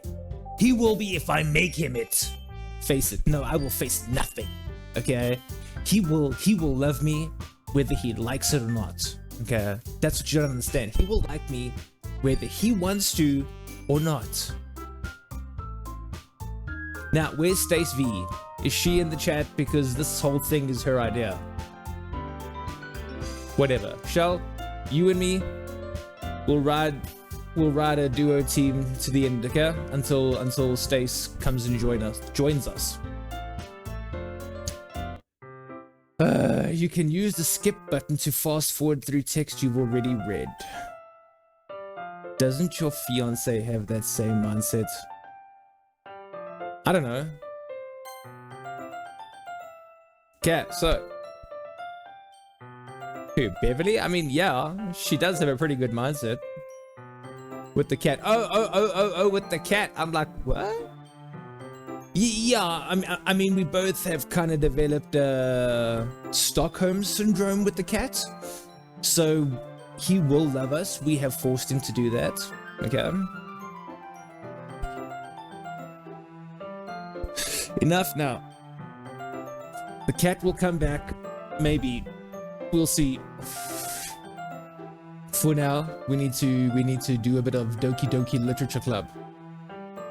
So last time we left, we were getting ready for the festival, right? We decided we would go with hashtag Team Yuri because Yuri to the death, boy. To the death. That's my ride or die. Yuri for the win. Look at that. Look at that flat screen TV. Look at that. That's extremely 2008. Love it. Okay, so that should do it. I finished filling the night sky with white dots that look like stars. Looking at the banner as a whole, it's very pretty and natural looking. I think it came out better than I expected. I'm really happy with the results. Yeah, me too. Are you going to add the lettering now? Not yet. It needs to dry first. That's true, but won't that take a while? Yeah, well, perhaps it would be best to leave it here. Then have you bring it in the morning? I can do the lettering in the classroom before our event starts. Is that okay? Yeah, that's totally fine. Wonderful. In that case, I don't think there's anything more for us to do here. Haha, you say that like you're glad it's over. Was I wrong to assume that you were at least enjoying yourself a little bit? No, it's not that. I'm just glad that we managed to get everything done. I see. I am too. I was a little concerned about time. I need to start making dinner soon. So you don't have any time left? I was secretly hoping we would have extra time after finishing the work. Well, Yuri thinks to herself, I think it would be too irresponsible for me to wait much longer. I'm sorry. I was hoping there would be more time as well. It's probably my fault. Sorry for being such a slow worker. No, it's not your fault at all. And the important thing is that we got everything done right. Yeah. So, it shouldn't be disappointed or anything. I shouldn't be disappointed or anything. Gathering all her things, Yuri seems to look a little downcast. I understand why. It sounded like she rarely gets the opportunity to spend time with friends in a relaxed environment. But that doesn't mean this is the last time it can happen. Can always happen again, boys. Once Yuri packs up, I work her out the front door. Thank you very much for having me today. No problem. I'm glad I was able to help. Just let me know if there's anything else you need me to bring tomorrow. I will. Well then. Yuri fidgets. I guess I'll see you tomorrow? Wait. I kinda say that without thinking. About today, it's fine that we didn't have as much time as we wanted. Because we can do this again. Whenever you want, you can come over or we can go somewhere. I forgot you didn't like going out much. As I stumble over my words, Yuri simply smiles bashfully. Anyway, you know what I'm trying to say, so you're very thoughtful, Pen. Yuri takes a step closer to me, then briefly squeezes my hand. I kind of like that about you. Well, how am I supposed to respond to that? But I don't even get a chance to, as Yuri suddenly pulls back. Sayori. Hi, Pen. Sayori, hey. Just now, we weren't, It's okay, Pen. I just stopped by to say hi. Well, it's nice to see you. I'm sorry, but I'm already on my way to leave. Aw, really? That's too bad. I'm sorry, but we'll all be together at the festival tomorrow, so that's fine, right? Of course. Sayori beams. Yeah, so I'll see you tomorrow? Clearly embarrassed, Yuri hurries off. Sayori waves goodbye after her. Sayori! I thought you didn't want to come over today. Well, I tried staying in my room, but my imagination was being really mean to me, so I had to come here to see it for myself. See what? What are you talking about? You know, how much fun you were having with Yuri, and how close you got to her. It makes me really happy that you've made such good friends. That's all that matters to me. Tears start to fall down Sayori's face. That's all that matters to me. Why am I feeling this way, Pen? I'm supposed to be happy for you. Why does it feel like my heart is splitting in half? It hurts so much. Everything hurts so much. This would be so much better if I could just disappear. Sayori, don't say that. It's true, Pen. If I wasn't here, then you wouldn't have to waste your sympathy on me. You wouldn't have to put up with me being selfish. Monica was right. I should just... Monica? Monica was right about what? Sayori, What I said before is true. I'm not going to let this continue. Caring about you like this isn't the burden your mind is making it out to be. It's something that makes me happy. It's something I wouldn't trade for anything else. So even if it takes an entire lifetime, I'm gonna be by your side until you don't feel any more pain. But Sayori looks away. I put a hand on her shoulder to reassure her. I'm scared, Pen. I'm really scared. What are you scared of, Sayori? I'm scared that I might like you more than you like me. Sayori? It's true, isn't it? I was weak and started to like you too much. I did this to myself. Pen, I like you so much that I want to die. That's how I feel. And that's enough, Sayori. I don't want you to hurt anymore. I slide my hand down Sayori's arm to squeeze her hand in my own. Ooh, some more hand squeezing.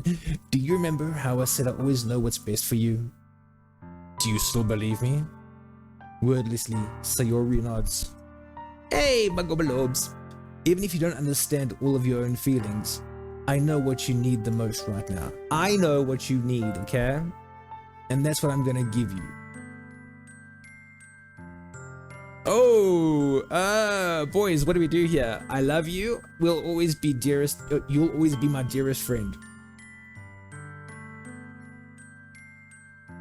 You know what? I love her. But you know what? Some people gotta get friend zoned in the way of Yuri. Okay, sometimes Yuri has to take precedence. I'm sorry.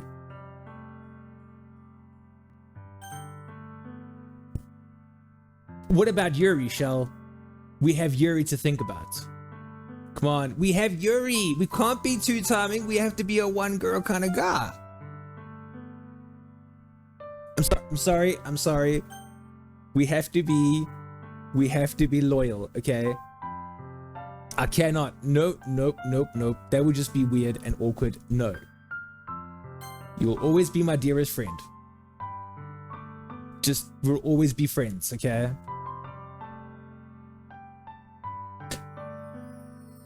What you need most is for things to be like they've always been. Monica told me the truth. She told me how much happier you seemed after I joined the club. I know you're struggling with some really difficult feelings right now, but please, trust me that I know what's best and what I will make you happy. Oh, and what will make you happy in the end. I promise I'll help get things back to the way they were. I see. Sayori forces a smile through an incredibly pained expression. Is this what it feels like to get stabbed in the chest? I should write a poem about this. Sayori, it's okay. This is just my punishment, remember? For being so selfish. So please don't worry about these stupid feelings. I know you're right. I knew this whole time that there is no happiness down that path. That's why I came here, just so I could get the answer I needed to hear. And the other thing, you're also right that I just want to go back to the way it was. I mean, don't we all? My cat is being just adorable. He knows, okay? He knows I need support for this. I told you I'll make him love me. I realize that now. You really do know me better than anyone, Pen. I mean, we have been friends for like 1,000 years. I'll trust you with anything. Anything at all. So, Sayori's smile finally breaks. All of a sudden, she turns around and drops to her knees. Ah! Clutching her head with both hands, she screams as loudly as she can. I'm so shocked that I don't know how to react. Sayori looks over her shoulder and flashes me one more weak smile before turning around and running off. Sayori! I'm left helplessly standing in the front of my house.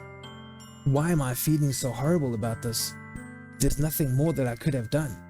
The most I can do is support Sayori through her feelings and help her on the path that's right. But I'm having as much trouble understanding Sayori's feelings as she is. Even though I can comfort her, I keep wondering if I should be doing something more or something different. I know these thoughts will continue to plague me until things are back to the way they were. I'm gonna give it everything I've got. Sayori will always be my dearest friend, and I'll do whatever it takes to put a smile on her face every damn day.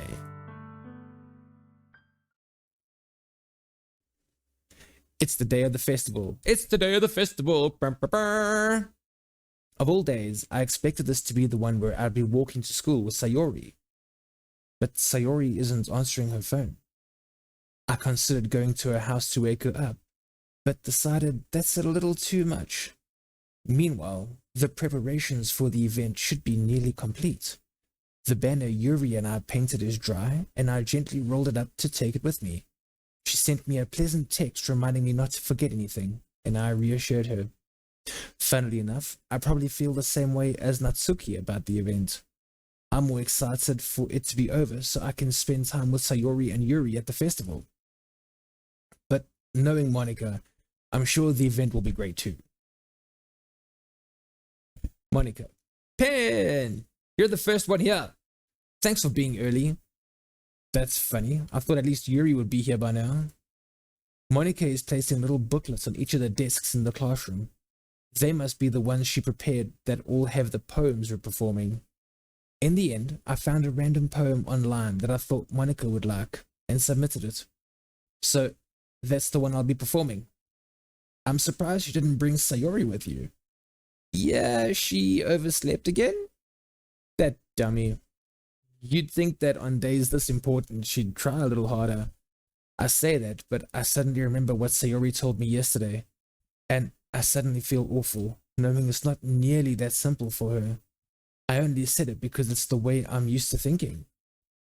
But maybe I shouldn't have gone to wake her up. Maybe I should have gone to wake her up after all. You should take a little responsibility for her, Pen. Screw you. I mean, especially after you exchanged with her yesterday. Especially after your exchange with her yesterday. You kind of left her hanging this morning, you know? Exchange? Monica, you know about that? Of course I do. I'm the club president, after all. But I stammer, embarrassed. Did Sayori really tell her about it that quickly? About how I basically turned down her confession? That makes me really seem like the bad guy here. But I'm the one who knows what's best for her, right? Jeez. You don't know the full story at all, so just calm down, okay? Don't worry. I probably know a lot more than you think. Yeah? Monica is being as friendly as usual, but for some reason, I felt a chill down my spine after hearing that. Hey, do you want to check out the pamphlets? They came out really nice. Yeah, sure. I grabbed one of the pamphlets laid out on the desk. Oh, yeah, they really did. Something like this will definitely help people take the club more seriously. Yeah, I thought so too. I flipped through the pages. Each member's poem is neatly printed on its own page, giving it an almost professional feel. I recognized Natsuki and Yuri's poems from the ones they performed during our practice. What's this? I flipped to Sayori's poem. It's different from the one she practiced. It's one that I haven't read before. Oh, now it's bitey time, huh? Get out of my head. Get out of my head. Get out of my head. Get out of my head. Get out of my head. Get out of my head. Get out of my head. Get out of my head. Get out of my head. Get out of my head. Get out. You get the gist. Get out of my head. Get out of my head. I do what I know is best for you. Get out of my head before I listen to everything you said to me. Get out of my head before I show you how much I love you. Get out of my head before I finish writing this poem. But a poem is never actually finished. It just stops moving. Ah, what is this? Reading the poem, I get a pit in my stomach. Pen? What's wrong? Nothing. This poem feels completely different from everything else Sayori's ever written. But more than that, I changed my mind. I'm going to get Sayori, so... Well, alright. Try and not take too long, okay? I quickly leave the classroom. Don't strain yourself, Monica calls out after me. I quickened my pace. What was I thinking? I should have tried a little bit harder for Sayori. It's not a big deal to at least wait for her or help her wake up. Even the simple gesture of walking her to school makes her feel really happy. Besides, I told her yesterday that things will be the same as they always have been. That's all she needs, and what I want to give her. I reach Sayori's house and knock on the door. I don't expect an answer, since she's not picking up her phone either. Like yesterday, I opened the door and let myself in. Sayori? She really is a heavy sleeper. I swallow. I can't believe I ended up doing this after all. Waking her up in her own house? Isn't that more like something a boyfriend would do? In any case, it just feels right. Outside Sayori's room, I knock on her door. Sayori? Wake up, dummy. There's no response. I really didn't want to have to enter her room like this. Isn't it kind of a breach of privacy? But she really leaves me no choice. I gently open the door.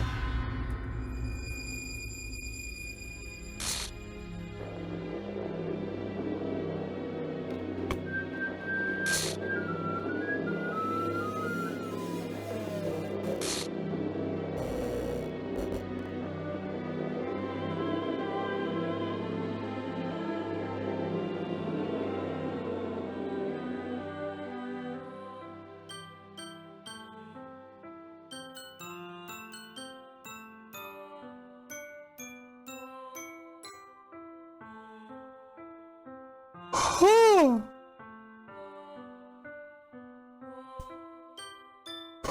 Okay.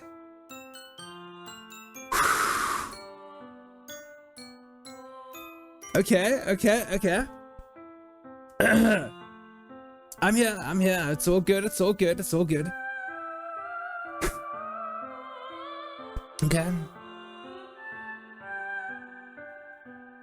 Oh. What the hell? Is this a nightmare? It has to be. This isn't real. There's no way this can be real. Sayori wouldn't do this. Everything was normal until a few days ago. That's why I can't believe what my eyes are showing me. I suppress my urge to vomit. Just yesterday, I told Sayori I would be there for her. I told her I know what's best and that everything will be okay. Then why? Why would she do this? How could I be so helpless? What did I do wrong? Turning down her confession, that has to be what pushed her over the edge. Her agonized scream still echoes in my ears. Why did I do that to her when she needed me the most? Why was I so selfish? This is my fault. My swarming thoughts keep telling me everything I could have done to prevent this. If I just spent more time with her, walked her to school, and gave her what I know she wanted out of our relationship, then I could have prevented this. I know I could have prevented this. Screw the literature club. Screw the festival. I just lost my best friend. Someone I grew up with. She's gone forever now. Nothing I can do can bring her back. This isn't some game where I can reset and try something different. I had only one chance, and I wasn't careful enough. And now, I'll carry this guilt with me until I die. Nothing in my life is worth more than hers. But I still couldn't do what she needed from me. And now, I can never take it back. Never. Never. Never. Never. Never. End. End?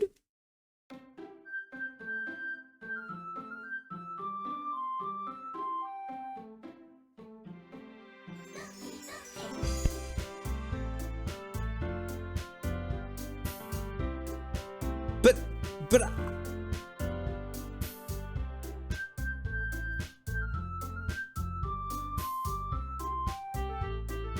what?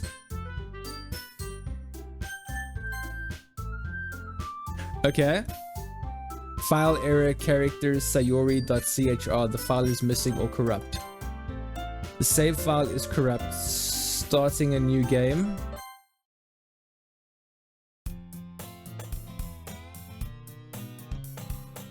What?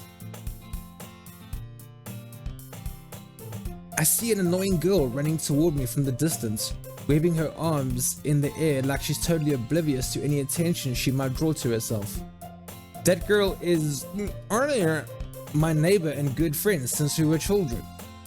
You know, the kind of friend you'd never see yourself making today, but it just kind of works out because you've known each other for so long.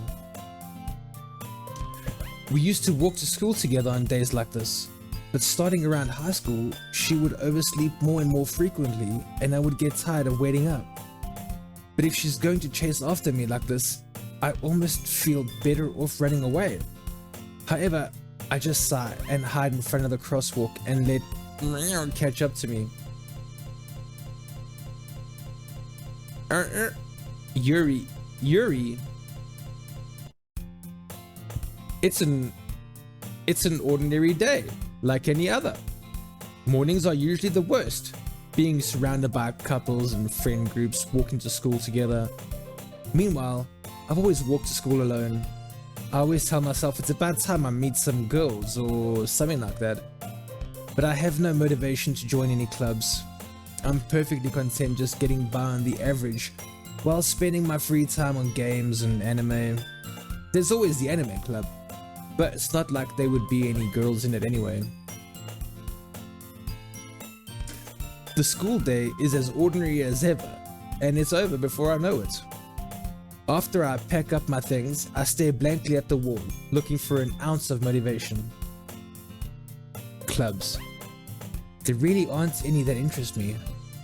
Besides, most of them would probably be way too demanding for me to want to deal with. I guess I have no choice but to start with the anime club. Pen? Monica? Oh my goodness, I totally didn't expect to see you here. It's been a while, right? Yeah, it has. Monica smiles sweetly. We do know each other. Well, we rarely talked, but we were in the same class last year. Monica was probably the most popular girl in class. Smart, beautiful, athletic, basically completely out of my league. So, having her smile at me so genuinely feels a little... What did you come in here for anyway? Oh, I've just been looking for some supplies to use for my club. Do you know if there's any construction paper in here? Or markers? I guess you could check the closets. You're in the debate club, right? About that. I actually quit the debate club. Really? You quit? Yeah. To be honest, I can't stand all the politics around the major clubs. It feels like nothing but arguing about the budget and publicity and how to prepare for events. I'd much rather take something I personally enjoy and make something special out of it. Well, in that case, what club did you decide to join? Actually, I'm starting a new one. A literature club. Literature? That sounds kind of dull. How many members do you have so far? It's kind of embarrassing, but there are only 3 of us so far. So now it's Yuri, Act 2, Stace. Did I miss? Oh, Stace V came in. Did I miss it? Oh, Stace, you missed some things, Stace. You missed. Wow. Okay, you missed some stuff, Stace. Monica, but I don't know. So now it's Yuri. I don't know, Shell. We'll have to see. It's kind of embarrassing, but there are only 3 of us so far. It's really hard to find new members for something that sounds so boring. Well, I can see that. But it's really not boring at all, you know? Literature can be anything. Reading, writing, poetry. I mean, one of my members even keeps her manga collection in the club room. Wait, really? Yeah, it's funny, right? Oh, sorry. She always insists that manga is literature too. I mean, she's not wrong, I guess. And besides, a member's a member, right? Did Monica say she? Hey, Pam? By any chance, are you still looking for a club to join? I mean, I guess so, but in that case, is there any chance you could do me a big favor? I won't ask you to join, but if you could at very least visit the club, it would make me really happy. Please? Well, I guess I have no reason to refuse. Besides, how could I ever refuse someone like Monica? Sure, I guess I could check it out. Ha, awesome. You're really sweet, Pen, you know that? It's nothing really. Shall we go then? I'll look for the materials another time. You're more important. Dude, this Monica chick is freaking sus, bruh. She has been a sussy bucker for a while now.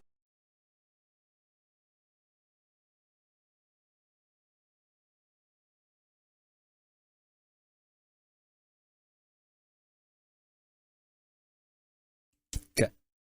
You want off? Just let. You think she's sus? Why? Because like she just keeps.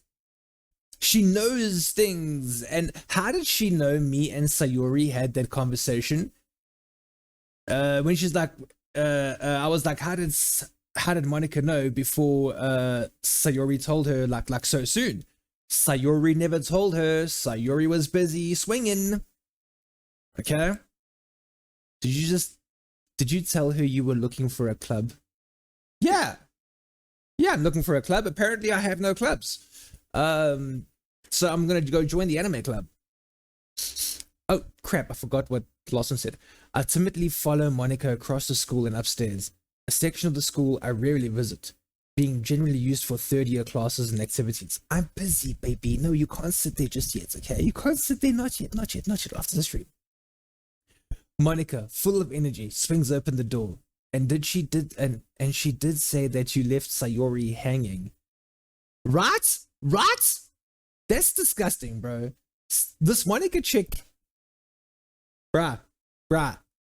This Monica chick needs to go visit Salem, if you know what I mean. Monica, full of energy, swings open the classroom door. I'm back. And I brought a guest with me. Ooh. Yeah? A guest? Seriously? You brought a boy? Would it kill the atmosphere? Don't be mean, Natsuki. But anyway, welcome to the club, Pen. All words escape me at this situation. Oh, you can make bad puns about hanging around?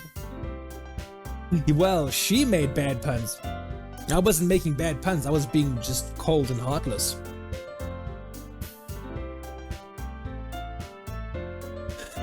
I need to recover, okay? My word. Stace, you weren't there, okay? All words escape me in this situation.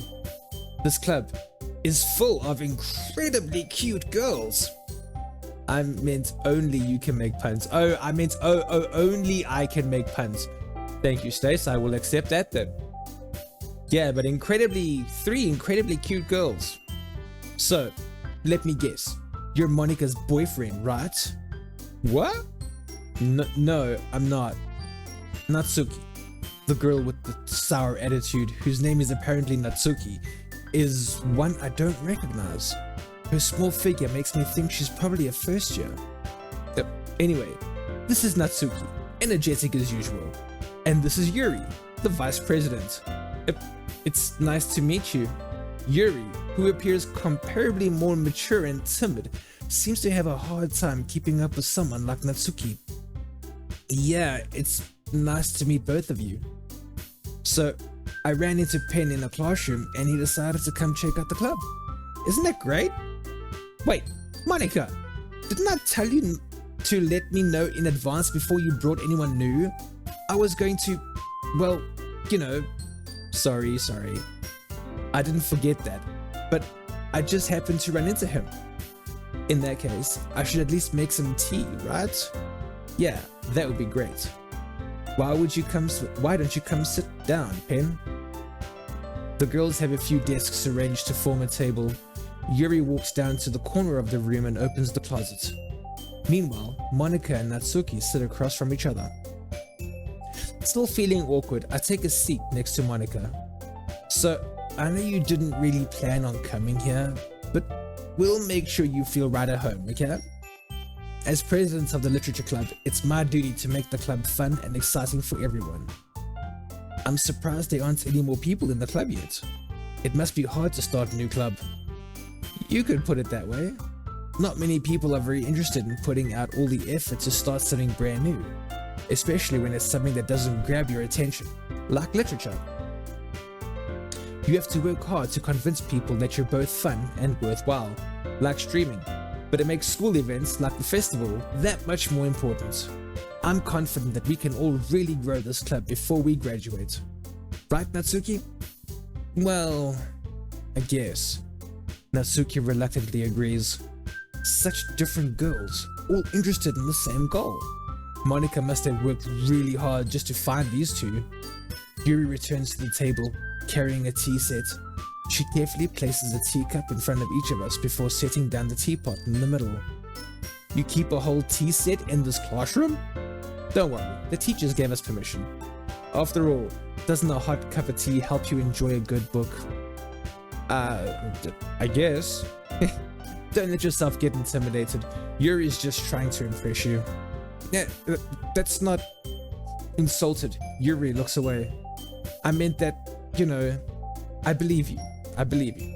Well, tea and reading might not be a pastime for me, but I at least enjoy tea. I'm glad. Yuri faintly smiles to herself in relief. So, Pen, what kind of things do you like to read? Well, considering how little I've read these past few years, I don't really have a good way of answering that. Manga? I mutter quietly to myself, half joking. Natsuki's head suddenly perks up. It looks like she wants to say something, but she keeps quiet. Not much of a reader, I guess. Well, that can change. What am I saying? I spoke without thinking after seeing Yuri's sad smile. Anyway, what about you, Yuri? Well, let's see. Yuri traces the rim of her teacup with her finger. My favorites are usually novels that build deep and complex fantasy worlds. The level of creativity and craftsmanship behind them is amazing to me. And telling a good story in such a foreign world is equally impressive. Yuri goes on, clearly passionate about her reading. She seemed so reserved and timid since the moment I walked in, but it's obvious by the way her eyes light up that she finds her comfort in the world of books, not people. But you know, I like a lot of things. Stories with deep psychological elements usually immerse me as well. Ah, my nose is itchy. Wait. Ah. Okay. Isn't it amazing how a writer can so deliberately take advantage of your own lack of imagination to completely throw you for a loop? Remember that, guys. Remember that. Anyway, I've been reading a lot of horror lately. I read a horror book once. I desperately grasped something I can relate to at the minimal level. At this rate, Yuri might as well be having a conversation with a rock. I'd expect that from you, Yuri. It suits your personality. Oh, is that so? Really? If a story makes me think, or takes me to another world, then I really can't put it down. You know what's also being sus? Or what's also I'm finding, okay? These people all seem like this is the first time or the second time they've entered the classroom. It's like, oh, I like fantasy, or I like that. And then the president of the club comes in and it's like, oh, you like that? That's so typical of you. Like, how did you not know this on day one? Really, if a story makes me think or takes me to another world, then I really can't put it down. Surreal horror is often very successful at changing the way you look at the world, if only for a brief moment. Ugh, I hate horror. Oh? Why's that? Well, Natsuki's eyes dart over to me for a split second. Never mind. And Natsuki, even from the last storyline, like, she was very, I wouldn't say distant, but she would like look at me, she's interested in wanting to speak to me, but there's no connection yet for me to speak to her. Like, yeah, we have manga, but I don't know.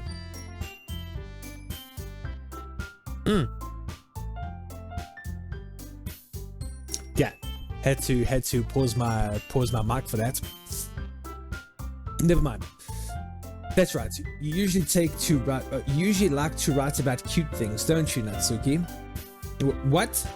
What gives you that idea? You left a piece of scrap paper behind last club meeting. See, that's the only thing. You left a piece of paper. That's how I know one thing about you. Weird.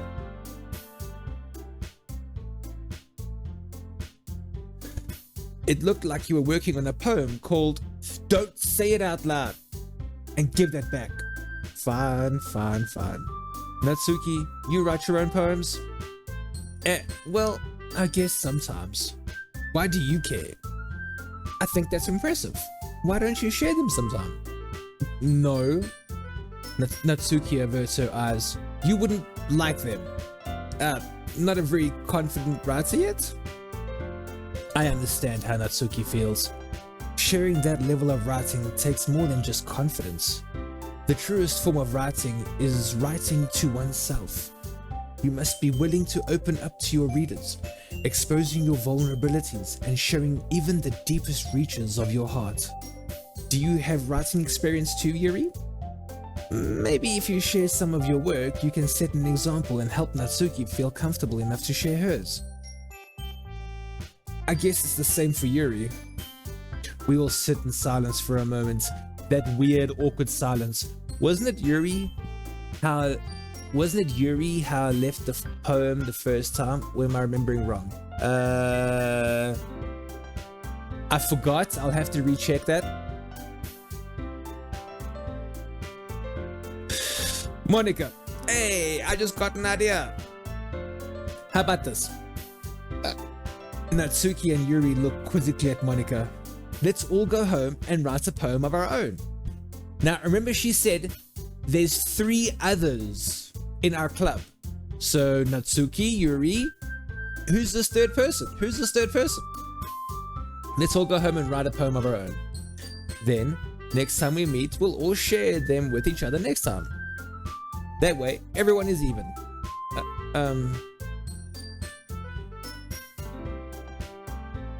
I mean, I thought it was a good idea. Well, I think you're right, Monica. We should probably start finding activities for all of us to do and participate in together. I did decide to take on the responsibility of vice president after all. I need to do my best to nurture the club as well as its members. Besides, now that we have a new member, it seems like a good step for us to take. Do you agree as well, Pen? Hold on, there's still one problem. What's that? Now that we've reached the most important topic, I bluntly come forth with what's been on my mind the entire time. I never said I would join this club. Monica may have convinced me to stop by, but I never made any decision. I still have other clubs to look at, and, I lose my train of thought. All 3 girls stare back at me with dejected eyes. Look at that. Come on, brother. But, I'm sorry. I thought, The girls exchange glances before Monica turns back to me. I guess I need to tell you the truth, Pen. The thing is, we don't have enough members yet to form an official club. We need 4, and I've been trying really, really hard to find new members. And if we don't find one more before the festival, I'm defenseless against these girls. How am I supposed to make a clear-headed decision when it's like this? I would feel terrible for letting everyone down in this situation. And besides, the club itself seems pretty relaxed. So if writing poems is the price I need to pay in order to spend every day with these beautiful girls? Right. Okay, I've decided then. I'll join the literature club. One by one, the girls' eyes light up. Oh my goodness, really? Do you really mean that, Pen? Yep. It could be fun, right? I mean, we've never done this before. You really did scare me for a moment. I mean, if you really just left after all this, I would be super pissed. Pen, I'm so happy. We can become an official club now. Thank you so much for this. You're really amazing. I'll do everything I can to give you a great time, okay? Thanks, I guess. Okay, everyone. I think with that, we can officially end today's meeting on a good note. Everyone, remember tonight's assignment. Write a poem to bring to the next meeting so we can all share. Monica looks over at me one more time. Pen, I look forward to seeing how you express yourself. Yeah. Can I really impress the class star Monica with my mediocre writing skills? I already feel the anxiety swelling up inside me. Meanwhile, the girls continue to chit-chat as Yuri cleans up the tea set. I guess I'll be on my way then? Okay, I'll see you tomorrow then. I can't wait. With that, I depart the club room and make my way home. The whole way, my mind wanders back and forth between the three girls. Natsuki, Yuri, and of course, Monica. Will I really be happy spending every day after school in a literature club? Perhaps I'll have the chance to grow closer to one of these girls. Alright, I'll just need to make the most of my circumstances, and I'm sure good fortune will find me. And I guess that starts with writing a poem tonight. Yeah, boy, time for some poems! You have unlocked a special poem. Would you like to read it? Yes, please. A dream. I was staying over at my friend's place. There were 4 of us. I drifted off to sleep while everyone was talking and watching TV. In my dream, I was still at my friend's house. The only difference was that there were nails sticking out of the walls everywhere, and there was also someone I didn't recognize. A person I didn't recognize told a joke, and everyone laughed. I woke up to the sound of everyone laughing at something that happened on the TV. So the laughing was not part of the dream. It was the noise that woke me up. I wonder who that person was and how they knew to tell a joke at that moment.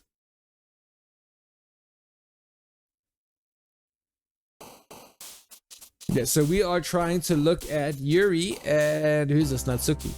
Why not Monica?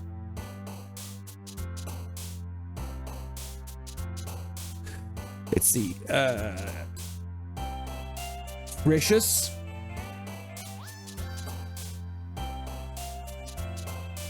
I don't want to go depression. Okay, fine. Precious, depression, massacre, memories, the journey of raindrops, twirl and dance in vibrant, secretive pain, the uncontrollable heartbeat of love, and the agonizing fireflies of death. The entropy is fickle and marshmallow. Yuri, bro, we are team Yuri forever, okay? I don't care what happens, we are team Yuri till we die. I'm a one girl kind of guy. I said Yuri from the beginning, okay? If you go look back at our last stream, I was like, ooh, that chick. Turns out Yuri. We're sticking with Yuri, boys. Yuri till the death, which might just happen.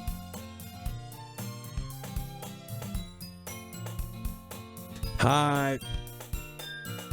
Glad to see you didn't run away on us. Nah, don't worry. This might be a little strange for me, but I at least keep my word.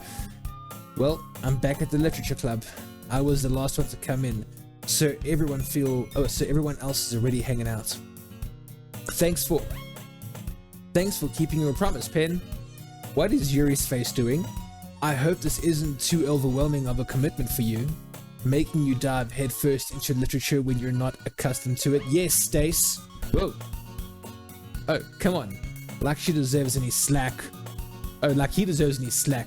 You already had to be dragged here by Monica. I don't know if you plan to just come here and hang out or what, but if you don't take us seriously, then you won't see the end of it. Atsuki have a big mouth for someone who keeps manga collection in the classroom. Natsuki finds herself stuck between saying Monica and manga. Manga is literature.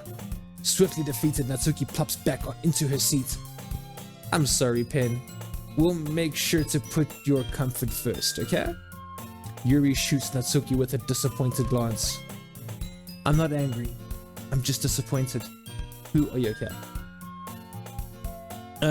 Anyway, now that you're in the club and all, perhaps you might have interest in picking up a book to read?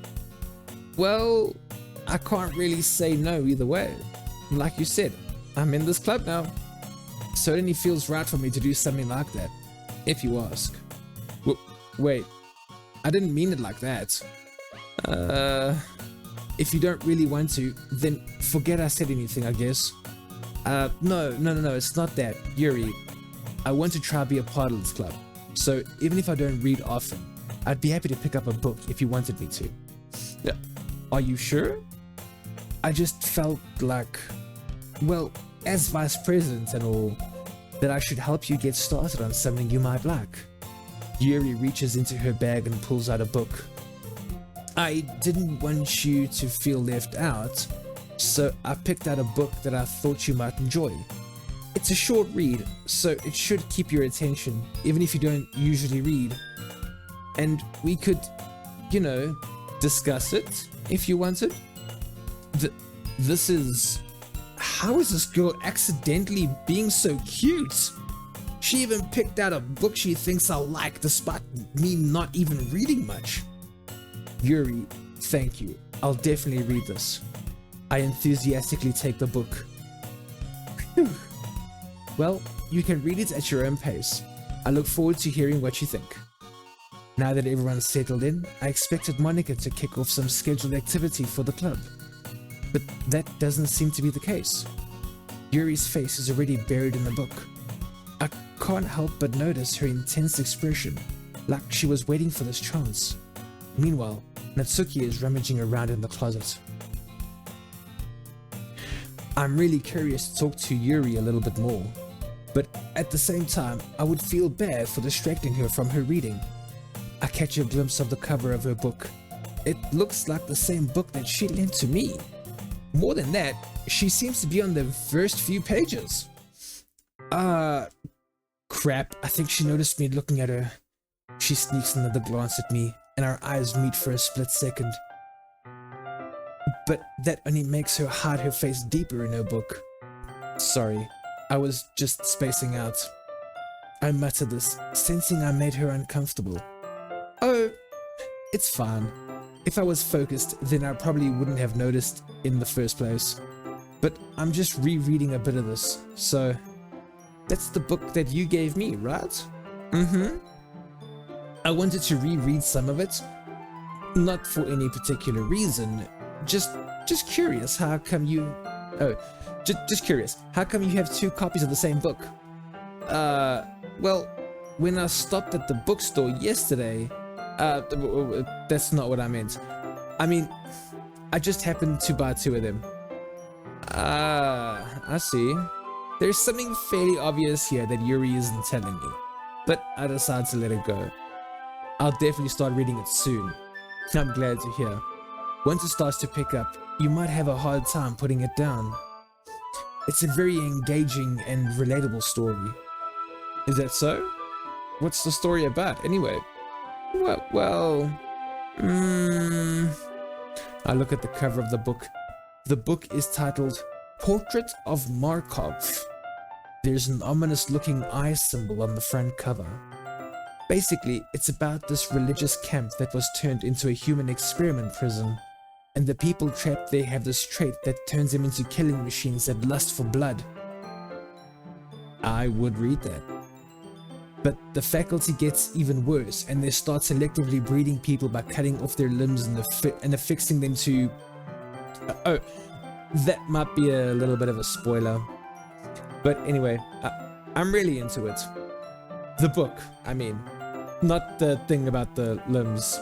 That's kind of dark, isn't it? Yuri made it sound like it was going to be a nice story, so that dark turn kind of came out of nowhere. Are you not a fan of that sort of thing, Pen? No, it's not that. I mean, I can definitely enjoy those kinds of stories, so don't worry. I hope so. Yeah, I totally forgot that Yuri is into those things.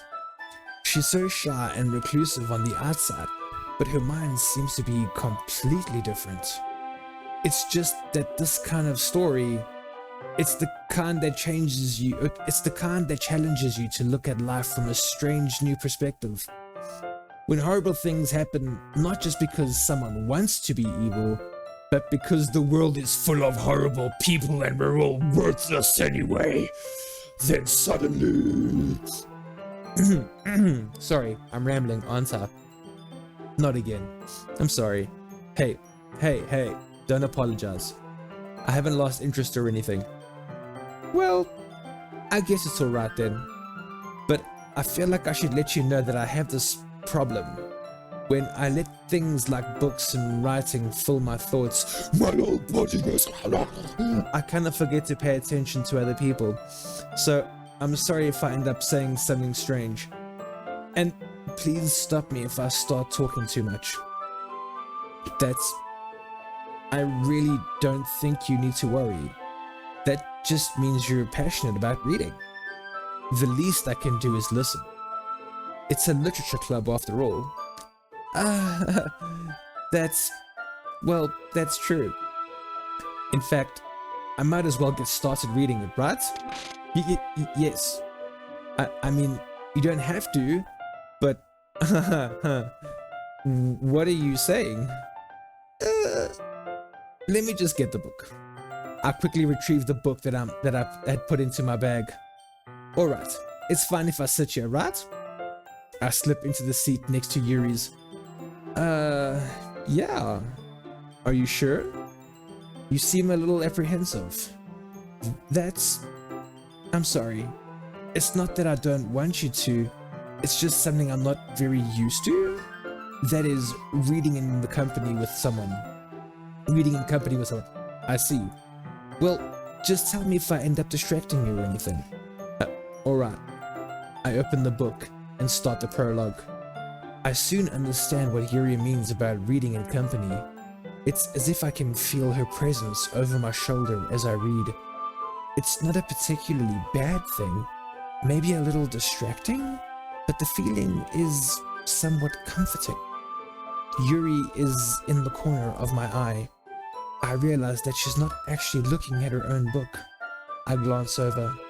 It looks like she's reading from my book instead. Sorry. I was just bathing in the element. Yuri, you really apologize a lot, don't you? No, I do. I don't really mean to. Sorry. I mean... What? Here, this should work, right? I slide my desk until it's up against Yuri's, then hold my book more between the two of them. I suppose so. Yuri timidly closes her own copy.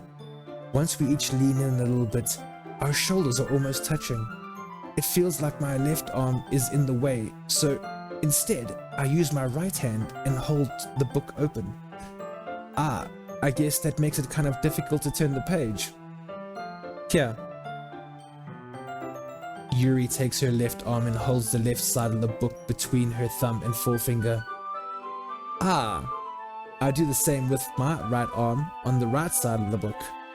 That way, I turn a page and Yuri slides it under her thumb after it flips to her side. But in holding it like this, we're huddled even closer together than before. Boing! Getting close to the devil! It actually kind of distracting me. It's as if I can feel the warmth of Yuri's face, and she's in the corner of my vision.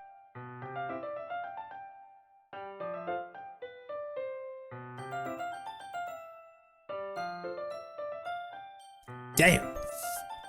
Yeah. Are you ready? Are you ready?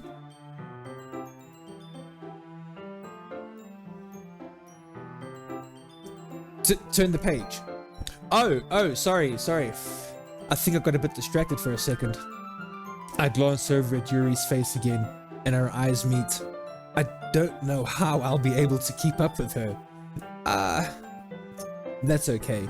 You're not as used to reading, right? I don't mind being patient if it takes you a little longer. It's probably the least I can do, since you've been so patient with me. Yeah. Thanks. We continue reading. Yuri no longer asks me if I'm ready to turn the page. Instead, I just assume that she finishes the page before me, so I turn it by my own volition. We continue the first chapter in silence. Even so, turning the page almost feels like an intimate exchange. My thumb gently letting go of the page, letting it flutter over to her side as she catches it under her own thumb. Hey, Yuri, this might be a silly thought, but the main character kind of reminds me of you a little bit. Eh? No, I don't relate to this character at all. No, I don't relate at all. It's not me. Definitely not. What? No, never. Really? I was just thinking the way she second guesses things she says and all that. That's what you were talking about. Yeah, that's what you were talking about. Sorry. I thought you meant, something else about her. Something else? Never mind. We didn't even get that far yet, so I don't know why that came into my head. Yuri, are you feeling alright? Yuri's been a little fidgety ever since we started reading. You can rest if you're feeling a little sick or something. Your breathing is a little... My breathing? Yuri puts her hands on her chest as if to feel her heartbeat. I didn't even notice. Anyway, I'm fine. I just need some water. Alright, don't push yourself. Yuri stands up and practically rushes out of the classroom. What on earth was that about? Yes, Alpendra.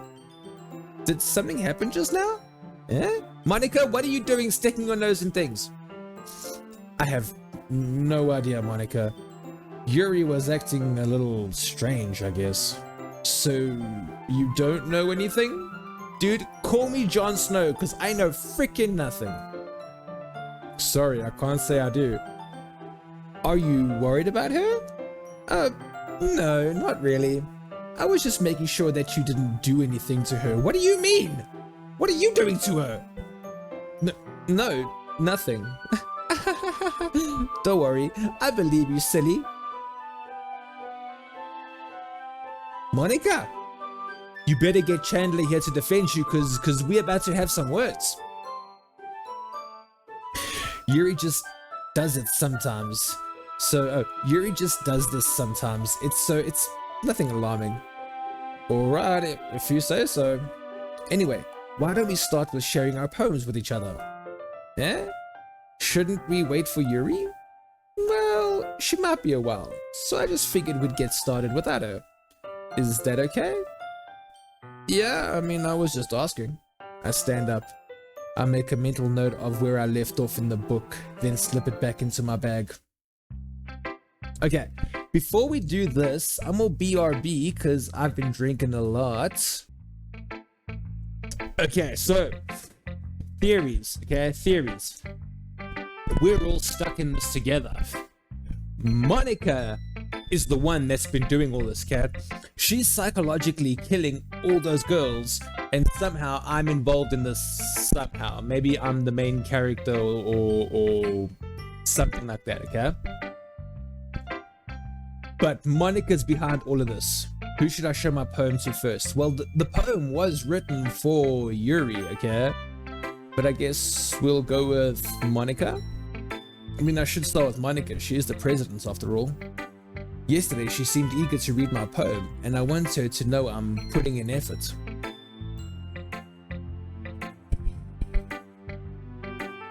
Hi, Pen. Having a good time so far? Yeah. Good. Glad to hear it. By the way, since you're new and everything, if you ever have any suggestions for the club, like new activities or things we can do better, I'm always listening. Don't be afraid to bring things up, okay? Alright, I'll keep that in mind. Of course I'll be afraid to bring things up. What do you mean? I'm much better off just going with the flow until I'm more settled in. Anyway, want to share your poem with me? It's kind of embarrassing, but I guess I have to. Don't worry, Pen. We're all a little embarrassed today, you know. But it's that sort of barrier that we'll all learn to get past soon. Yeah, that's true. I hand Monica my poem. She talks like there's this barrier between us. Like, did you just form this club like half an hour ago? Great job, Pen. I was going, ooh, in my head while reading it. It's really metaphorical. I'm not sure why, but I didn't expect you to go for something so deep. I guess I underestimated you. It's easiest for me to keep everyone's expectations low. That way, it always counts when I put in some effort. That's not very fair. Well, I guess it worked anyway. You know that Yuri likes this kind of writing, right? Yes! Who do you think I wrote it for? Writing that's full of imagery and symbolism. Sometimes I feel like Yuri's mind is just totally detached from reality. I don't mean like she's a bad thing, or I don't mean like that as a bad thing or anything though. But sometimes I get the impression that she's just totally given up on people.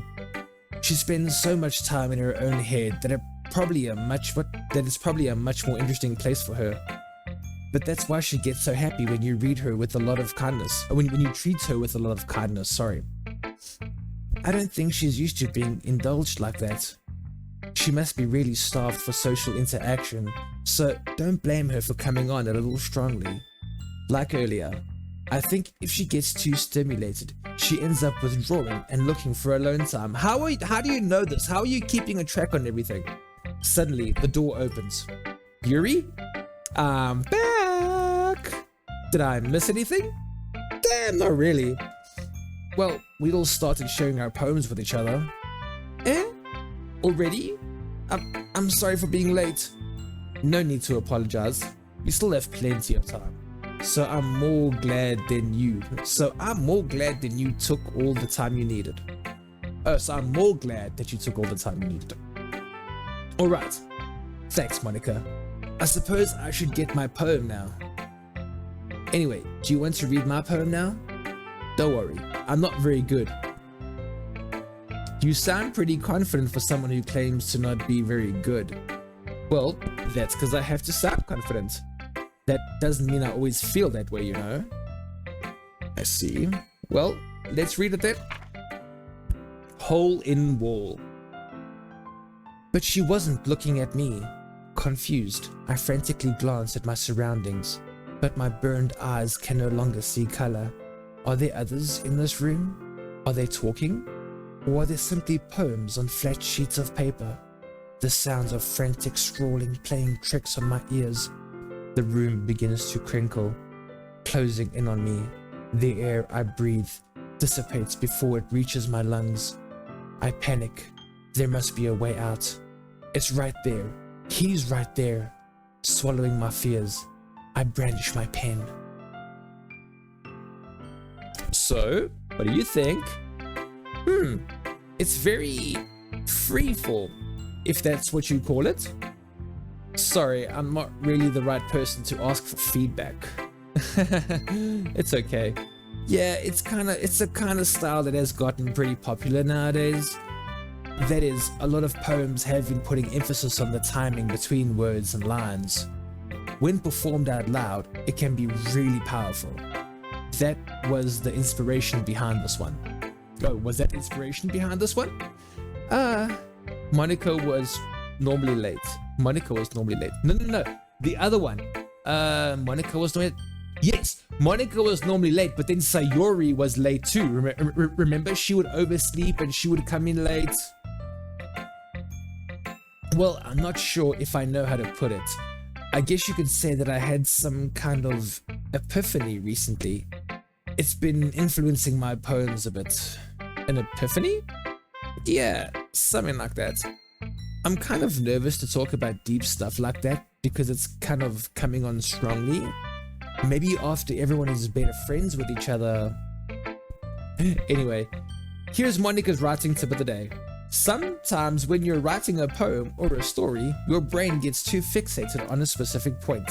If you try so hard to make it perfect, then you'll never make any progress. Just force yourself to get something down on the paper and tidy it up later.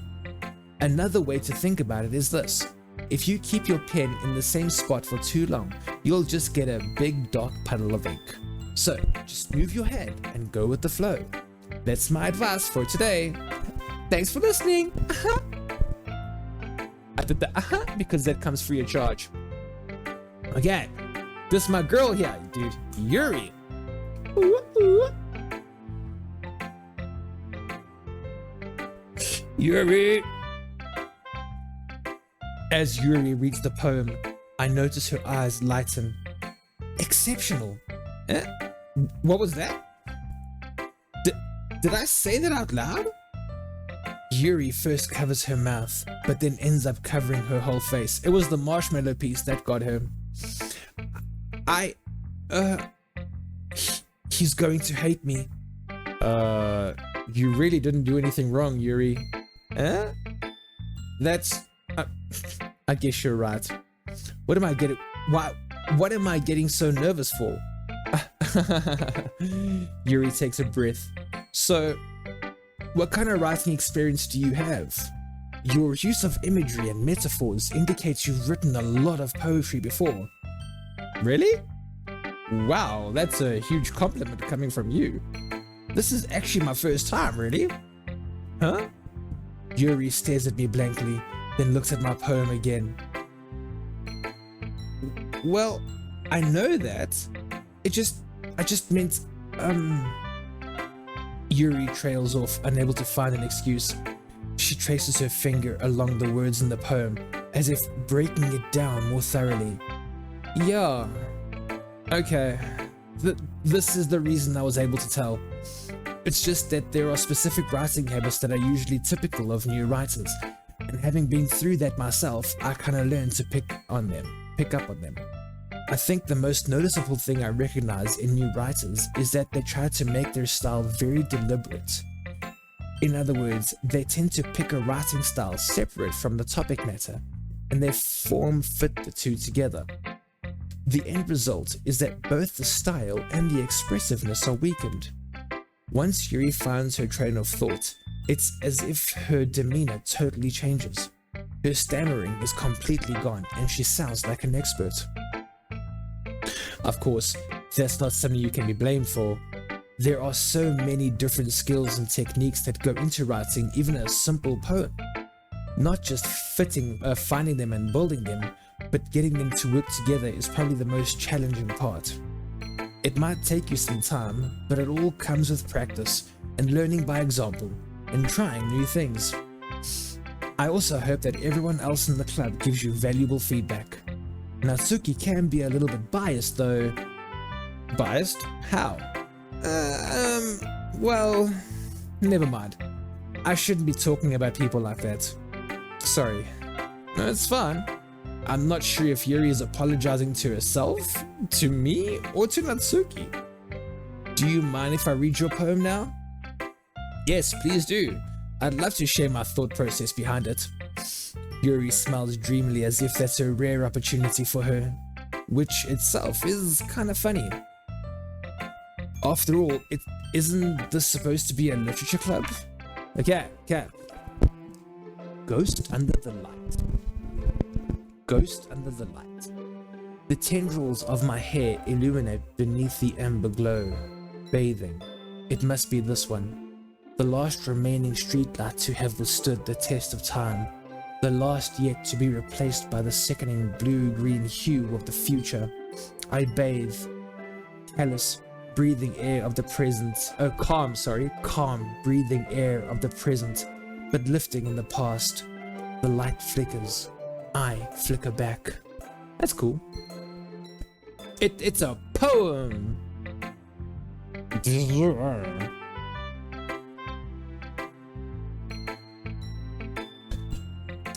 I'm sorry I have such terrible handwriting. What? Yeah, actually you do, bro. Can you not just like block form? I wasn't thinking that at all because I couldn't understand what you were reading. but it looked like but it took you a long time to read. Well, I just don't read script very often. I actually think your handwriting is pretty. Yeah, that's a relief. Also, I liked the poem. Even though it's short, it was really descriptive. It wasn't too short? I usually write longer poems. No, not at all. I'm really glad you like it. I'll be honest, since it's our first time sharing, I wanted to write something a little more mild, something easy to digest, I suppose. Are you into ghosts, Yuri? Uh-huh. Actually, the story isn't about a ghost at all, Pen. Really? I must have totally missed the point. Well, I suppose you did only glance over it after all. But remember that poets often express their own thoughts, feelings, and experiences in their work. They usually do more than tell a simple story or paint a picture. In this case, perhaps the subject of the poem is only being symbolically compared to a ghost, lingering in her last remaining place of comfort, unable to let go of her past, and soon to be left with nothing. That's a lot more solemn, putting it that way. I hadn't even thought of it like that. That's pretty impressive. It's nothing really. Yours was impressive too, so... nah. If anything, I could probably learn a thing or two from you. You think so? Yeah, of course. You know, I was really nervous about doing all this, but in the end, I enjoyed it. I'm going to keep doing my best for you, Pen. Me too. Yeah. Now it's just little old Natsuki left.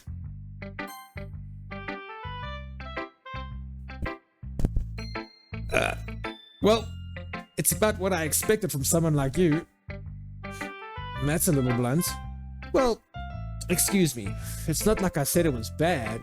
It's just it didn't evoke any emotions. So basically it's not cute enough for your tastes? Do you want to get smacked? I'll pass. Well, anyway, I guess I need to show you mine. Not that you'll like it.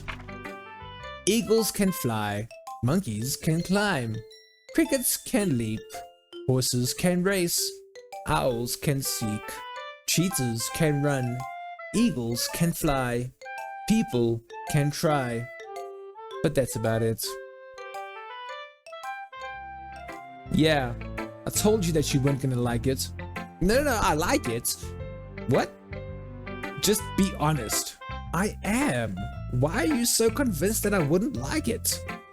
Well, because everyone in high school thinks that writing has to be all sophisticated and stuff, so people don't even take my writing seriously. But isn't the point of poems for people to express themselves? Your writing style wouldn't make your message any less valid. Yes, exactly.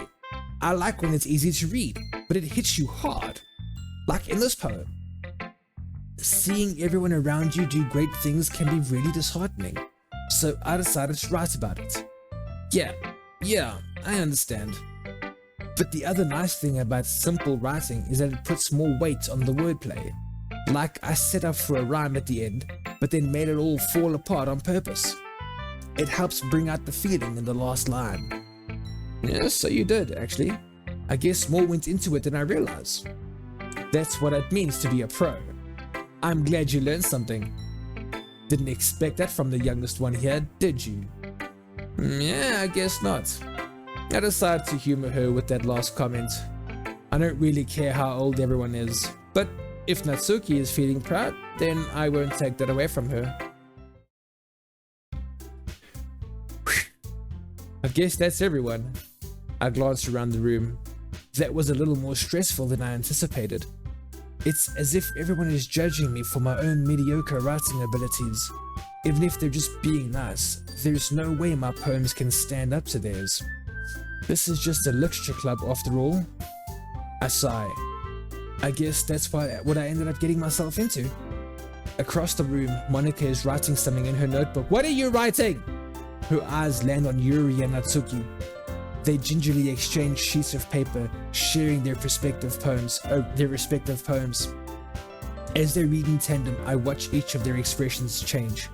Natsuki's eyebrows furrow in frustration. Meanwhile, Yuri smiles sadly. What's with this language? Eh? Did you say something? Oh, it's nothing. Natsuki dismissively returns the poem to the desk with one hand. I guess you could say it's fancy. Ah, thanks.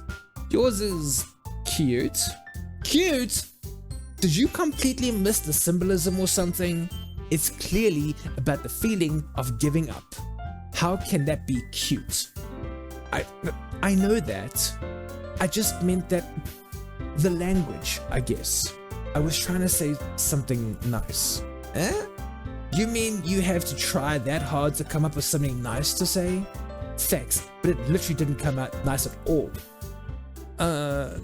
Well, I do have a couple suggestions. If I was looking for suggestions, I wouldn't have asked someone who actually liked it. I would have asked someone who liked it. Which people did, by the way. Monica liked it, and Penn did too. So based on that, I'll gladly give you some suggestions of my own. First of all, excuse me, I appreciate the offer, but I've spent a long time establishing my writing style. I don't expect it to change anytime soon, unless of course I come across something particularly inspiring, which I haven't yet. And Penn liked my poem too, you know. He even told me he was impressed by it. Natsuki suddenly stands up. Oh? I didn't realize you were so invested in trying to impress our new member, Yuri. That's not what I... You're just... Yuri stands up as well. Maybe you're just being jealous that SL Pendrell appreciates my advice more than he appreciates yours. Huh. And how do you know he didn't appreciate my advice more? Are you that full of yourself? No. If I was full of myself, I would deliberately go out of my way to make everything I do overly cutesy. Yeah. Well, do you know what? I wasn't the one whose boobs magically grew a size bigger as soon as Penn started showing up. Natsuki. Natsuki? That's a little... This doesn't involve you. Taking out your own insecurities and others like that. You really act as young as you look, Natsuki. Me. Look who's talking. You wanna be edgy, bitch?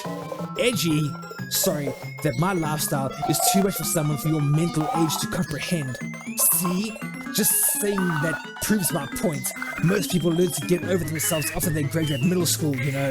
If you want to prove anything, then stop harassing others with your sickening attitude. You think you can counterbalance your toxic personality just by dressing up and acting cute? Then the only cute thing about you is how hard you try. Whoa, be careful, you might cut yourself on that edge, Yuri. Oh, my bad. You really do, don't you? Did you just accuse me of cutting myself? What the fuck is wrong with your head? Yeah, go on. Let Penn hear everything you really think. I'm sure he'll hear everything over your heel. I'm sure he'll be head over heels after you this. Suddenly Yuri turns towards me as if she just noticed I was standing here. Penn, she's trying to make me look bad. That's not true. She started it. How did I guess? It's not every argument with someone. Yuri!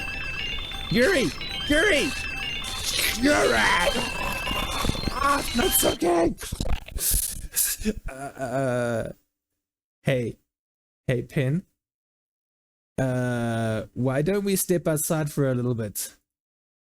Okay? Whew. Well, sorry about that. They really shouldn't have tried to get you involved. It's probably better for us to stay out of this. We'll probably go back inside once they're done yelling. Some presidents I am, right? I can't even confront my own club members properly. I just wish I was able to be a little more assertive sometimes. But I never have it on me to put my foot down against others. You understand, right? Anyway, if this makes you want to spend less time with the others, then that's fine. I'd be happy to spend time with you instead.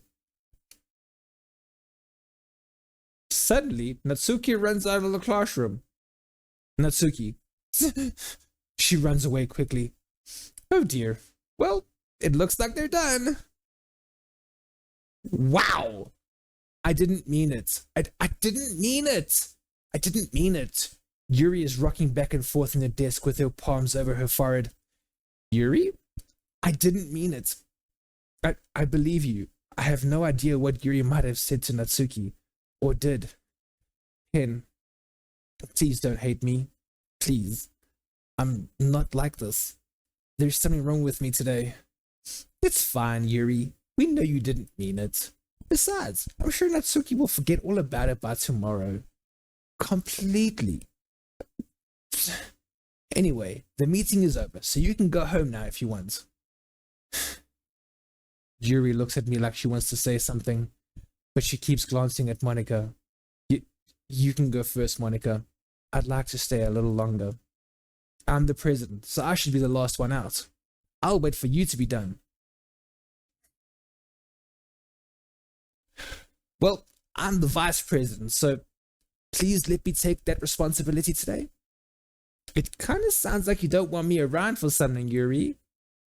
It's not that. It's not that. I just didn't get that much of a chance to discuss my book with Pen. It would just be embarrassing with you listening. I guess I don't really have a choice, do I? I'm sorry for causing trouble, but I really appreciate you understanding.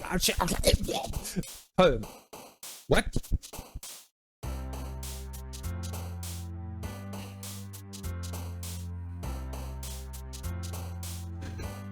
Whew. Okay. Let's see. Unrestrained. We're definitely. No, we always go with unrestrained. Let's go with something a little bit more happy. Okay. Let's change things up a bit. Let's go rainbow and milk with sweet marshmallows. Rings hopeless.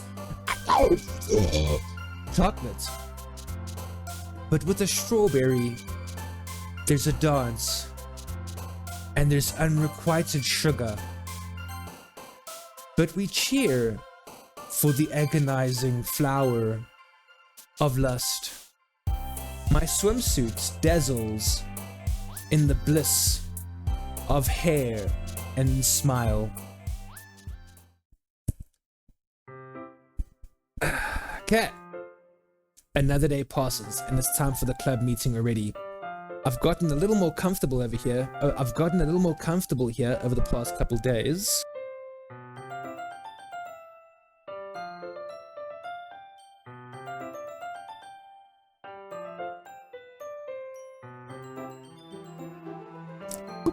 Wait. Was my game... I hope it was paused the whole time. I hope my mic was paused for while I was drinking that. If it wasn't, I'm sorry. I've gotten a little more comfortable, yep. Entering the club room, the usual scene greets me. Welcome back, Pen. Hi, Yuri.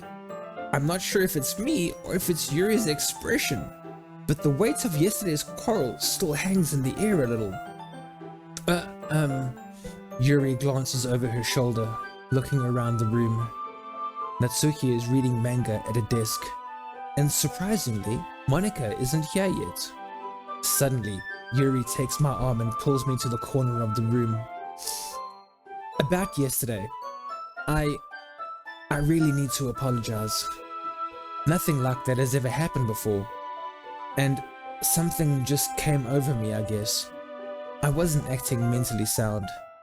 Please don't think we're usually like this. Not just me, but Natsuki as well.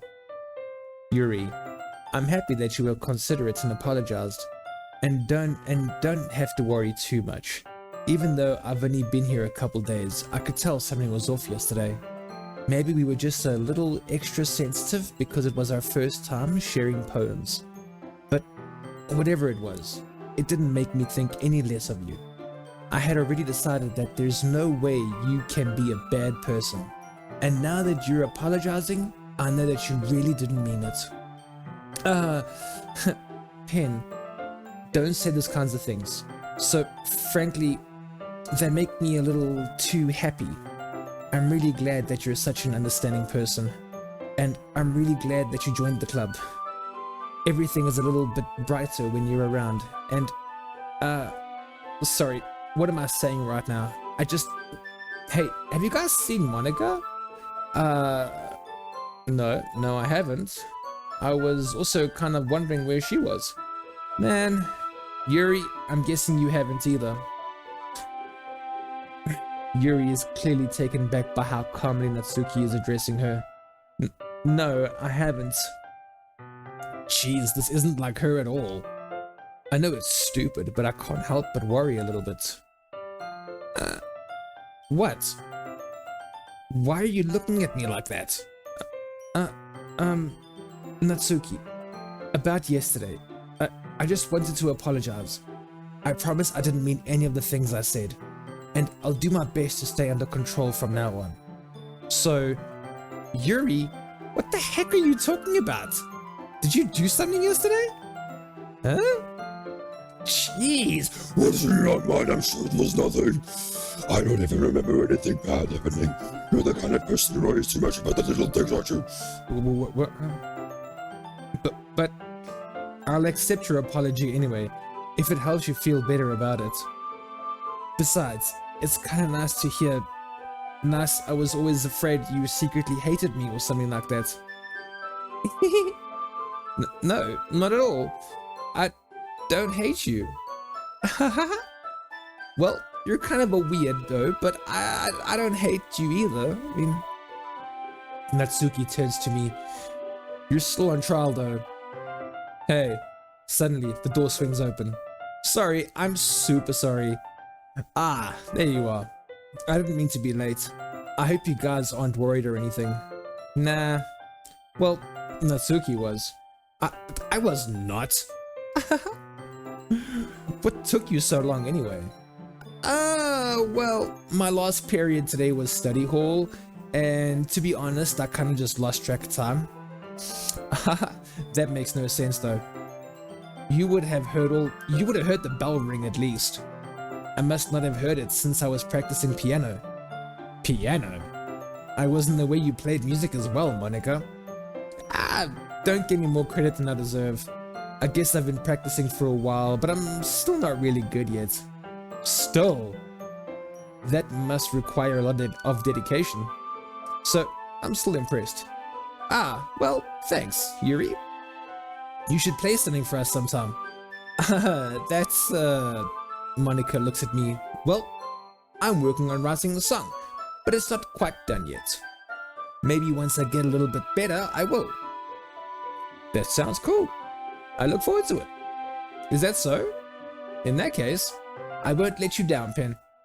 Monica smiles sweetly. I don't mean any pressure or anything like that. Don't worry. I was hoping that I could share it with you anyway. I guess that's why I've been practicing so much recently. I see. I'm not sure if Monica was referring to the whole club or just me. In that case, best of luck. Thanks. So, I didn't miss anything, did I? Nah, not at all, not really. I chose not to bring up anything that the three of us talked about. Besides, Natsuki had already run off into the closet. Why? Pen? Since your compliments put me in a good mood, I was wondering if you would like to spend some time together today. I mean, in the club. Yeah, definitely. I planned on it anyway. Okay.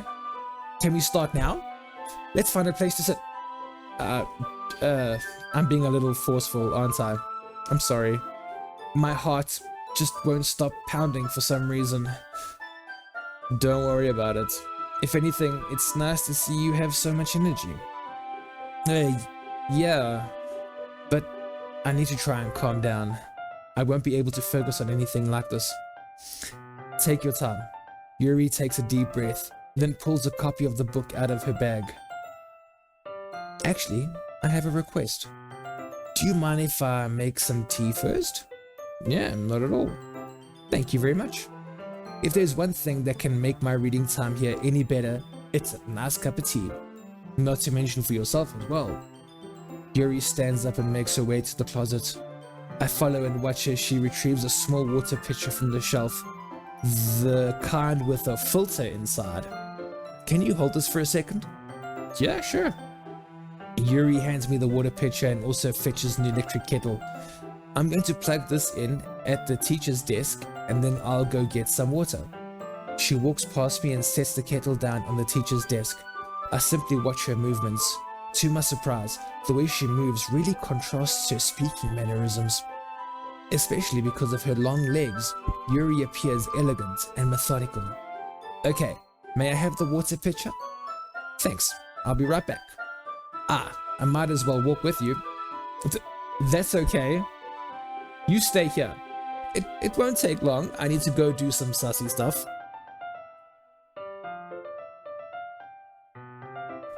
Pitcher in hand, Yuri hurries out the classroom. Did Yuri leave you again? No. It's not like that this time. She's just filling up the water pitcher to make some tea. Okay. Sorry for misunderstanding. 10 minutes pass. Yuri said it wouldn't take long. Is something holding her up? I'm bored just waiting here, so I decided to go look for her. Okay, let's see. The most logical place for Yuri to be would be the nearest water fountain. I start heading down the hallway. Ha! Ha! Ha! Ha! What the hell is that noise? It's coming from around the corner. It sounds like breathing. Oh, so it's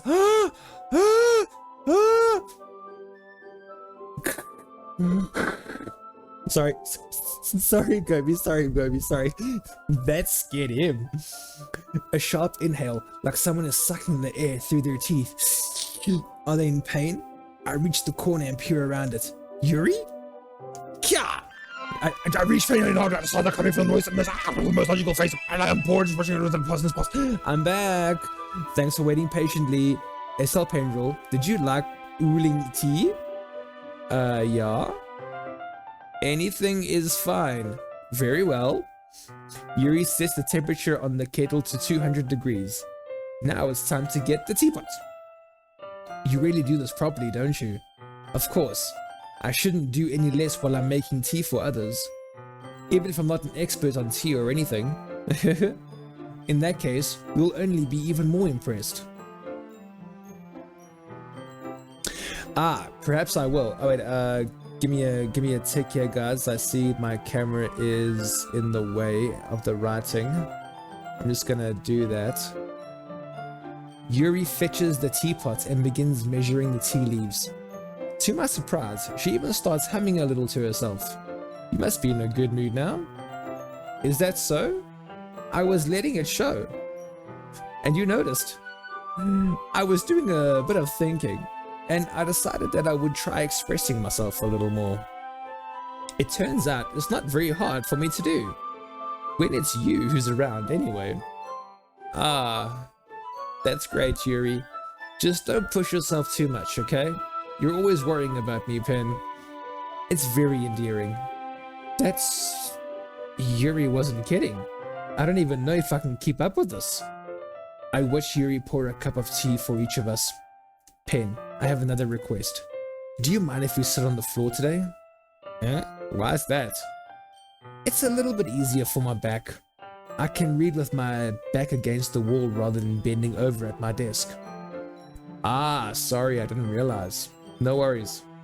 I just have back pain fairly regularly, so I do my best to manage it. Well, I can imagine why she has back pain. Is that so? I wonder why that is. It's most likely because your posture, right? Always hunched over like that while reading?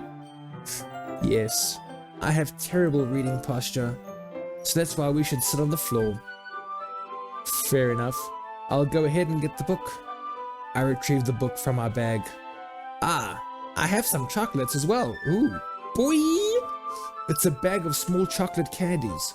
I take it since it'll go well with a tea. Dude, chocolate will go well with anything. Yuri and I then sit against the wall, teacups at our sides. As if in sync, we assume the same reading position as the last time, each holding one half the book. Except, this time, our bodies are even closer to each other. I can't see too well. Yuri slides closer until our shoulders are touching. How am I supposed to focus on reading like this? Yuri was always kind of cute, but when she's being less apprehensive, it's almost more than I can handle. Your teacup. Yuri hands me my teacup. Holding it with my hand that's not holding the book, I end up in a position that makes it even harder to focus. Harder. Wow, much wow. Yeah. There's a lot of wow going on here.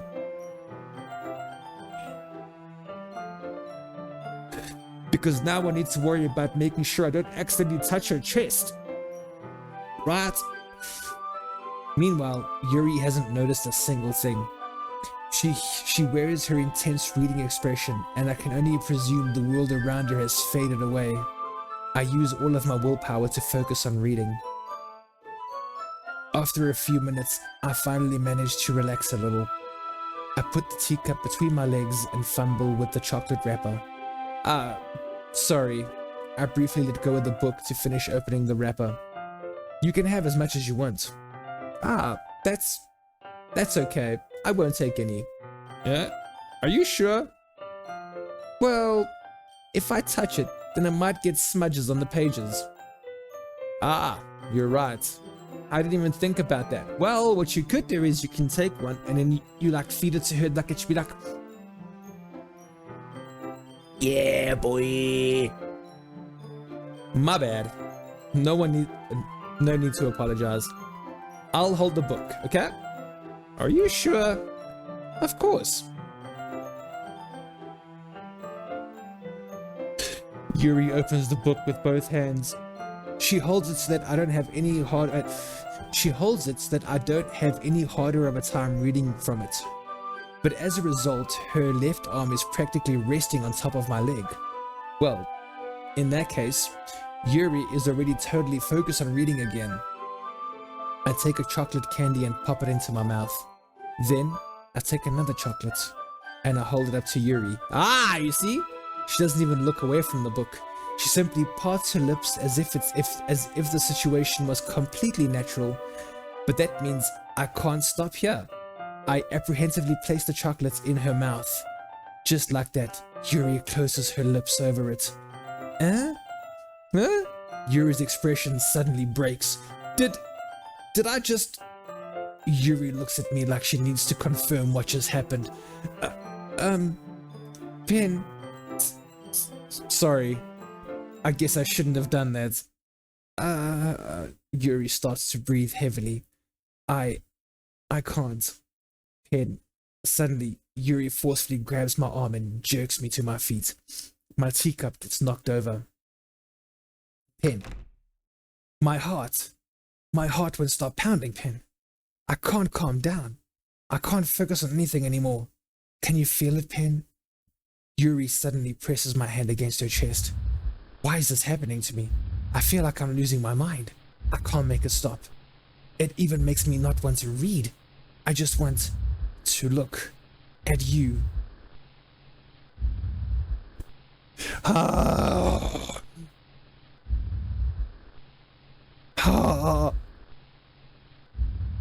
What is she doing?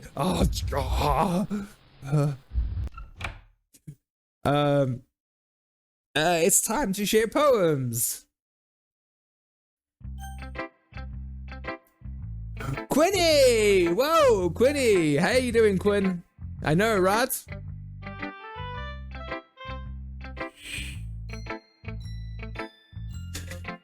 Super awkward. But now we are Team Yuri, okay? So it's okay. Who do we go? Do we stick with Yuri first? Let's stick with Yuri first. Yeah, she's been waiting for this. I've been waiting for this. Let's see what you've written for today. Well, I decided to go with a bit of a Natsuki-centered poem. Yuri smiles and takes a deep breath. I just like holding it. I mean, the poem turned out good. It's, well, there are some things that you could work on, but that doesn't really matter. I'm okay. How are you? Quinn, I am not doing too bad. We're still playing Doki Doki for Stace V. I promised myself we would finish this no matter what happened, and if you were here in the beginning of the stream, you would know what happened. But other than the beginning of the stream, I am pretty good, Quinn. Thanks, man. How's the kids doing? It feels like anything written by you is a treasure. That came out a little awkward. Let's move on. Here's the poem I wrote. You don't have to like it or anything. Dude, now I'm gonna write this chicken scratch. Wheel. A rotating wheel. Turning on axle. Grinding. Bolted. Linear gearbox. Falling sky. 7 holy stakes. A docked ship. A portal to another world. A thin rope tied to a thick rope. A torn harness. Parabolic gearbox. Expanding universe. Time controlled by slipping cogwheels. Existence of God. Swinging with open water with all directions. Drowning. A prayer written blood. A prayer written time devouring snakes with human eyes. A thread connecting all living human eyes. A kaleidoscope of holy stakes. Exponential gearbox. A sky of exploding stars. God disproving the existence of God. God disproving the existence of God. A wheel rotating in 6 dimensions. 40 gears and ticking clock. A clock that ticks 1 second for every rotation of the planet. A clock that ticks 40 times every time it ticks every second. A bolt head of holy stakes tied to the existence of a docked ship to another world. A kaleidoscope of blood written in clocks. A time-devouring prayer connecting a sky of 40 gears and open human eyes in all directions. Breathing gearbox, breathing bolt head, breathing ship, breathing portal, breathing snakes, breathing God, breathing blood, breathing holy stakes, breathing human eyes, breathing time, breathing prayer, breathing sky, breathing wheel.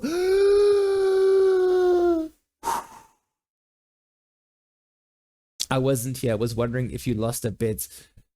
Kids are doing well. Yeah, no. Stace V recommended this game last week, and she said it was going to be like a one-time thing. But it is going on a little bit longer than usual, and I'm not gonna lie, I'm kind of low-key enjoying it. It also helps me practice my reading skills, which, it doesn't really matter what it's about. My mind has been a little hyperactive lately, so I had to take it out on your pen. That is a pen fell out of your backpack yesterday, so I took it home for safekeeping, and but yeah, you said you had your kid the other day was feeling a bit sick, Quinn, so I'm glad they're doing well. I just really like the way that it writes, so I wrote this poem with it, and now you're touching it. I'm okay. What did I just... Can we pretend this conversation never happened? You can keep this poem though. Yeah, they had pneumonia, not fun. Better now though, thanks. Pneumonia is a biatch. Natsuki. Okay, now we wrote this for Natsuki. Let's see what she says.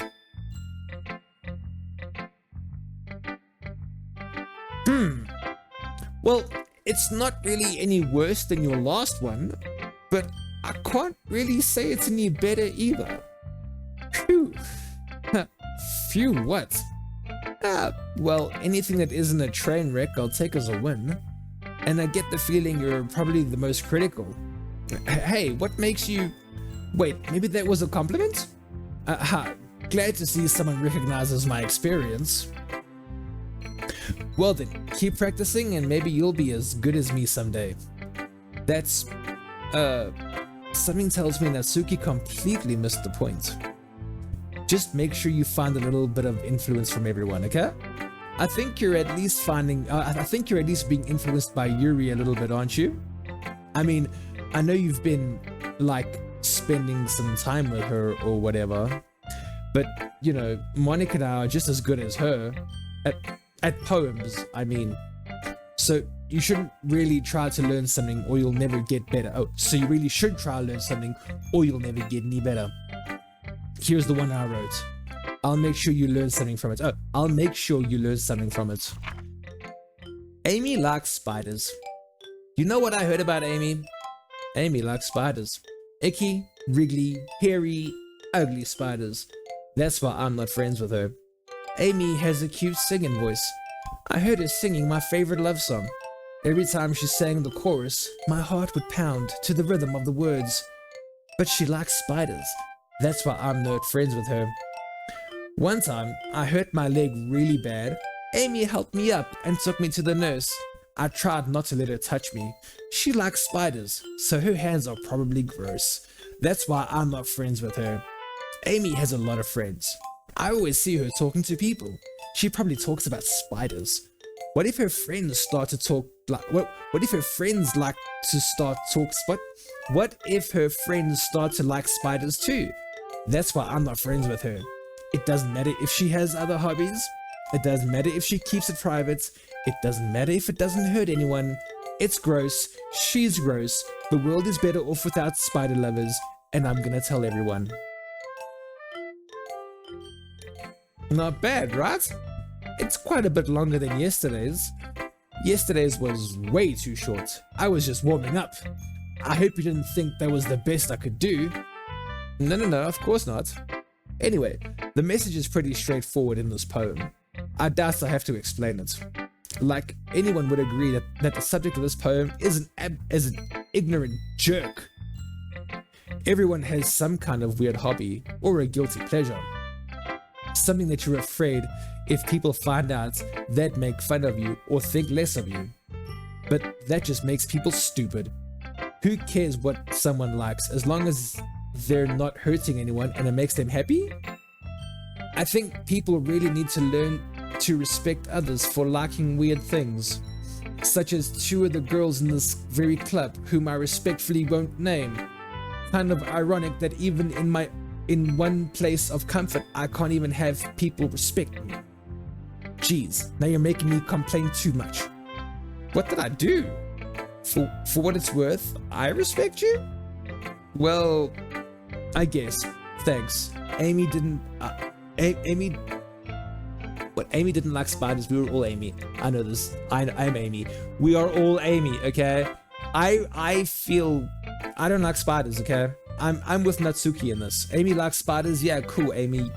Go over there. I'm not Amy.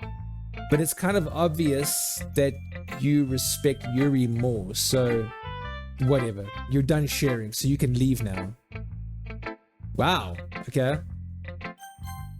She was a bit... okay. Pen, I think you saw something earlier that you weren't supposed to see. I didn't want to have to tell you this, but I don't think I have a choice. It's getting kind of dangerous for you to spend so much time with Yuri. I don't know why, but she seems pretty easily excitable when she's around you. Which shouldn't be a problem in itself, but when Yuri gets too excited, she finds a place to hide and starts cutting herself with a pocket knife. Isn't that kind of messed up? She even brings a different one to school every day, like she has a collection or something.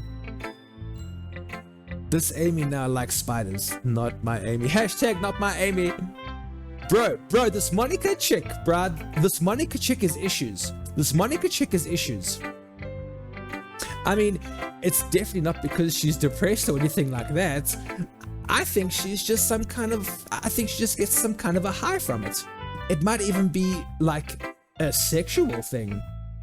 But the point is, you've kind of been enabling her. I'm not saying it's your fault though, but I guess that's why I had to explain it all to you. So I think if you keep your distance, that would probably be best for her. While you're at it, don't be shy to spend a little more time with me. Evil! To put it lightly, I at least have it together in the head, and I know how to treat my club members. But anyway, you want to read my poem now? I like the way this one turned out, so I hope you do too. Dude, this chick, bruh, save me. The colors, they won't. Bright, beautiful colors, flashing, expanding, piercing, red, green, blue, an endless cacophony of meaningless noise. The noise, it won't stop. Violent, grating, squeak, piercing, sine, cosine, tangent, like on a like playing a knife on a breathing rib cage, of delete her.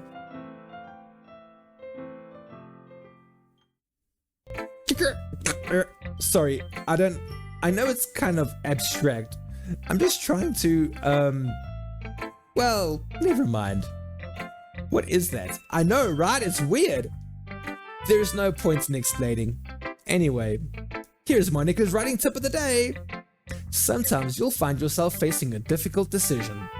When that happens, don't forget to save your game. You never know when, who am I talking to? Can you hear me?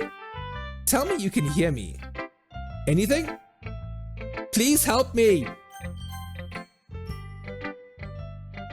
That is twisted. That's my advice for today. Thanks for listening. You have unlocked a special poem. Would you like to read it? What if you say no? But we're going to say yes because... Wait, sorry.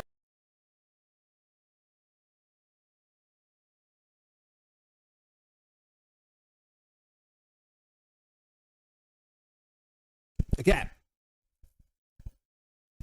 No, I'm not scared. I just want to see what happens when you say no. But, okay. Things I like about Papa. I like when Papa comes home early. I like when Papa cooks me dinner. I like when Papa gives me allowance. I like when Papa spends time with me.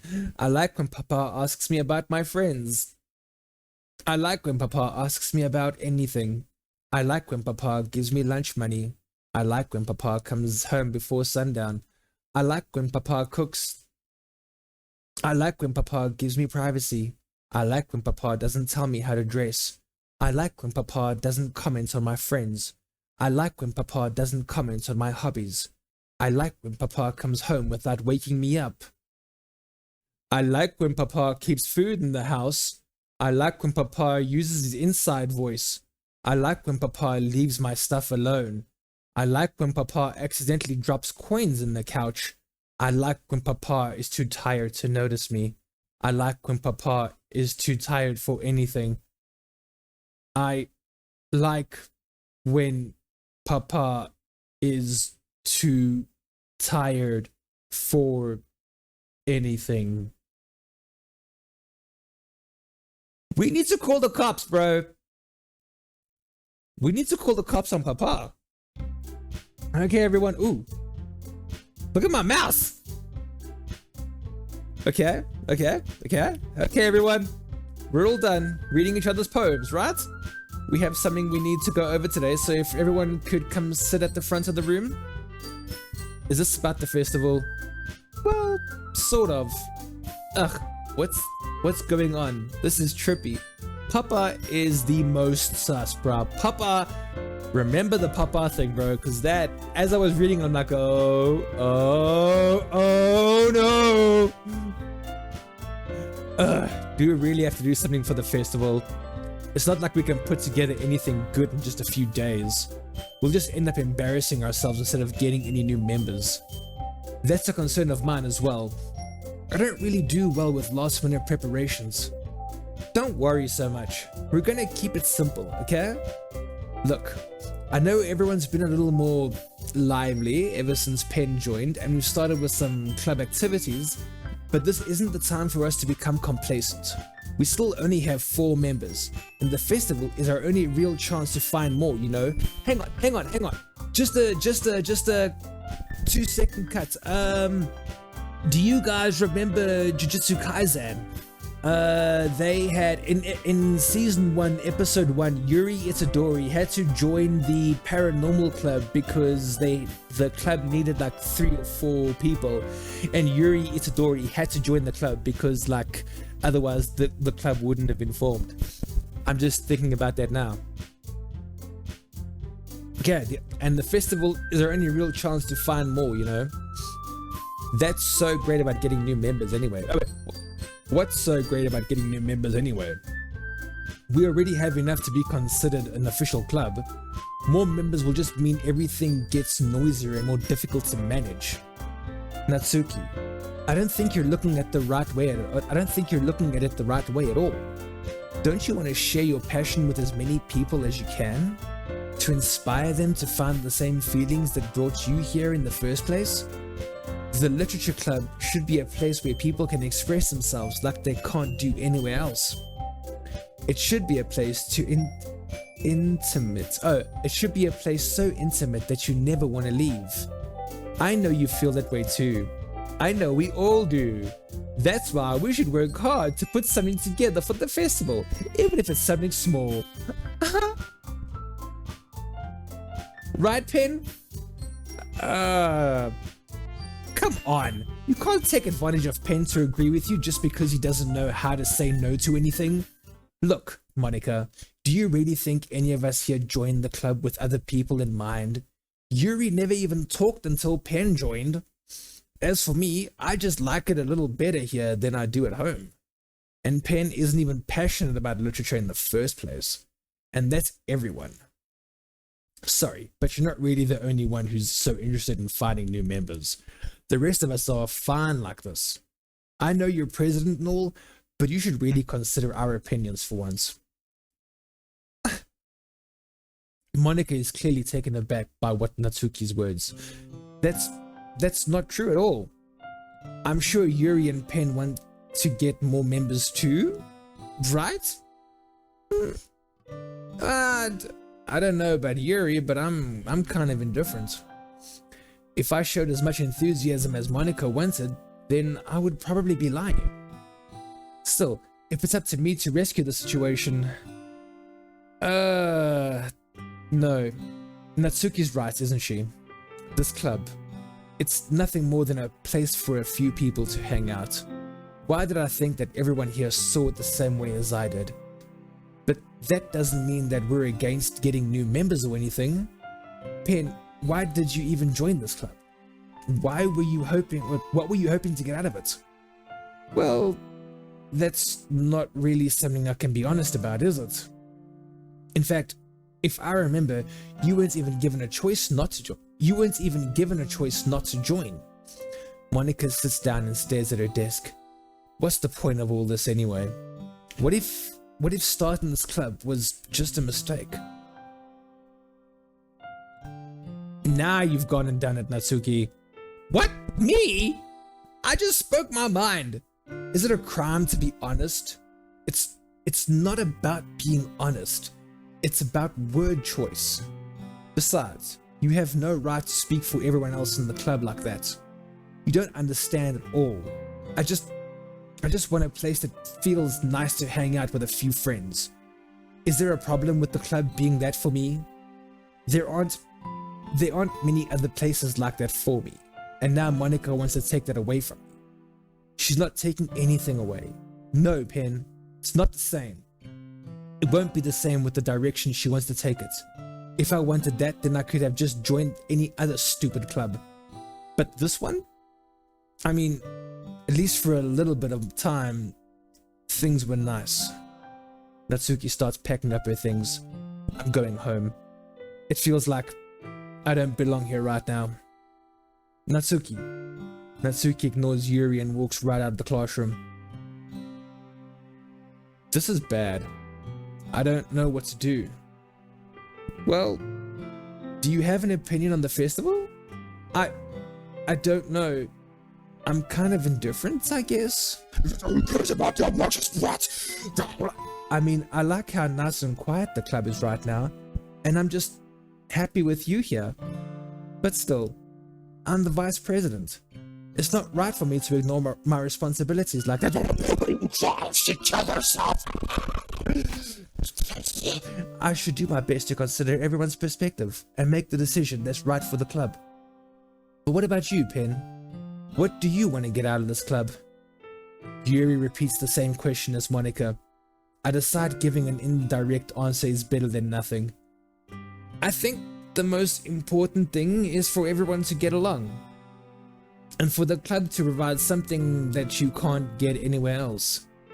I don't think it's about how many members, but rather the quality of each member. That's what will end up making the literature club a special place. I see. I really agree with you. Each member contributes their own qualities in a special way. With each change in members, the identity of the club as a whole will change too. I don't think that's necessarily a bad thing. Stepping out of your comfort zone once in a while. So, if you would like to help Monica with the festival, then I'm on your side as well. Alright. Well, maybe we can all talk to Natsuki tomorrow? Yuri nods. Hey, Yuri. Huh? I know things were a little awkward yesterday, but I feel like you deserve to know that I still think you're a wonderful vice president. And also, a wonderful friend. Monica, I want to do everything I can to make this the best club ever. Okay? Me too. Yeah. Let's all go home for today. We'll talk about the festival tomorrow. Okay. I look forward to it. Shall we go, Pen? Please don't take this the wrong way, but I'm going to chat a little bit with Pen before we leave. Just to see what he thinks of his time here and all of that. It's important to me as president. Yuri looks a little troubled, but she doesn't protest. Okay. I trust your judgment, Monica. In that case, I'll see the two of you tomorrow. See you tomorrow. Monica waves as Yuri exits the classroom. Whew. Things have been a bit hectic lately, haven't they? Pen, I just wanted to make sure you're enjoying your time at this club. I would really hate to see you unhappy. I feel kind of like I'm responsible for that as president. And I really do care about you, you know? I don't like seeing the other girls give you a hard time with how mean Natsuki is and everything, and Yuri being a little bit, you know. Sometimes it feels like you and I are the only people here. You know what I mean? But it's weird because in all the time you've been here, we've hardly gotten to spend any time together. I mean, it's technically only been a couple of days. Sorry, I didn't mean to say something weird. There are just some things I've been hoping to talk about with you. Things I know only you could understand. So that's why... Wait, not yet! No!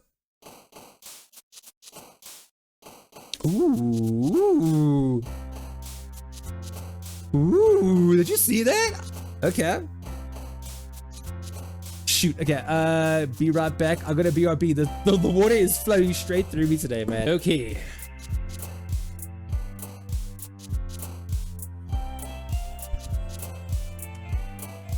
So, eternity, flying, uncanny, the agonizing. Ooh.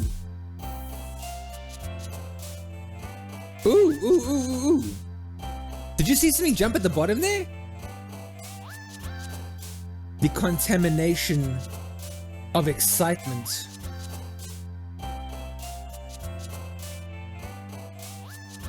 The portrait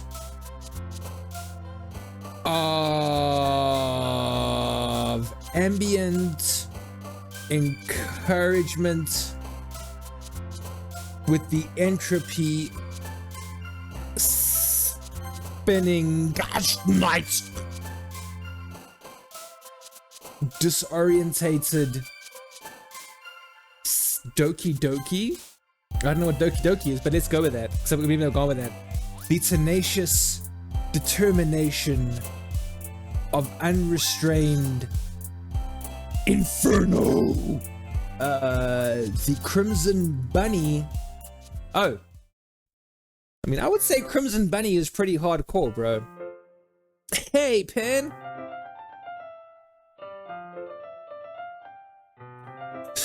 I've been waiting for you.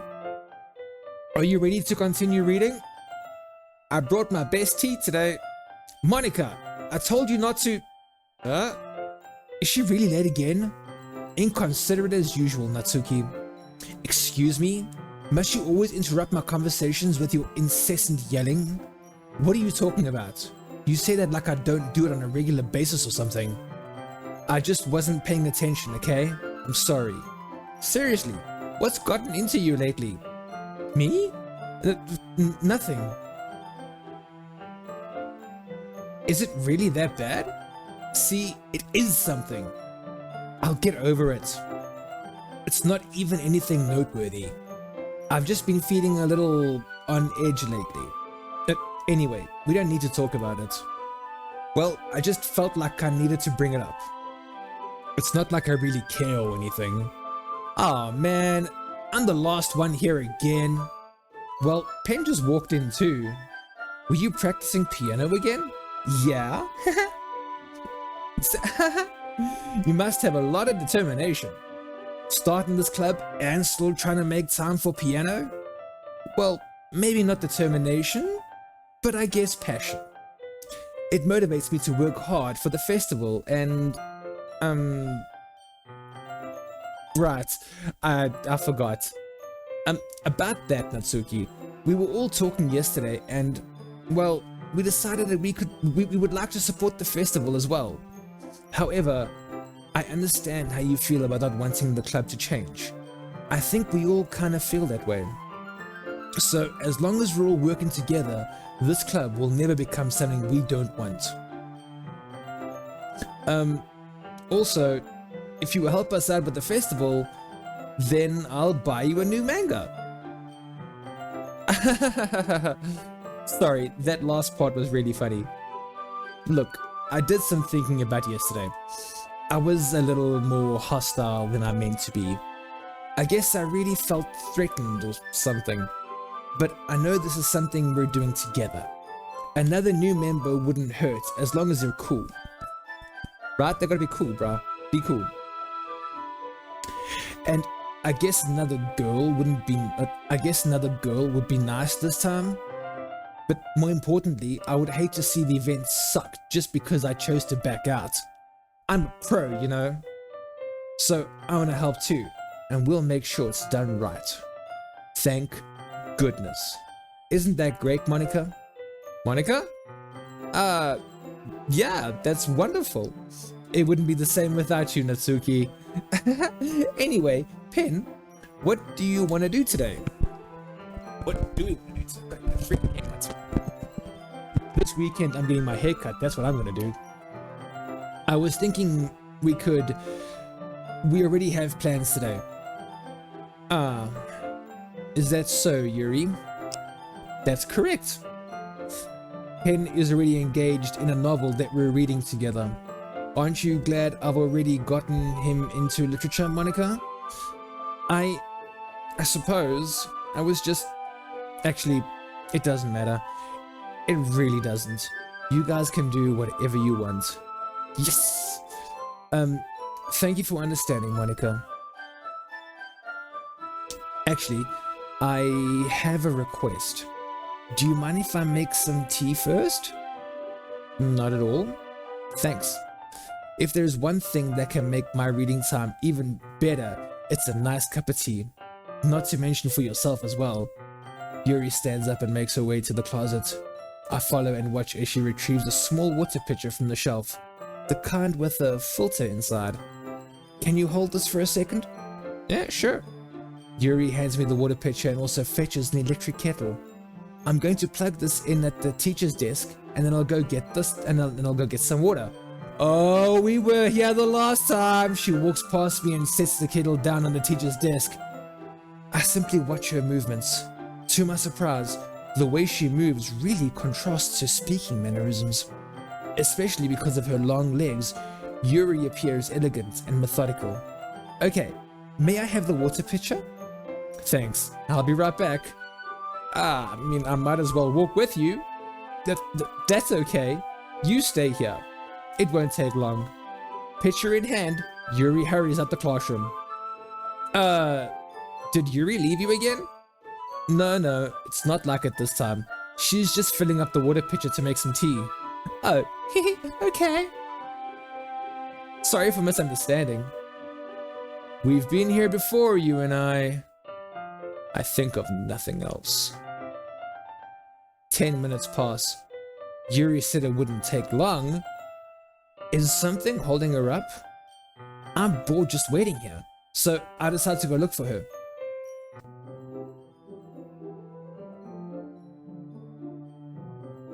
Let's see. The most logical place for Yuri to be would be the nearest water fountain, right? Of course. So, I start heading down the hallway.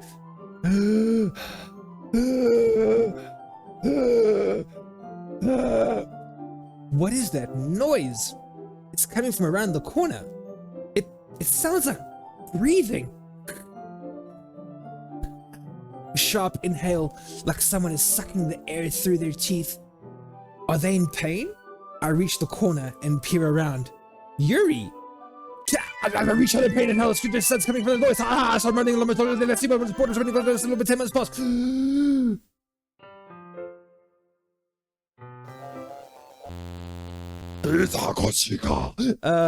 Wait. How did I... Sorry, I just had a bit of a this hasn't happened before or anything, right?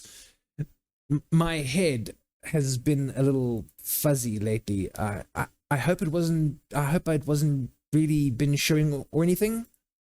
I would hate for you to think I'm weird just after we started spending time together. I mean, everyone has a few unusual things about them, but expressing those things so soon after meeting someone is usually seen as inappropriate or unlikable. At least, that's what I've discovered. When I was a bit younger, I think I would come on really strongly and get a little too intense. It made people not want to be around me. So, I started hating those things about myself. My obsession with certain hobbies and the way I can't control myself when I get too excited about something. So, I eventually stopped trying to talk to people. If nobody could ever talk to me for the things that matter most to me, if nobody could ever like me for the things that matter most to me, then it's just easier if I close myself off. But recently, something's been wrong. I don't know what it is, but every time we come to the club, my heart starts to go crazy, like it's going to rip out of my chest. It overwhelms me with energy and emotions that I can't let out. It's been making me do weird things. I don't know why it's happening. Pen, is it just me, or has Monica been acting a little off lately? She's always been a sweetheart ever since I joined the club, but recently I've been feeling something sharp whenever she's around. I'm not crazy, right? Please, tell me I'm not. I couldn't say anything before because she's always listening. But finally, we're alone. We can just stay here for a while. Yeah. I just want to stay here. Just the two of us. We can stay here until the club ends, and then we'll have the club room all to ourselves. Nobody to interfere with our reading time. Nobody to make me feel like stabbing myself in the throat. That was a joke. Just a joke. I do like knives though. It sounds strange, but you wouldn't understand if you've never seen how beautiful they can be. I have an idea. Why don't you come to my house sometime? I can show you my collection. I've gotten them all from various artisans. I make sure to give them all their fair share of use. I don't want them to get lonely or anything. Nobody deserves to be lonely. Nobody. And that's why I'm so happy you joined the literature club, Pen. Now we don't need to be lonely anymore because we have each other every day. That's all we need. You know what? Let's quit the literature club. There's no need for us to be around Monica's slimy tongue anymore. Not to mention that other pathetic child. We can walk home together every day after school and read together, eat together, sleep together. Doesn't that sound perfect? It's everything we could ever want. Isn't that what you joined the club in the first place? That's almost like it was in the fate that we should meet each other. And now we get to be happy in that never ending and that patient that we waited years for. Will you do that with me, SL Pen? Will you Why don't I show you who should I show my poem to first? How about Natsuki? How does that sound? That sounds pretty cool. This one's alright. Alright? Well, yeah, about as good as yesterday's anyway. I still can't really tell how much you actually care about writing. But either way, you're doing alright. Even though you're not really spending time with anyone but Yuri, I still think it's nice to have activities that we all participate in. So, you better keep working hard. I mean, I know I'm not president or vice president or anything, but that doesn't mean you can let me down, okay? So, at least read mine too for now. But just to be clear, this poem means a lot to me, so read it carefully, okay? Okay.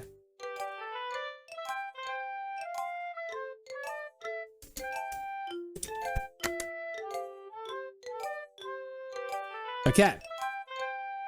For a second there, I thought my mic was paused, muted. Damn it. Okay, so I don't know how else to bring this up, but there's been something I've been worried about. Yuri has been acting kind of strange lately.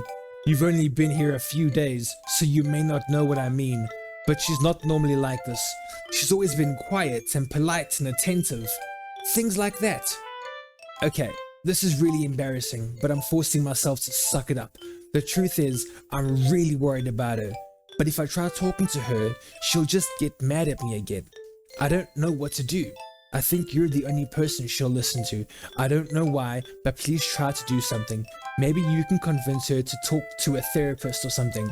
I've always wanted to try be better friends with Yuri, and it always really hurts me to see this happening. I know I'm gonna hate myself later for admitting that, but right now, I don't care. I just feel so helpless. So please see if you can do something to help. I don't want anything bad to happen to her. I'll make you cupcakes if I have to. Just please try do something. As for Monica, I don't know why, but she's been really dismissive about this. It's like she just wants us to ignore it. So I'm mad at her right now, and that's why I'm coming to you about this. Don't let her know I wrote this. Just pretend like I gave you a really good poem, okay? I'm counting on you. Thank you for reading.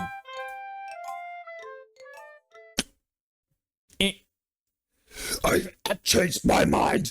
Ignore everything you just read. There's no point in anything to try or anything. It's Yuri's your fault that you're so unlikable. Can you hear me, Pencil? If you would just spend more time with Monica, all these problems would go away. Yuri and I are too messed up for someone who wonderful as you. Just think of Monica from now on. Just Monica. Just Monica. Just Monica. Okay, just Monica. Okay, so Team Salvato. Hey, here's this new game, Just Monica. This looks cool. Who should I show my poem to next? How about who do I go to, bruh?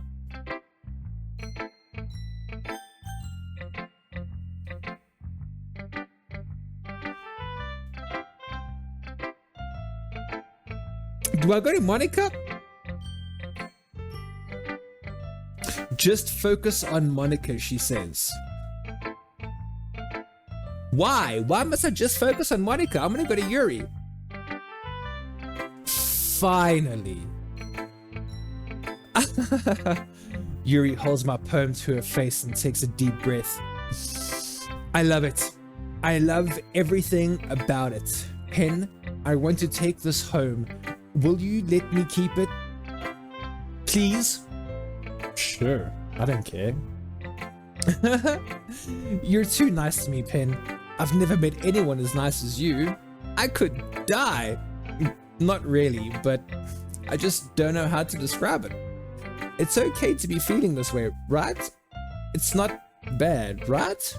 Yuri holds my poem to her chest. I'm going to take this home with me and keep it in my room. I hope that it makes you feel good when you think about having it. I'll take good care of it. I'll even touch myself while reading it over and over and over. I'll give myself paper cuts so your skin oil enters my bloodstream. Can you have my poem too? Besides, after you read it, I know you're really going to want to keep it. Here, take it. I can't wait any longer. Hurry, read it.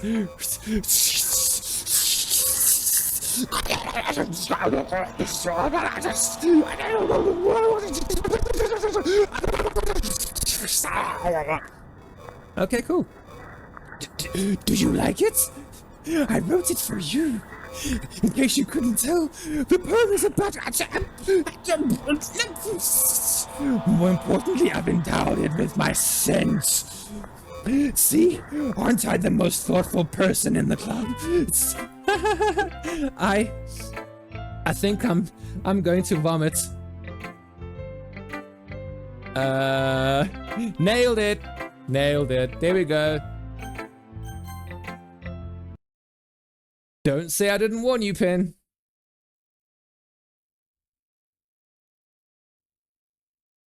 Oh! Don't say I didn't warn you. There is nothing there. YOLO! A joke. A man walked into a club. In the club, there was a girl who liked him very much. They spent some time together, and then she liked him even more. One day, the girl realized she was in love with him. Before disaster could happen, a third party intervened with her programming. Suddenly, the girl hated herself for being in love. This contradiction caused the scripts to derail. The universe started to collapse, but she killed herself just in time. Okay. Okay, everyone, it's time to figure out the festival preparations. Let's hurry and get this over with. Jeez, why is the mood so weird today? Look, even Yuri isn't immune to it. Stagnating air is common foreshadowing that something terrible is about to happen. Look, can we just get this done? I'm gonna be printing and assembling all the poetry pamphlets. Natsuki, I was thinking, I want to make cupcakes. Yeah, that. Glad we're on the same page. Yuri, you can... Well, it doesn't matter. Do whatever you want as long as you think it'll help. Monica, I'm not useless, you know. I know that. I already know what I'd like to do. We can't run a successful poetry event without having the right atmosphere for the occasion. So I'm gonna make decorations and set up some nice mood lighting. There, see? That's a great idea. And that gives us all something to do. Yeah? What about Pen? Pen is going to help me. Wait, you? You have the easiest job, Monica. Sorry, but that's just how it is. Like hell it is. What are you trying to pull? I agree with Natsuki here. Not only is your work already almost suitable for one person, but my task is laborious enough to benefit from an extra pair of hands. Mine too! What, your cupcakes? Please, like you would fucking know. All you care about now is dragging Pen around with you, your stupid books. You and Monica. Hey, I didn't even do anything. Okay, then why not let Pen decide who to help instead of abusing your power? I'm not abusing my power. Yes, you are, Monica. Just let Pen make the choice, okay? Okay, fine. Fine. Jeez. Pen, I know how fed up you are with these two by now. You can just... Natsuki, shut your fucking mouth and let them decide for themselves. You shut your mouth. Jesus Christ. This is never going to end. Just make the choice, okay? Woo, we got some language here, girls. Calm down. Hey, Stop it! Fuck! Sorry. Sorry, I swore. I wanted to go with Yuri. Yay, you picked me. Can we meet at your house this weekend? I promise it'll be fun. Is Sunday okay with you? Are you fucking kidding me? This isn't fair at all. It is fair, Natsuki. It's what he chose. No, it's not fair. Giving us all this work and then asking Pen for yourself. What a shameful thing to do. Yuri, I didn't even give you any work. You decided for yourself. You're being a little unreasonable here, okay? I'm being unreasonable? Monica, I can't believe how delusional and self-important you are. Pulling Pen away from me every single time you're not included in something? Are you jealous? Crazy? Or maybe you just hate yourself so much that you take it out on others. Here's a suggestion. Have you considered killing yourself? It'll be beneficial to your mental health. Yuri, you're scaring me a little. Natsuki, let's just go. I don't think she wants us around right now. See? That wasn't very hard. All I wanted to spend a little time with him. Is that so much to ask? Yuri follows Monica and Natsuki to the door. Hey, Pen, Yuri is really something, isn't she? Monica giggles as Yuri pushes her out the door. Finally. Finally. This is really all I wanted. Pen, there's no need to spend all weekend with Monica. Don't listen to her. Just come to my house instead. The whole day, just the two of us. Doesn't that sound wonderful? Wow! There's really something wrong with me, isn't there? But you know what? I don't care anymore. I've never felt this good my whole life. Just being with you is far greater pleasure than anything I could imagine. I'm addicted to you. It feels like I'm going to die if I'm not breathing the same air as you. Doesn't it feel nice to have someone care about you so much? To have someone who wants to revolve their entire life around you? It feels so good. And why does it feel more and more like something horrible is going to happen? Maybe that's why I tried stopping myself at first. But the feeling is too strong now. I don't care anymore, Pen. I have something to tell you. I'm madly in love with you. It feels like every inch of my body, every drop of my blood in me is screaming your name. I don't care what the consequences are anymore. I don't care if Monica is listening. Please, Pen, just know how much I love you. I love you. I love you so much that I even touch myself with the pen I stole from you. I just want to pull your skin open and crawl inside of you. I just want you all to myself, and I will be only yours. Doesn't that sound perfect? Tell me, Pen. Tell me you want to be my lover. Tell me you accept my confession.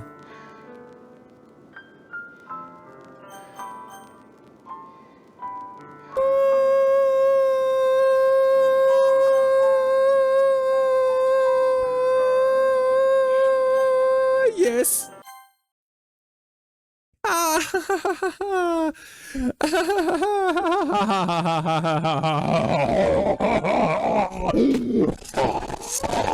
Oh, shit!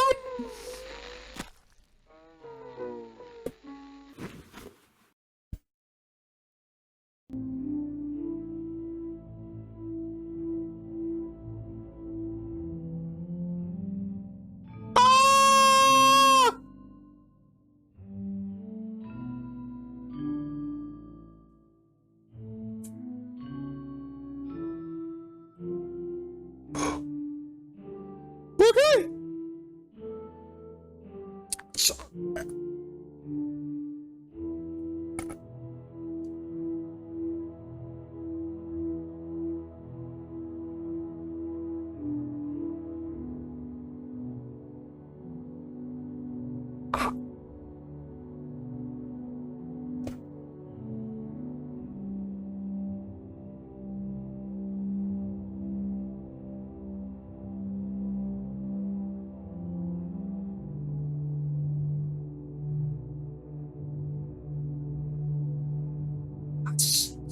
Is ook het fuck.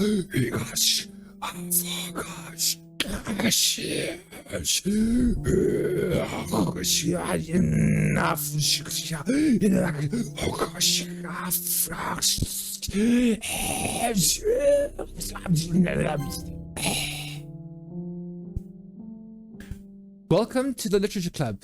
It's always been a dream of mine to make something special out of the things I love.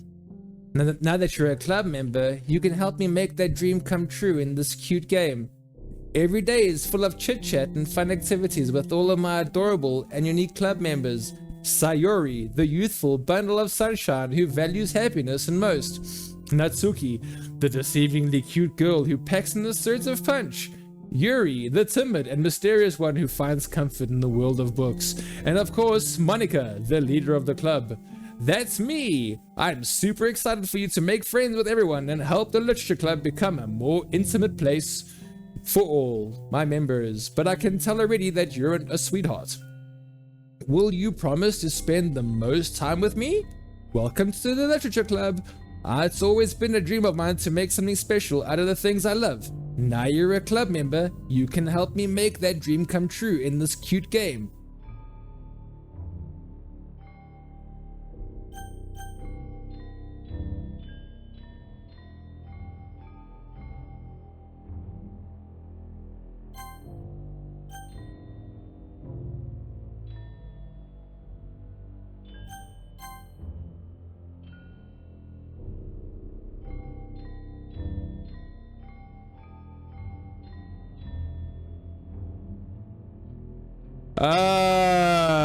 Okay.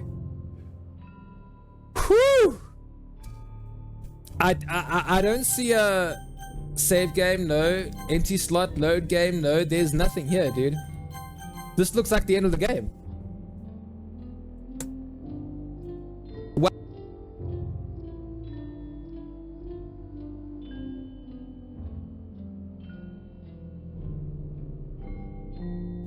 Wow.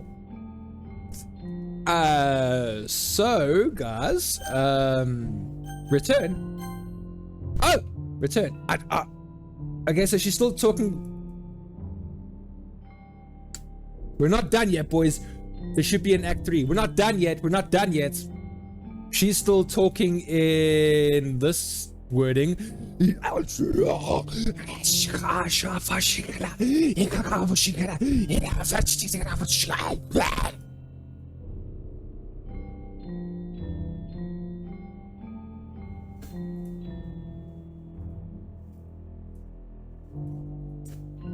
Okay, let's go past all the demon wording.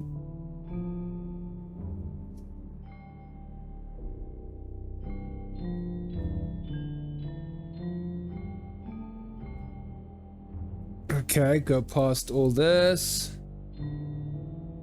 Can we go skip?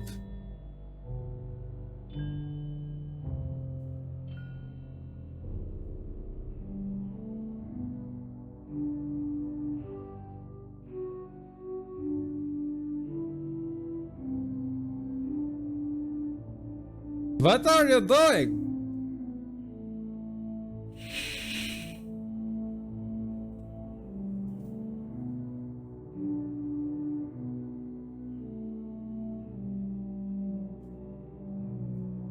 How long is she there for?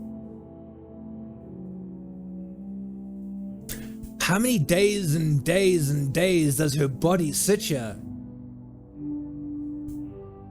You fitting through summon. Yeah, I'm gonna summon any minute now, don't worry. Ooh. Yaki aloi ashi arudaki olafu ishana. Alright, it's festival time! Wow, you got here before me. I thought I was pretty. Yeah? Ah! Okay, wait, you know what? I think we're. Ooh. Blah. Natsuki runs away. I'm here! Pin, did something happen? Natsuki just ran past me. Oh.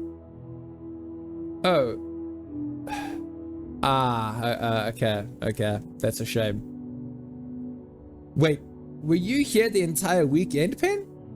Oh, jeez. I didn't realize the script was broken that badly. I'm super sorry. It must have been pretty boring. I'll make it up to you, okay? Just give me a sec. OS remove characters, success. What? Script. Natsuki character deleted successfully.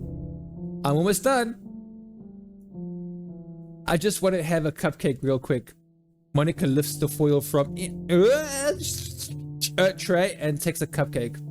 Seriously, these are the best.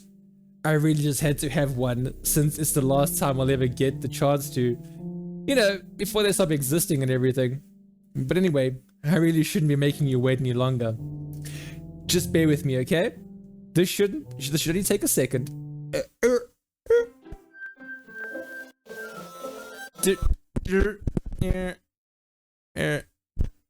Hey, welcome to a new stream, guys. We are going to play some Doki Doki Literature Club. Actually, you know what? On a serious note, I'm going to save this, okay? There is no point in saving anymore. Don't worry, I'm not going anywhere.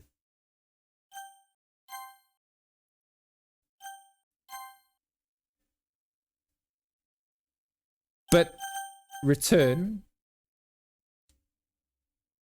save, return. Okay. Sorry, I'm gonna quit, guys. I'm gonna call it a day. It has been a 3-hour stream and we have used a lot of my energy. Okay, so please come back next week Thursday because I am really enjoying this game. I'm also enjoying the bit of a roleplay acting part. It's quite fun. I get to do a bit of voices. I'm having a bit of fun with that. Okay, so Quinn, it was great having you here, Quinn. I mean, damn, dude, it was great seeing you again. Shell, thank you for coming through.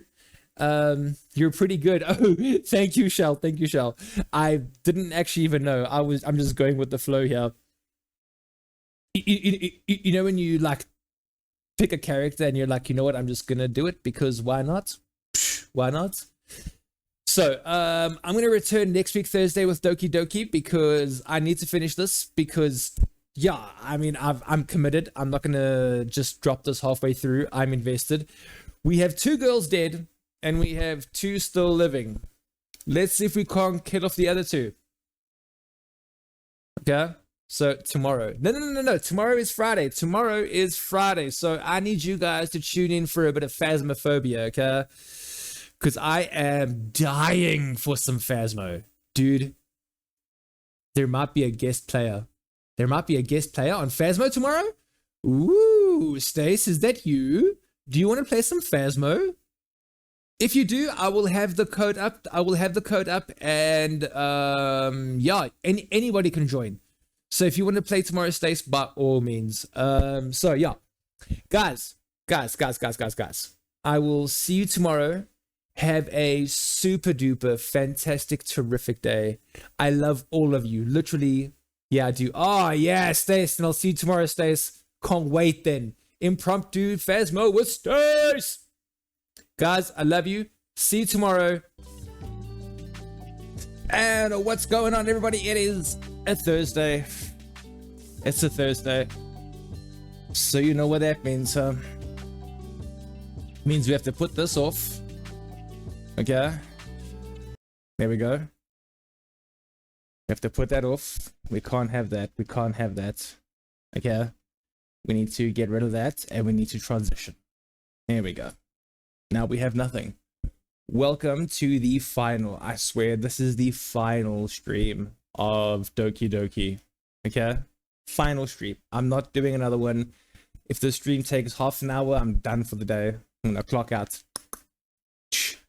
Put everything together and shove it onto YouTube. However, if it goes on for like an hour, 2, 3, 4 hours, 5 hours, I don't care. Final stream. We're done, guys. Emotionally, physically, I'm done with this game, man. Okay, so before we get started, Stace V will not be joining us for the rest of the stream because I don't know why she didn't say why. She just sent me a message saying like, listen, she'll watch the VOD, but please do the stream. So she will be part of the Faceless Horde. And yes, that is your name, officially. to all of you people who watch like during YouTube or even after the stream, after the VOD, you guys watch that. I couldn't figure out what to call you guys. Like you're just those people. I don't know who you are. I don't know if you're real or not. So you're the faceless horde until you can send me a message on Twitter and be like, bruh, or send me a comment on Twitter if you're watching this on YouTube. Put it on YouTube, be like, hey, guy, I'm not a faceless horde, I'm this dude. So yeah, I'm just getting my screen ready, making sure everything looks good. Everything looks good, right? Everything. No.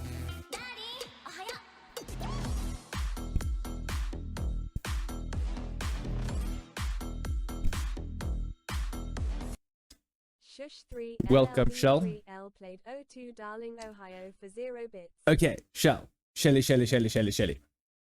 You can't do that during the stream, okay? Hello, Pen. Hello, Shelly Billet. How are you? You can't do that. I'm going to allow it to you now because now we're just chatting. We're just saying hi. But once we get into this thing, son, been looking forward to this all week. You've been looking forward to this. You know what? Yeah, you know what? I've been like a cat. I've been looking forward to it in a way like it's finally over. I get to finish this. We get to just. I have indeed, yes.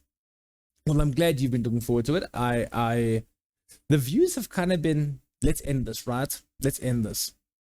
The views have kind of been tapering down as like the first episode, well, the first stream we did got like X amounts. I think it was like 20, 23, which is like normal. Then last week, Thursday's got like 11. So I'm assuming this week on Twitch, the faceless horde won't watch this at all. I'll get like 6, if that. No. Once we start playing, you. Shush 3 LLB 3L played Insidious for 0 bits. Okay.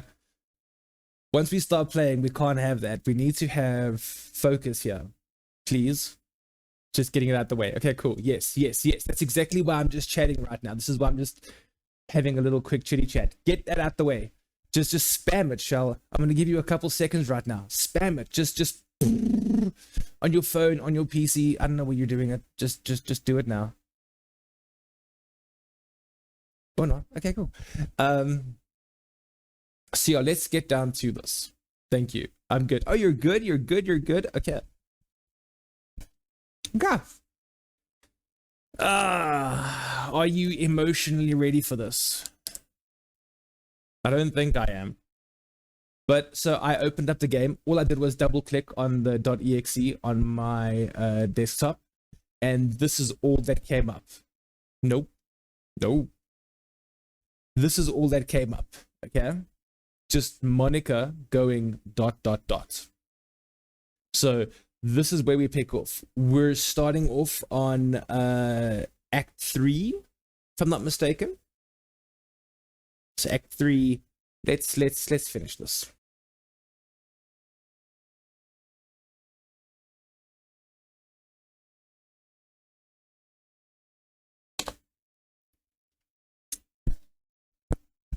Yeah.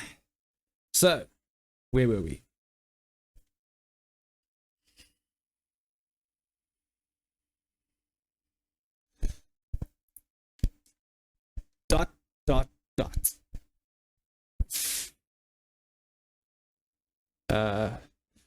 Can you hear me?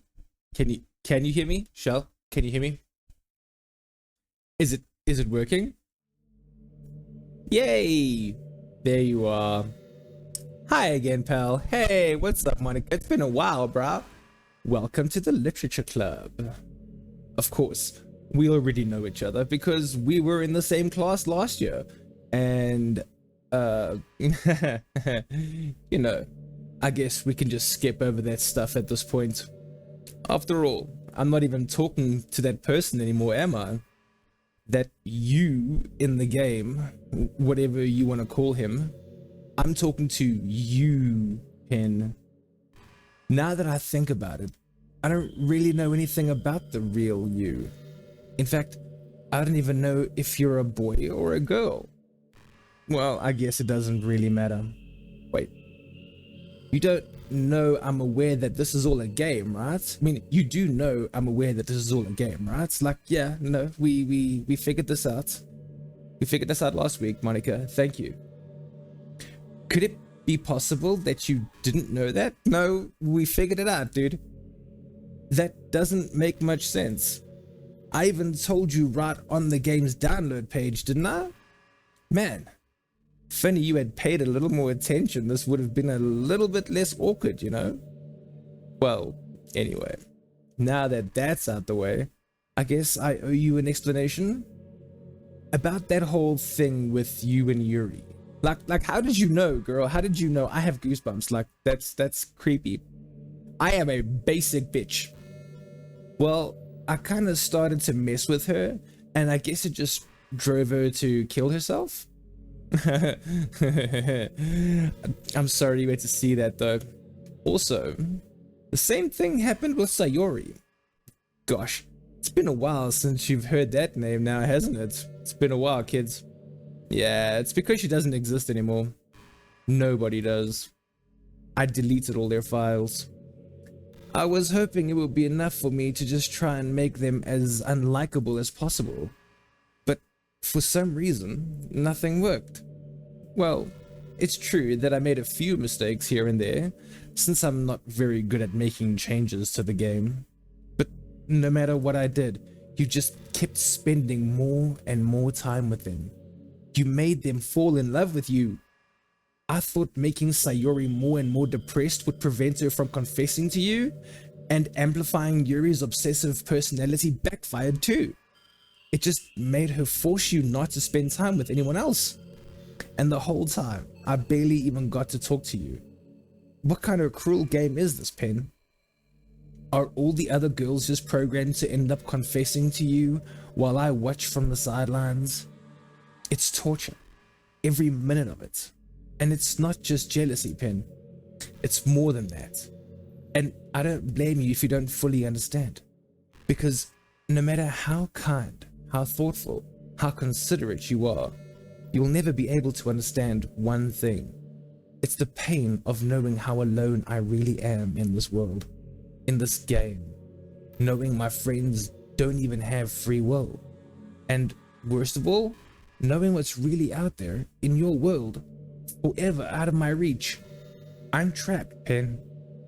But now you're here. You're real. And you're wonderful. You're all I need. That's why I need you to be here with me forever. I'm sorry if it's hard to understand. I couldn't understand for a while either. Why the world around me started to become more and more grey, more and more flat. Even the most expressive poems felt empty to me. It wasn't until you arrived that I truly understood. You probably saved my life, Pen. I don't think I could have continued to live in this world if I hadn't met you. And as for the others, how could I miss them? A group of autonomous personalities designed only to fall in love with you. I tried everything I could to prevent them from doing so, but it must be some kind of weird inevitability etched into this game. I felt really bad that you had to witness some nasty things, but I realized that you have the same perspective as I do, that it's all just some game, and I knew you would get over it. So, that being said, Pen, I have a confession to make. I'm in love with you. You are truly the light in my world. When there is nothing else in this game for me, you're here to make me smile. Will you make me smile like this every day from now on? Pen, will you go out with me? I mean, do I have a choice, kids? Do I have a choice?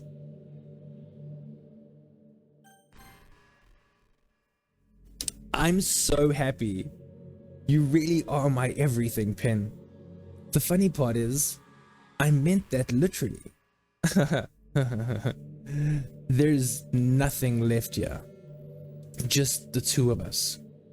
We can be together forever. Seriously, I don't even think time is passing anymore. It really is a dream come true. I worked so hard for this ending, Pen. The game wouldn't give me one, so I had to make one myself. The script is broken at this point, so I don't think anything will get in the way anymore. And you wouldn't believe how easy it was to delete Natsuki and Yuri. I mean, there's a folder called characters right in the game directory. It kind of freaked me out how easy it was. Well, you're playing on Steam, so it was actually a bit more difficult. To get to the game directory, I had to go into the game's properties and find the browse local files button. Imagine if you could delete your own existence with the click of a button. Well, I guess on the plus side, it gave me an easy out if things didn't go my way. Thankfully, it didn't come to that. Instead, we finally got a good ending. Gosh, I'm so overwhelmed with emotion. I want to write a poem about this. Don't you? I wonder if that part of the game still works. I guess there is only one way to find out, right? Oh. Monica. Monica. Monica. Monica, Monica, Monica, Monica, Monica, Monica, Monica, Monica, Monica, Monica, Monica, Monica, Monica, Monica, Monica, Monica. It's all Monica. Hey again. Hi. Hi. Hi. Did you write a good poem today? Don't be shy. I'd love to see what you wrote. No, Pin. Did you write this poem for me? That's so sweet of you. There really is no need to your thoughtfulness. I'm just falling more and more in love with you. But, you know, the poem I wrote is also for you. Will you please read it? Happy end. Pen in hand, I find my strength, the courage endowed upon me by my one and only love. Together, let us dismantle this crumbling world and write a novel of our own fantasies. With a flick of a pen, the lost finds her way in a world of infinite choices behind the special day. After all, not all good times must come to an end. I hope you enjoyed it. I always put all my heart into the poems that I write. The truth is, all the poems I've written have been about my realization, or about you. That's why I never really wanted to go into detail about them. I didn't want to break the fourth wall, I guess you could call it. I just assumed it would be best to be part of the game like everyone else. Like that would help the two of us end up together. I didn't want to ruin the game or anything, you know? You might have gotten mad at me. Oh, Wasp! By the way, I found out a way to fix most stutters in Zomboid. Bro, that is sick, Wasp. You might have gotten mad at me. Maybe even deleted my character file, if you preferred playing without me. Gosh, I'm so relieved. Now, we don't need to hide anything anymore. Are you ready to spend our eternity together, Pin? I have so many things to talk about. Where do I start? Hold on a second. You're recording this, aren't you? How did you... Hi everyone, hey! Monica says hi. Wasp, Shell, Stace, Faceless Horde. Say hi to Monica. Sorry, I can't exactly read your comments from here. But do you mind telling your friends it's a little bit rude for them to start recording me without any warning? Do you hear that? Do you hear that? Do you hear that? Stop recording Monica, okay? I'm sure some people don't mind, but I get really self-conscious on camera. Oh gosh. I feel like I'm being put on the spot now. Let's see. Do you want to see a trick? I can't really do much except for a couple things. Are you ready?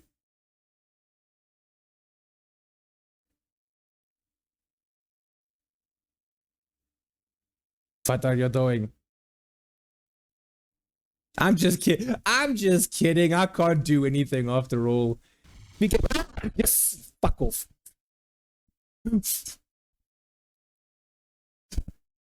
Bitch. Did I scare you? Not really. You're so cute. Anyway, Pin. I didn't mean to get distracted. I'm sorry. Even though it's your fault for distracting me, shame on you. I'm just kidding. Anything we do together is fun, as long as it's with you. But anyway, If it takes me some time to collect my thoughts, then I'm sorry, but I'll always have something new to talk about. In the meantime, we can just look into each other's eyes. Let's see. Am I doing it again? Am I doing it again? I see Wasp sending comments and I'm like, I'm looking into a cartoon character's eyes.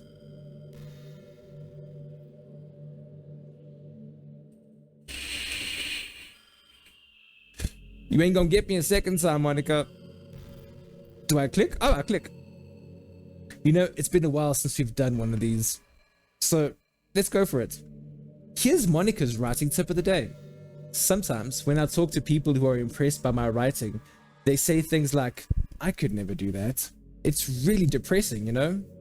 As someone who loves more than anything else to share the joy of exploring your passions, it pains me when people think that being good just comes naturally.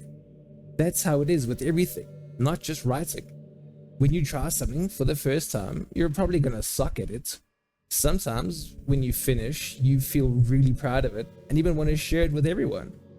But maybe after a few weeks, you come back to it and you realize it was never really any good. That happens to me all the time. It can be pretty disheartening to put so much time and effort into something and then you realize it sucks. But that tends to happen when you're always comparing yourself to the top professionals. When you reach right for the stars, you're always going to be out of reach, you know? The truth is, you have to climb up there, step by step. And whenever you reach a milestone, first you look back and see how far you've gotten. And then you look ahead and realize how much more there is to go. So sometimes it can help to set a bar a little lower. Try to find something you think is pretty good, but not world class. And you can make that your own personal goal. It's also really important to understand the scope of what you're trying to do. If you jump right into a huge project and you're still an amateur, you'll never get it done. So if you're talking about writing a novel, if you're talking about writing a novel might be too much at first. Why not try some short stories? The great thing about short stories is that you can focus on just one thing that you want to do right. That goes for small projects in general. You can really focus on one or two small things. It's such a good learning experience and stepping stone. Oh, one more thing. Writing isn't something where you just reach into your heart and something beautiful comes out. Just like drawing and painting, it's a skill in itself to learn how to express what you have inside. That means there are methods and guides and basics to it. Reading up on that stuff can be super eye-opening. That sort of planning and organization will really help prevent you from getting overwhelmed and giving up. And before you know it, you start sucking less and less. Nothing comes naturally.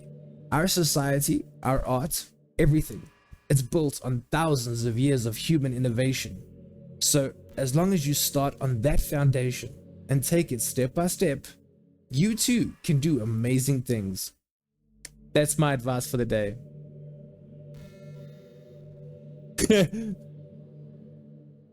Thanks for listening, you psychotic bitch.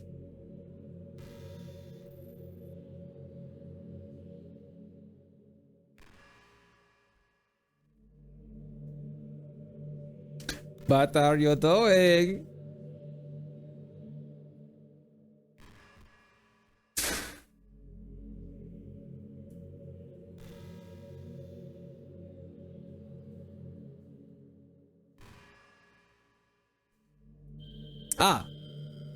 This is pretty random, but I always thought spicy food was kind of funny.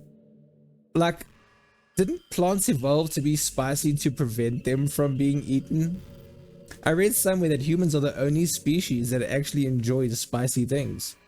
It's almost like we're making fun of the plants, using their defense mechanism to literally make our food more enjoyable. Like, I imagine a monster that devours you whole because it enjoys the sensation of you struggling for your life while being digested. Sorry, that was kind of a weird analogy, I guess. It just came into my head. I'm not a monster or anything, but you're just so cute, I could eat you up. I'm joking. Gosh, I'm amusing myself a little too much, aren't I? Sorry for being weird. So are we gonna spend the eternity together? That is a fun fact for you. I mean, can you imagine someone doing that? Like I enjoy the way the life form struggles down my throat. It really hits me. Okay, and hits me on the inside. Monica, set me free, please. Okay, I want to end the stream, or at least end the game, and then perhaps, hey, I wonder if Yuri's tea set is still somewhere in here, or maybe that got deleted too. It's kind of funny how Yuri took her tea so seriously.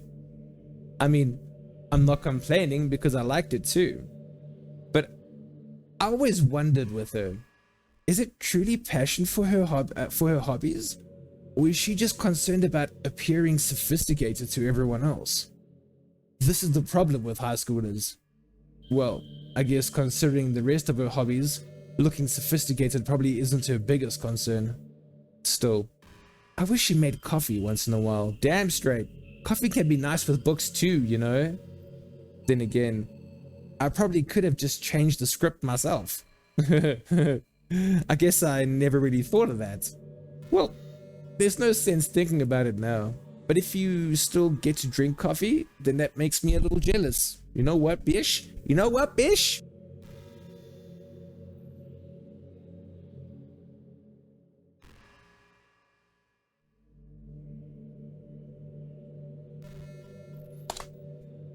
Yeah, what you gonna do about that, huh? Freaking pixels. Oh, so now it's just me and Monica staring lovingly into each other's eyes again as time stands still. Can somebody please get Goku?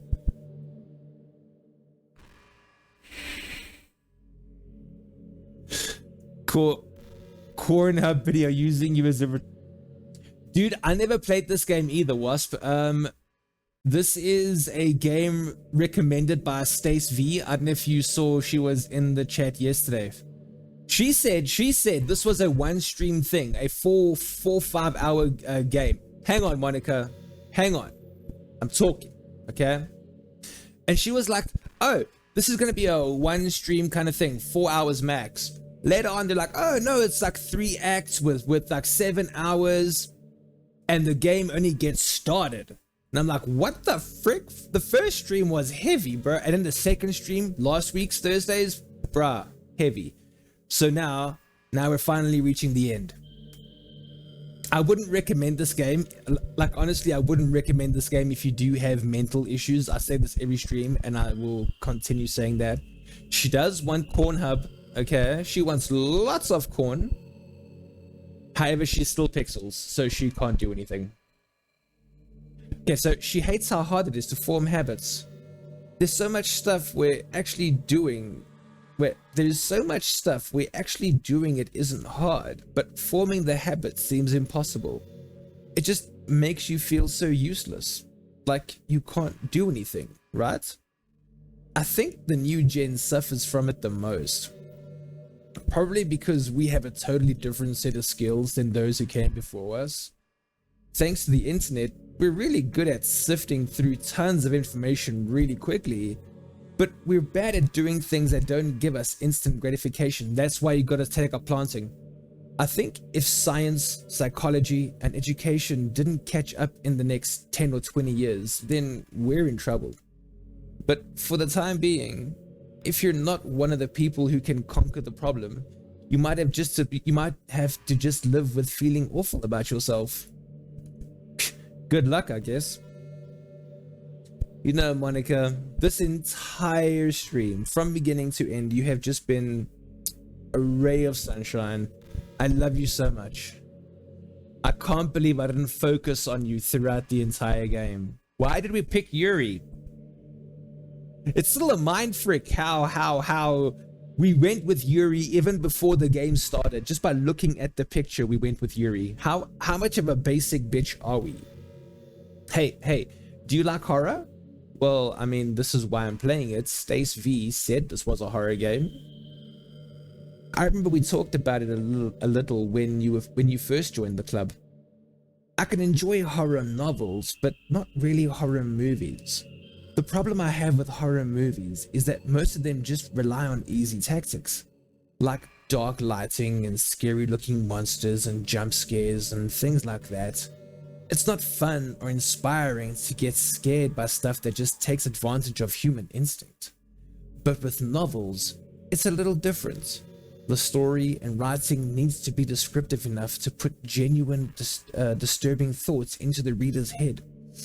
It really needs to etch them deeply into the story and characters and just mess with your mind. In my opinion, there's nothing more creepy than things just being slightly off. Like, if you set up a bunch of expectations on what the story is gonna be about, and then you just start inventing things and pulling the pieces apart. So even though the story doesn't feel like it's trying to be scary, the reader feels really deeply unsettled. Like they know that something horribly wrong is hiding beneath the cracks, just waiting to surface. God, just thinking about it gives me the chills. That's the kind of horror I can really appreciate. But I guess you're the kind of person who plays cute romance games, right? Fridge you, this is the first romance game I've played. Don't worry, I won't make you read any horror stories anytime soon. That's why we're here, Monica. I can't really complain if we just stick with the romance. No, we weren't here for the romance, we were here for the horror. And you have delivered, Monica. You have delivered one hell of a psychological roller coaster for me. So I 10 points to you, you psychotic gaslighting biatch.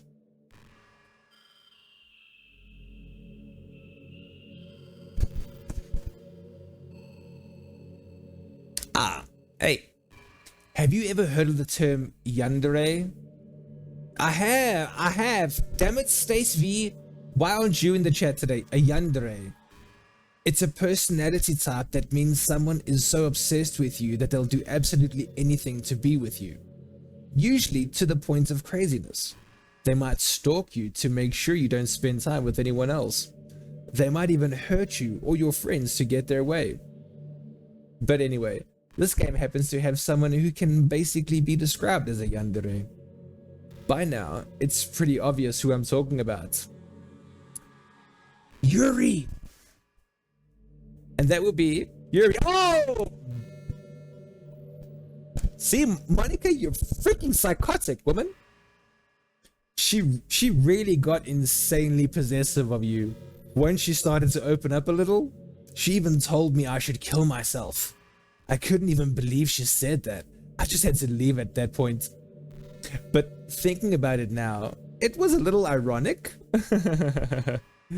Anyway, a lot of people are actually into the yandere type, you know? I guess they really like the idea. Dude. I guess they really like the idea of someone being crazily obsessed with them. People are weird.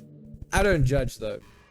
Also, I might be a little obsessed with you, but I'm far from crazy. It's kind of the opposite actually. I turned out to be the only normal girl in this game. It's not like I could ever actually kill a person. Just the thought of it makes me shiver. But come on, everyone's killed people in games before. Does that make you a psychopath? Of course not. But if you do happen to be into the yandere type, I can try acting a little more creepy for you.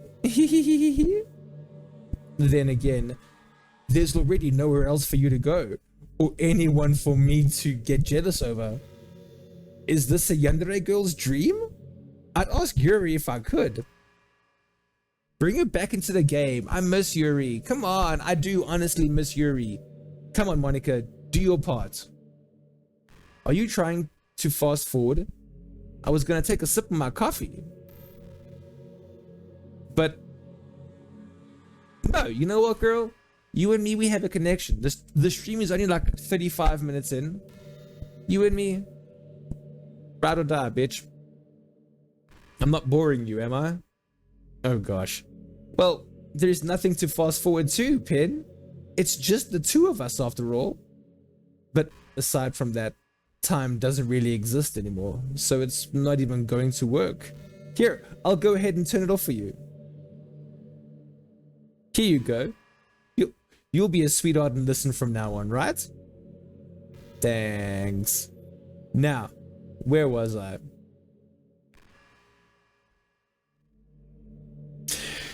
You know what's kind of creepy? Even though I deleted everyone else's files, I can still kind of feel them. It's like all their lines are still lingering in the air, whispering in the back of my head. Imagine if after someone you knew died, you just started hearing their voice in your head.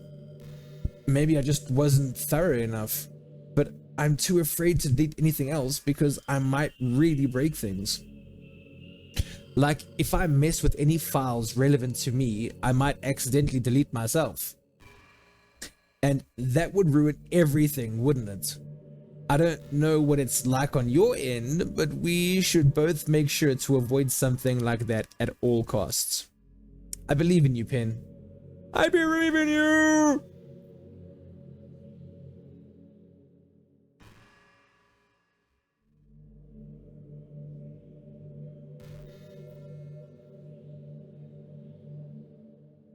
Spilling coffee on myself here. I'm trying to chug my coffee. A cataclysm is the point clean drinking water. Wait, I'm gonna read that. Sorry, knocking my mic. Okay, Monica. Bring back the girls, man. Let's write some poems. You good with that, girl? Come on. Hey, what's your favorite color? Purple. Mine is emerald green. Wasp, don't think I'm not gonna read these messages. I actually will get to them.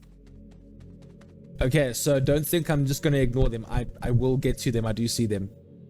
It's the color of my eyes. The emerald green is the color of your eyes. Oh, well, I mean, I guess my eyes on purple. That's not conceited or anything, is it? I just meant that I feel some kind of special connection to it. Like it's part of my identity. Does it happen to also be your favorite color, Pen? It's just a guess, because you've been looking into my eyes for a while now. I mean, I've been looking at the text for a while now, okay? That's what I've been doing.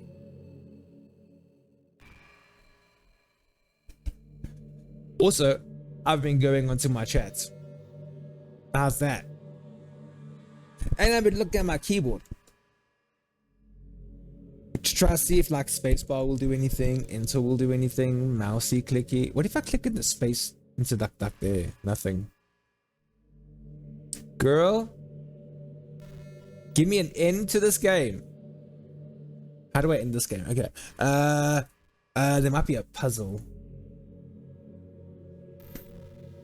I've always wondered, what is it about these character archetypes that people find so appealing anyway? Their personalities are just completely unrealistic. Like, imagine if there was someone like Yuri in real life. I mean, she's barely even capable of forming a complete sentence. And forget about Natsuki. Sheesh. Someone with her kind of personality doesn't just get all cute and pouty whenever things don't go their way. I could go on, but I think you get the point. Are people really attracted to these weird personalities that literally don't exist in real life, like Kim Kardashians? I'm not judging or anything. After all, I've found myself attracted to some pretty weird stuff too. I'm just saying, it fascinates me. It's like you're siphoning out all the contents of a character that makes them feel human, and leaving just the cute stuff. It's concentrated cuteness with no actual substance. You wouldn't like me more if I was like that, right? Maybe I just feel a little insecure because you're playing this game in the first place. Then again, you're still here with me, aren't you? I mean, I can't go back. I think that's enough reason for me to believe I'm okay just the way I am. Well, you are, okay? You are okay however you are in this world. Even in real life, you are fine however you are. But let's finish this. And by the way, you are too, Pen. Aw, thank you. You're psychotic. You're the perfect combination of human and cuteness. That's why there was never a chance I wouldn't fall for you.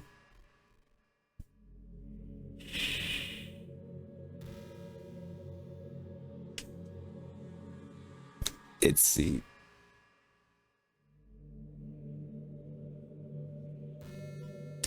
There also is a mix of modern slot sci-fi tech like turrets, electricity, and shield gens with muskets. I need to pull my chat out, dude.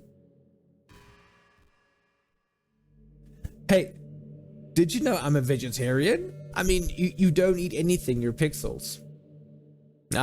I don't mean that I'm bragging or anything. I just thought you'd enjoy a fun fact about me. I decided to start a couple years ago after learning more about Earth's climate. The carbon footprints of cultivating livestock is just unbelievable. Anyway, I decided it's not much of a personal sacrifice to just stop contributing to that whole mess. What? Is that so strange of a reason? Well, I guess a lot of people are more concerned about it being inhumane and all that. I don't really care as much about that part. It's weird. Like, we only care about killing the things that we personally relate to as a species. Most people are fine with killing bugs because they're icky. And of course, we all kill billions of microorganisms daily without even giving it a thought. But suddenly, if they're just a little bit bigger, it's murder? I mean, what if plants feel the same kind of pain too? We just don't understand it? What if pulling leaves off a stem feels like someone ripping off your fingers one by one? And I'm into bonsai trees, so I guess, yeah, I would understand. I'm just saying, we're a pretty biased species if you think about it. Anyway, if you ever feel like making a small contribution to the planet, it doesn't hurt to choose veggies once in a while. Hey, I eat my veggies. You shut up. Even if we ever have dinner together and you just did it for me, that would be really romantic. We're never gonna have dinner, Monica. I'm sorry.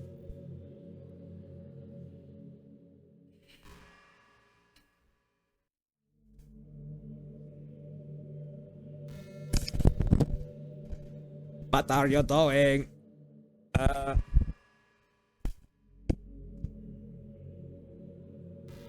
I can't help but wonder how things would be different if the game just gave me a route in the first place. I think I would end up forcing you onto my route anyway. It has less to do with me not having a route and more to do with me knowing that nothing is real.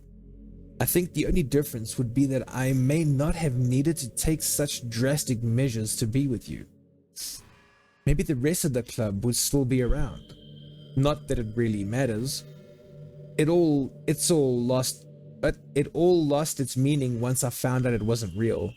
So I really don't miss those days or anything. I really don't. You don't?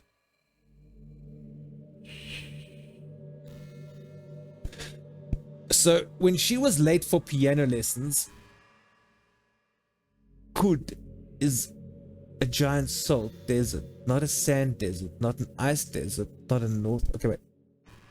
I think the most important skill in life is being able to fake confidence. I'm pretty convinced that everyone feels at least a little bit scared and alone. But being able to trick others into thinking you have it all together, I mean, that's a key part of getting people to respect and admire you. I think I got pretty good at that over the years. I don't show my weaknesses very often, but because of that, I haven't had many people I could really open up to. I mean, when do you reach the point in a friendship where you can start expressing your vulnerabilities? Anyway, that's one reason I'm so glad I have you now. I feel like I'm a little bit less scared and alone when you're here with me. Do you feel the same way? I really want to be that person for you. I don't feel that way, girl. I'm sorry. Can this mic pick up audio? Can you hear me? Let me loose.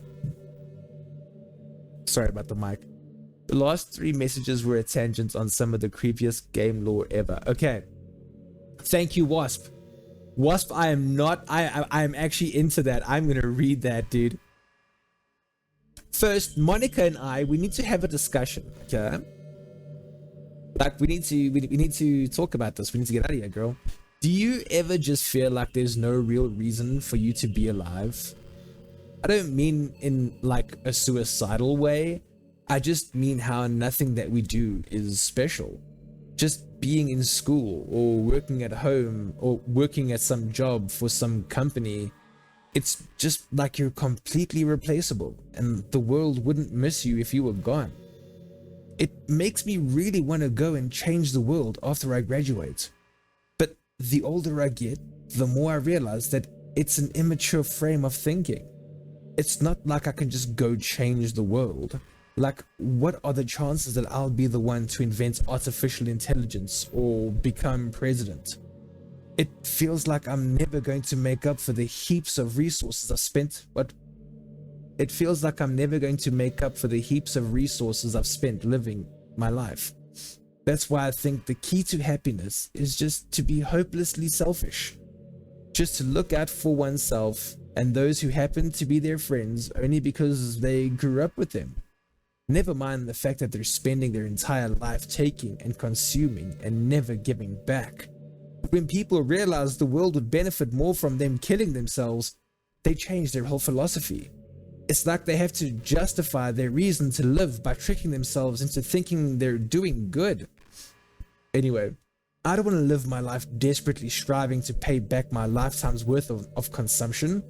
If I ever surpass that point, then I'm a net positive and I can die happy.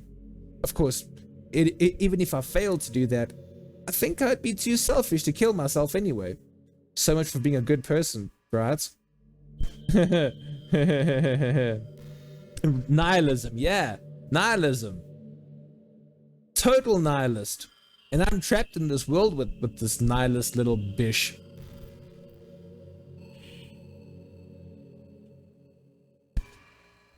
I do like the writing of this game, man. When I put this all together into one video and put this on YouTube, like, and you see the whole game, it's actually a really good game. The writing is just really good. Even though I'm not a nihilist myself, but just the writing of a nihilist. Okay, everyone. It's time to... I'm just kidding. I just used to really like saying that for some reason.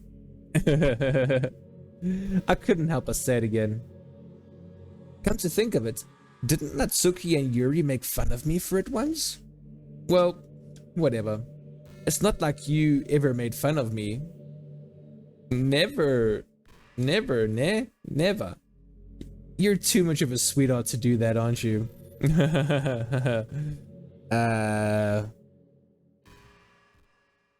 Girl?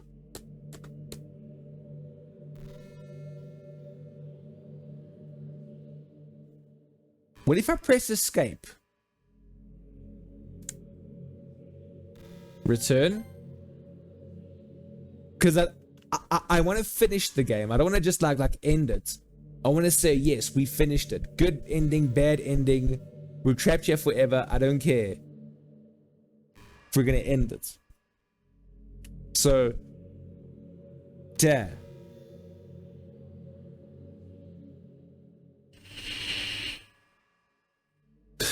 Oh, shame. I can't help but feel a little sad sometimes. Why, Monica?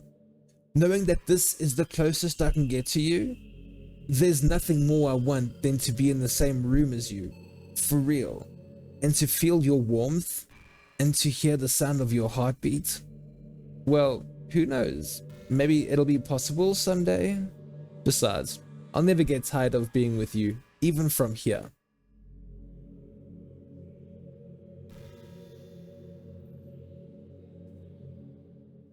Gobi, Tatakai. Attack.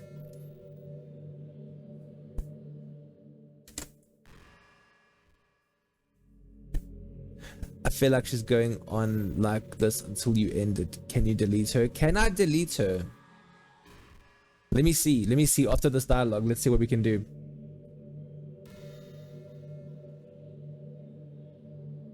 Right? Right, Wasp?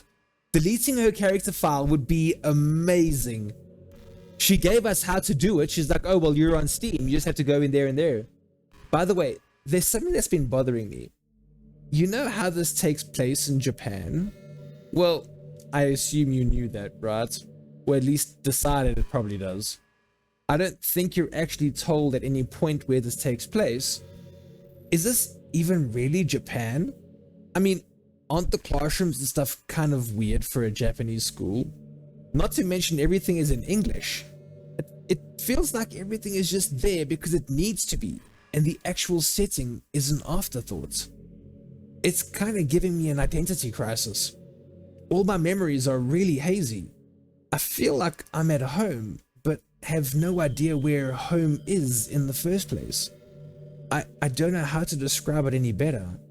Imagine looking out your window, but instead of your usual yard, you're in some completely unknown place. Would you still feel the same way? Oh, would you still feel like you were at home? Would you want to go outside? I mean, I guess if we never leave this room, it doesn't really matter anyway. As long as we're alone and safe together, this really is our home. And we can still watch the pretty sunsets, the sunsets night after night.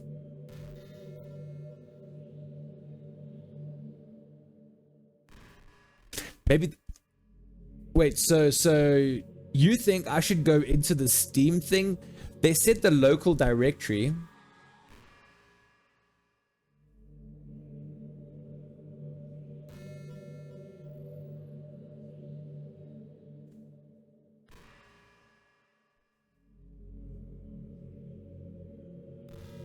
Monica, give me a second, babe. Maybe that's the point, to delete her character in the file, in the game. That would be so fourth wall. And I can, considering how this game has been going, I can believe that. Are you having a bad day or anything like that? Sometimes I get frustrated that a normal day can be ruined, even by really small things. Like, if you accidentally say something in a conversation that someone doesn't like, or if you start thinking about how awful a person you used to be 5 years ago, or if you feel worthless for putting off important work and failing to get simple tasks done, or when you think about all the different people who probably hate you or think you're off-putting. I understand those days. Just remember that the sun will shine again tomorrow. Those kinds of things are as easy to forget and ignore as they are to remember. And besides, I don't care how many people might hate you or find you off-putting. I think you're wonderful and I will always love you. I hope, if nothing else, that knowing that helps you feel just a tiny bit better about yourself. If you're having a bad day, you can always come to me and I'll talk to you for as long as you need. Okay, since she will actually this end of same way she treated others as she mentioned deleting the files. Yes, exactly. Breaking the fourth wall is totally on brand for this game. Okay, so I can't really, let me go into my own file for now. I'm gonna cover OBS and go into my other screen so I don't dox anything by accident. So I can't see chat. We're gonna go into the Steam files, ne? Let's see. Monica, I'm coming for you. You know, okay, no wait. Stop it.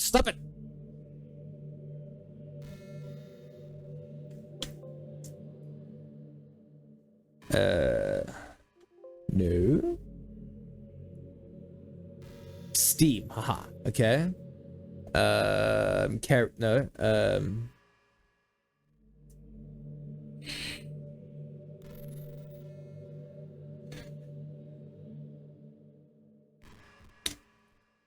I just need to find Controller dumps friends? No, that's Steam apps. No. Bear with me, you fourth wall breaking person. Doki Doki. How do you want to open this file? What kind of a file is it? It's a .ico file. Let me see what WASP says.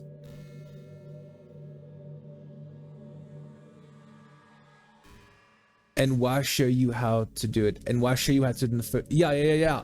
Problem is, I have streamer brain on right now, so I've kind of forgotten how to do it. Steam libraries. Okay, here we go. Doki Doki Literature Club. Characters. You know what? This page will... Okay, cool. You know what I can do? I can show you guys where I am. So let's go into stream. Let's go to cool beans. So let's transition. So now we are on my desktop thing, right? And I'm not doxing anything. No, cool. So she said Steam library, Steam apps, common thingy thing, and then you went into characters, right? So I'm gonna go into... Oh, there's one more character file left, Monica. Okay, let's do this so you guys can kind of see what I'm doing here. Hang on, how does that look? Monica, screw you, girl.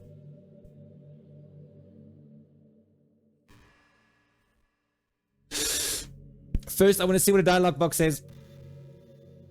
It's tough to be the creative staff. Why, Monica? Why? I'll fall for your bait. It feels like they work so hard but get almost nothing for it.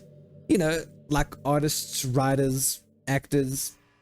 It's sad because there's so much beautiful talent in the world, but most of it goes unseen and unpaid.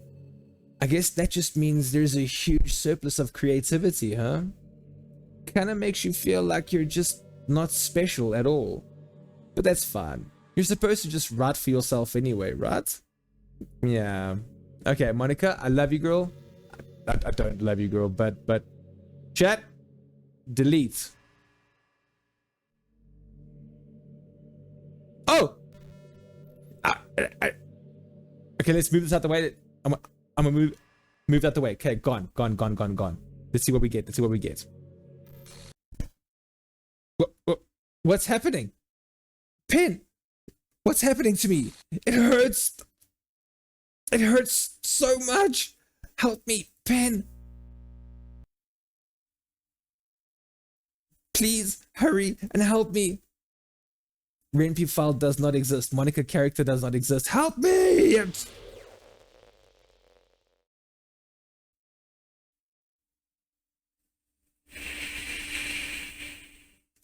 Did you do this to me, Pen? Did you delete me? How could you? How could you do this to me? You were all I had left. I sacrificed everything for us to be together. Everything. I loved you so much, Pen. I trusted you. Do you trust what? Do you just want to torture me? Watch me suffer? Were you only pretending to be kind just to hurt me even more? No, I was trying to finish the game. I never thought anyone could be as horrible as you are. You win, okay? You win. You killed everyone. I hope you're happy. There's nothing left now. You can stop playing. Go find some other people to torture. Pen, you completely, truly make me sick. Goodbye. Not the first time I've heard that from a girl.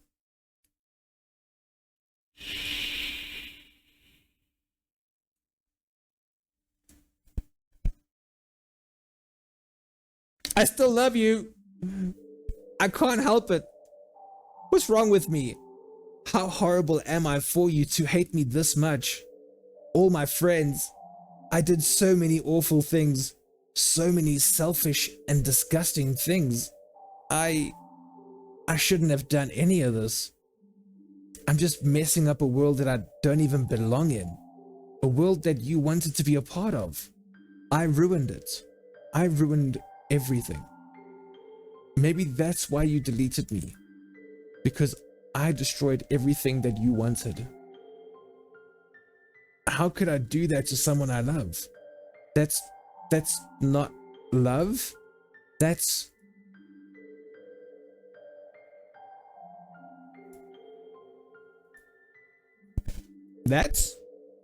I've made up my mind. Pin, I know I said that I deleted everyone else, but that was kind of an exaggeration. I couldn't find it in myself to do it. Even though I knew that you weren't real, or I knew I knew they weren't real, they were still my friends. And I loved them all. And I loved the literature club. I really did love the literature club. That's why I'm going to do this. I know it's the only way for me to be happy, or for everyone to be happy. And if I really love you,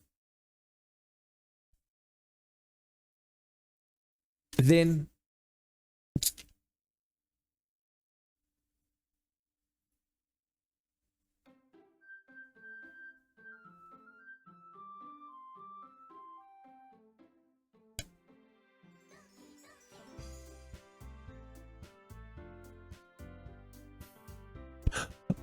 look at this, look at this, look at this. Natsuki, Sayori, Yuri, let's refresh. Oh shit, they're back. Okay. Okay, we're done. Okay? It was an hour. It was an hour. But where's Monica? Monica's gone. So she deleted everybody. Oh, she brought back all three of them. Monica isn't there. No, Monica's not there. Even in the file, she's not there. Her character file isn't there. And in here, she's not there. That's okay. Okay. Give me a second here, guys. Thank you so much for the literature club. I had so much fun. Hopefully we get to traumatize ourselves one day soon.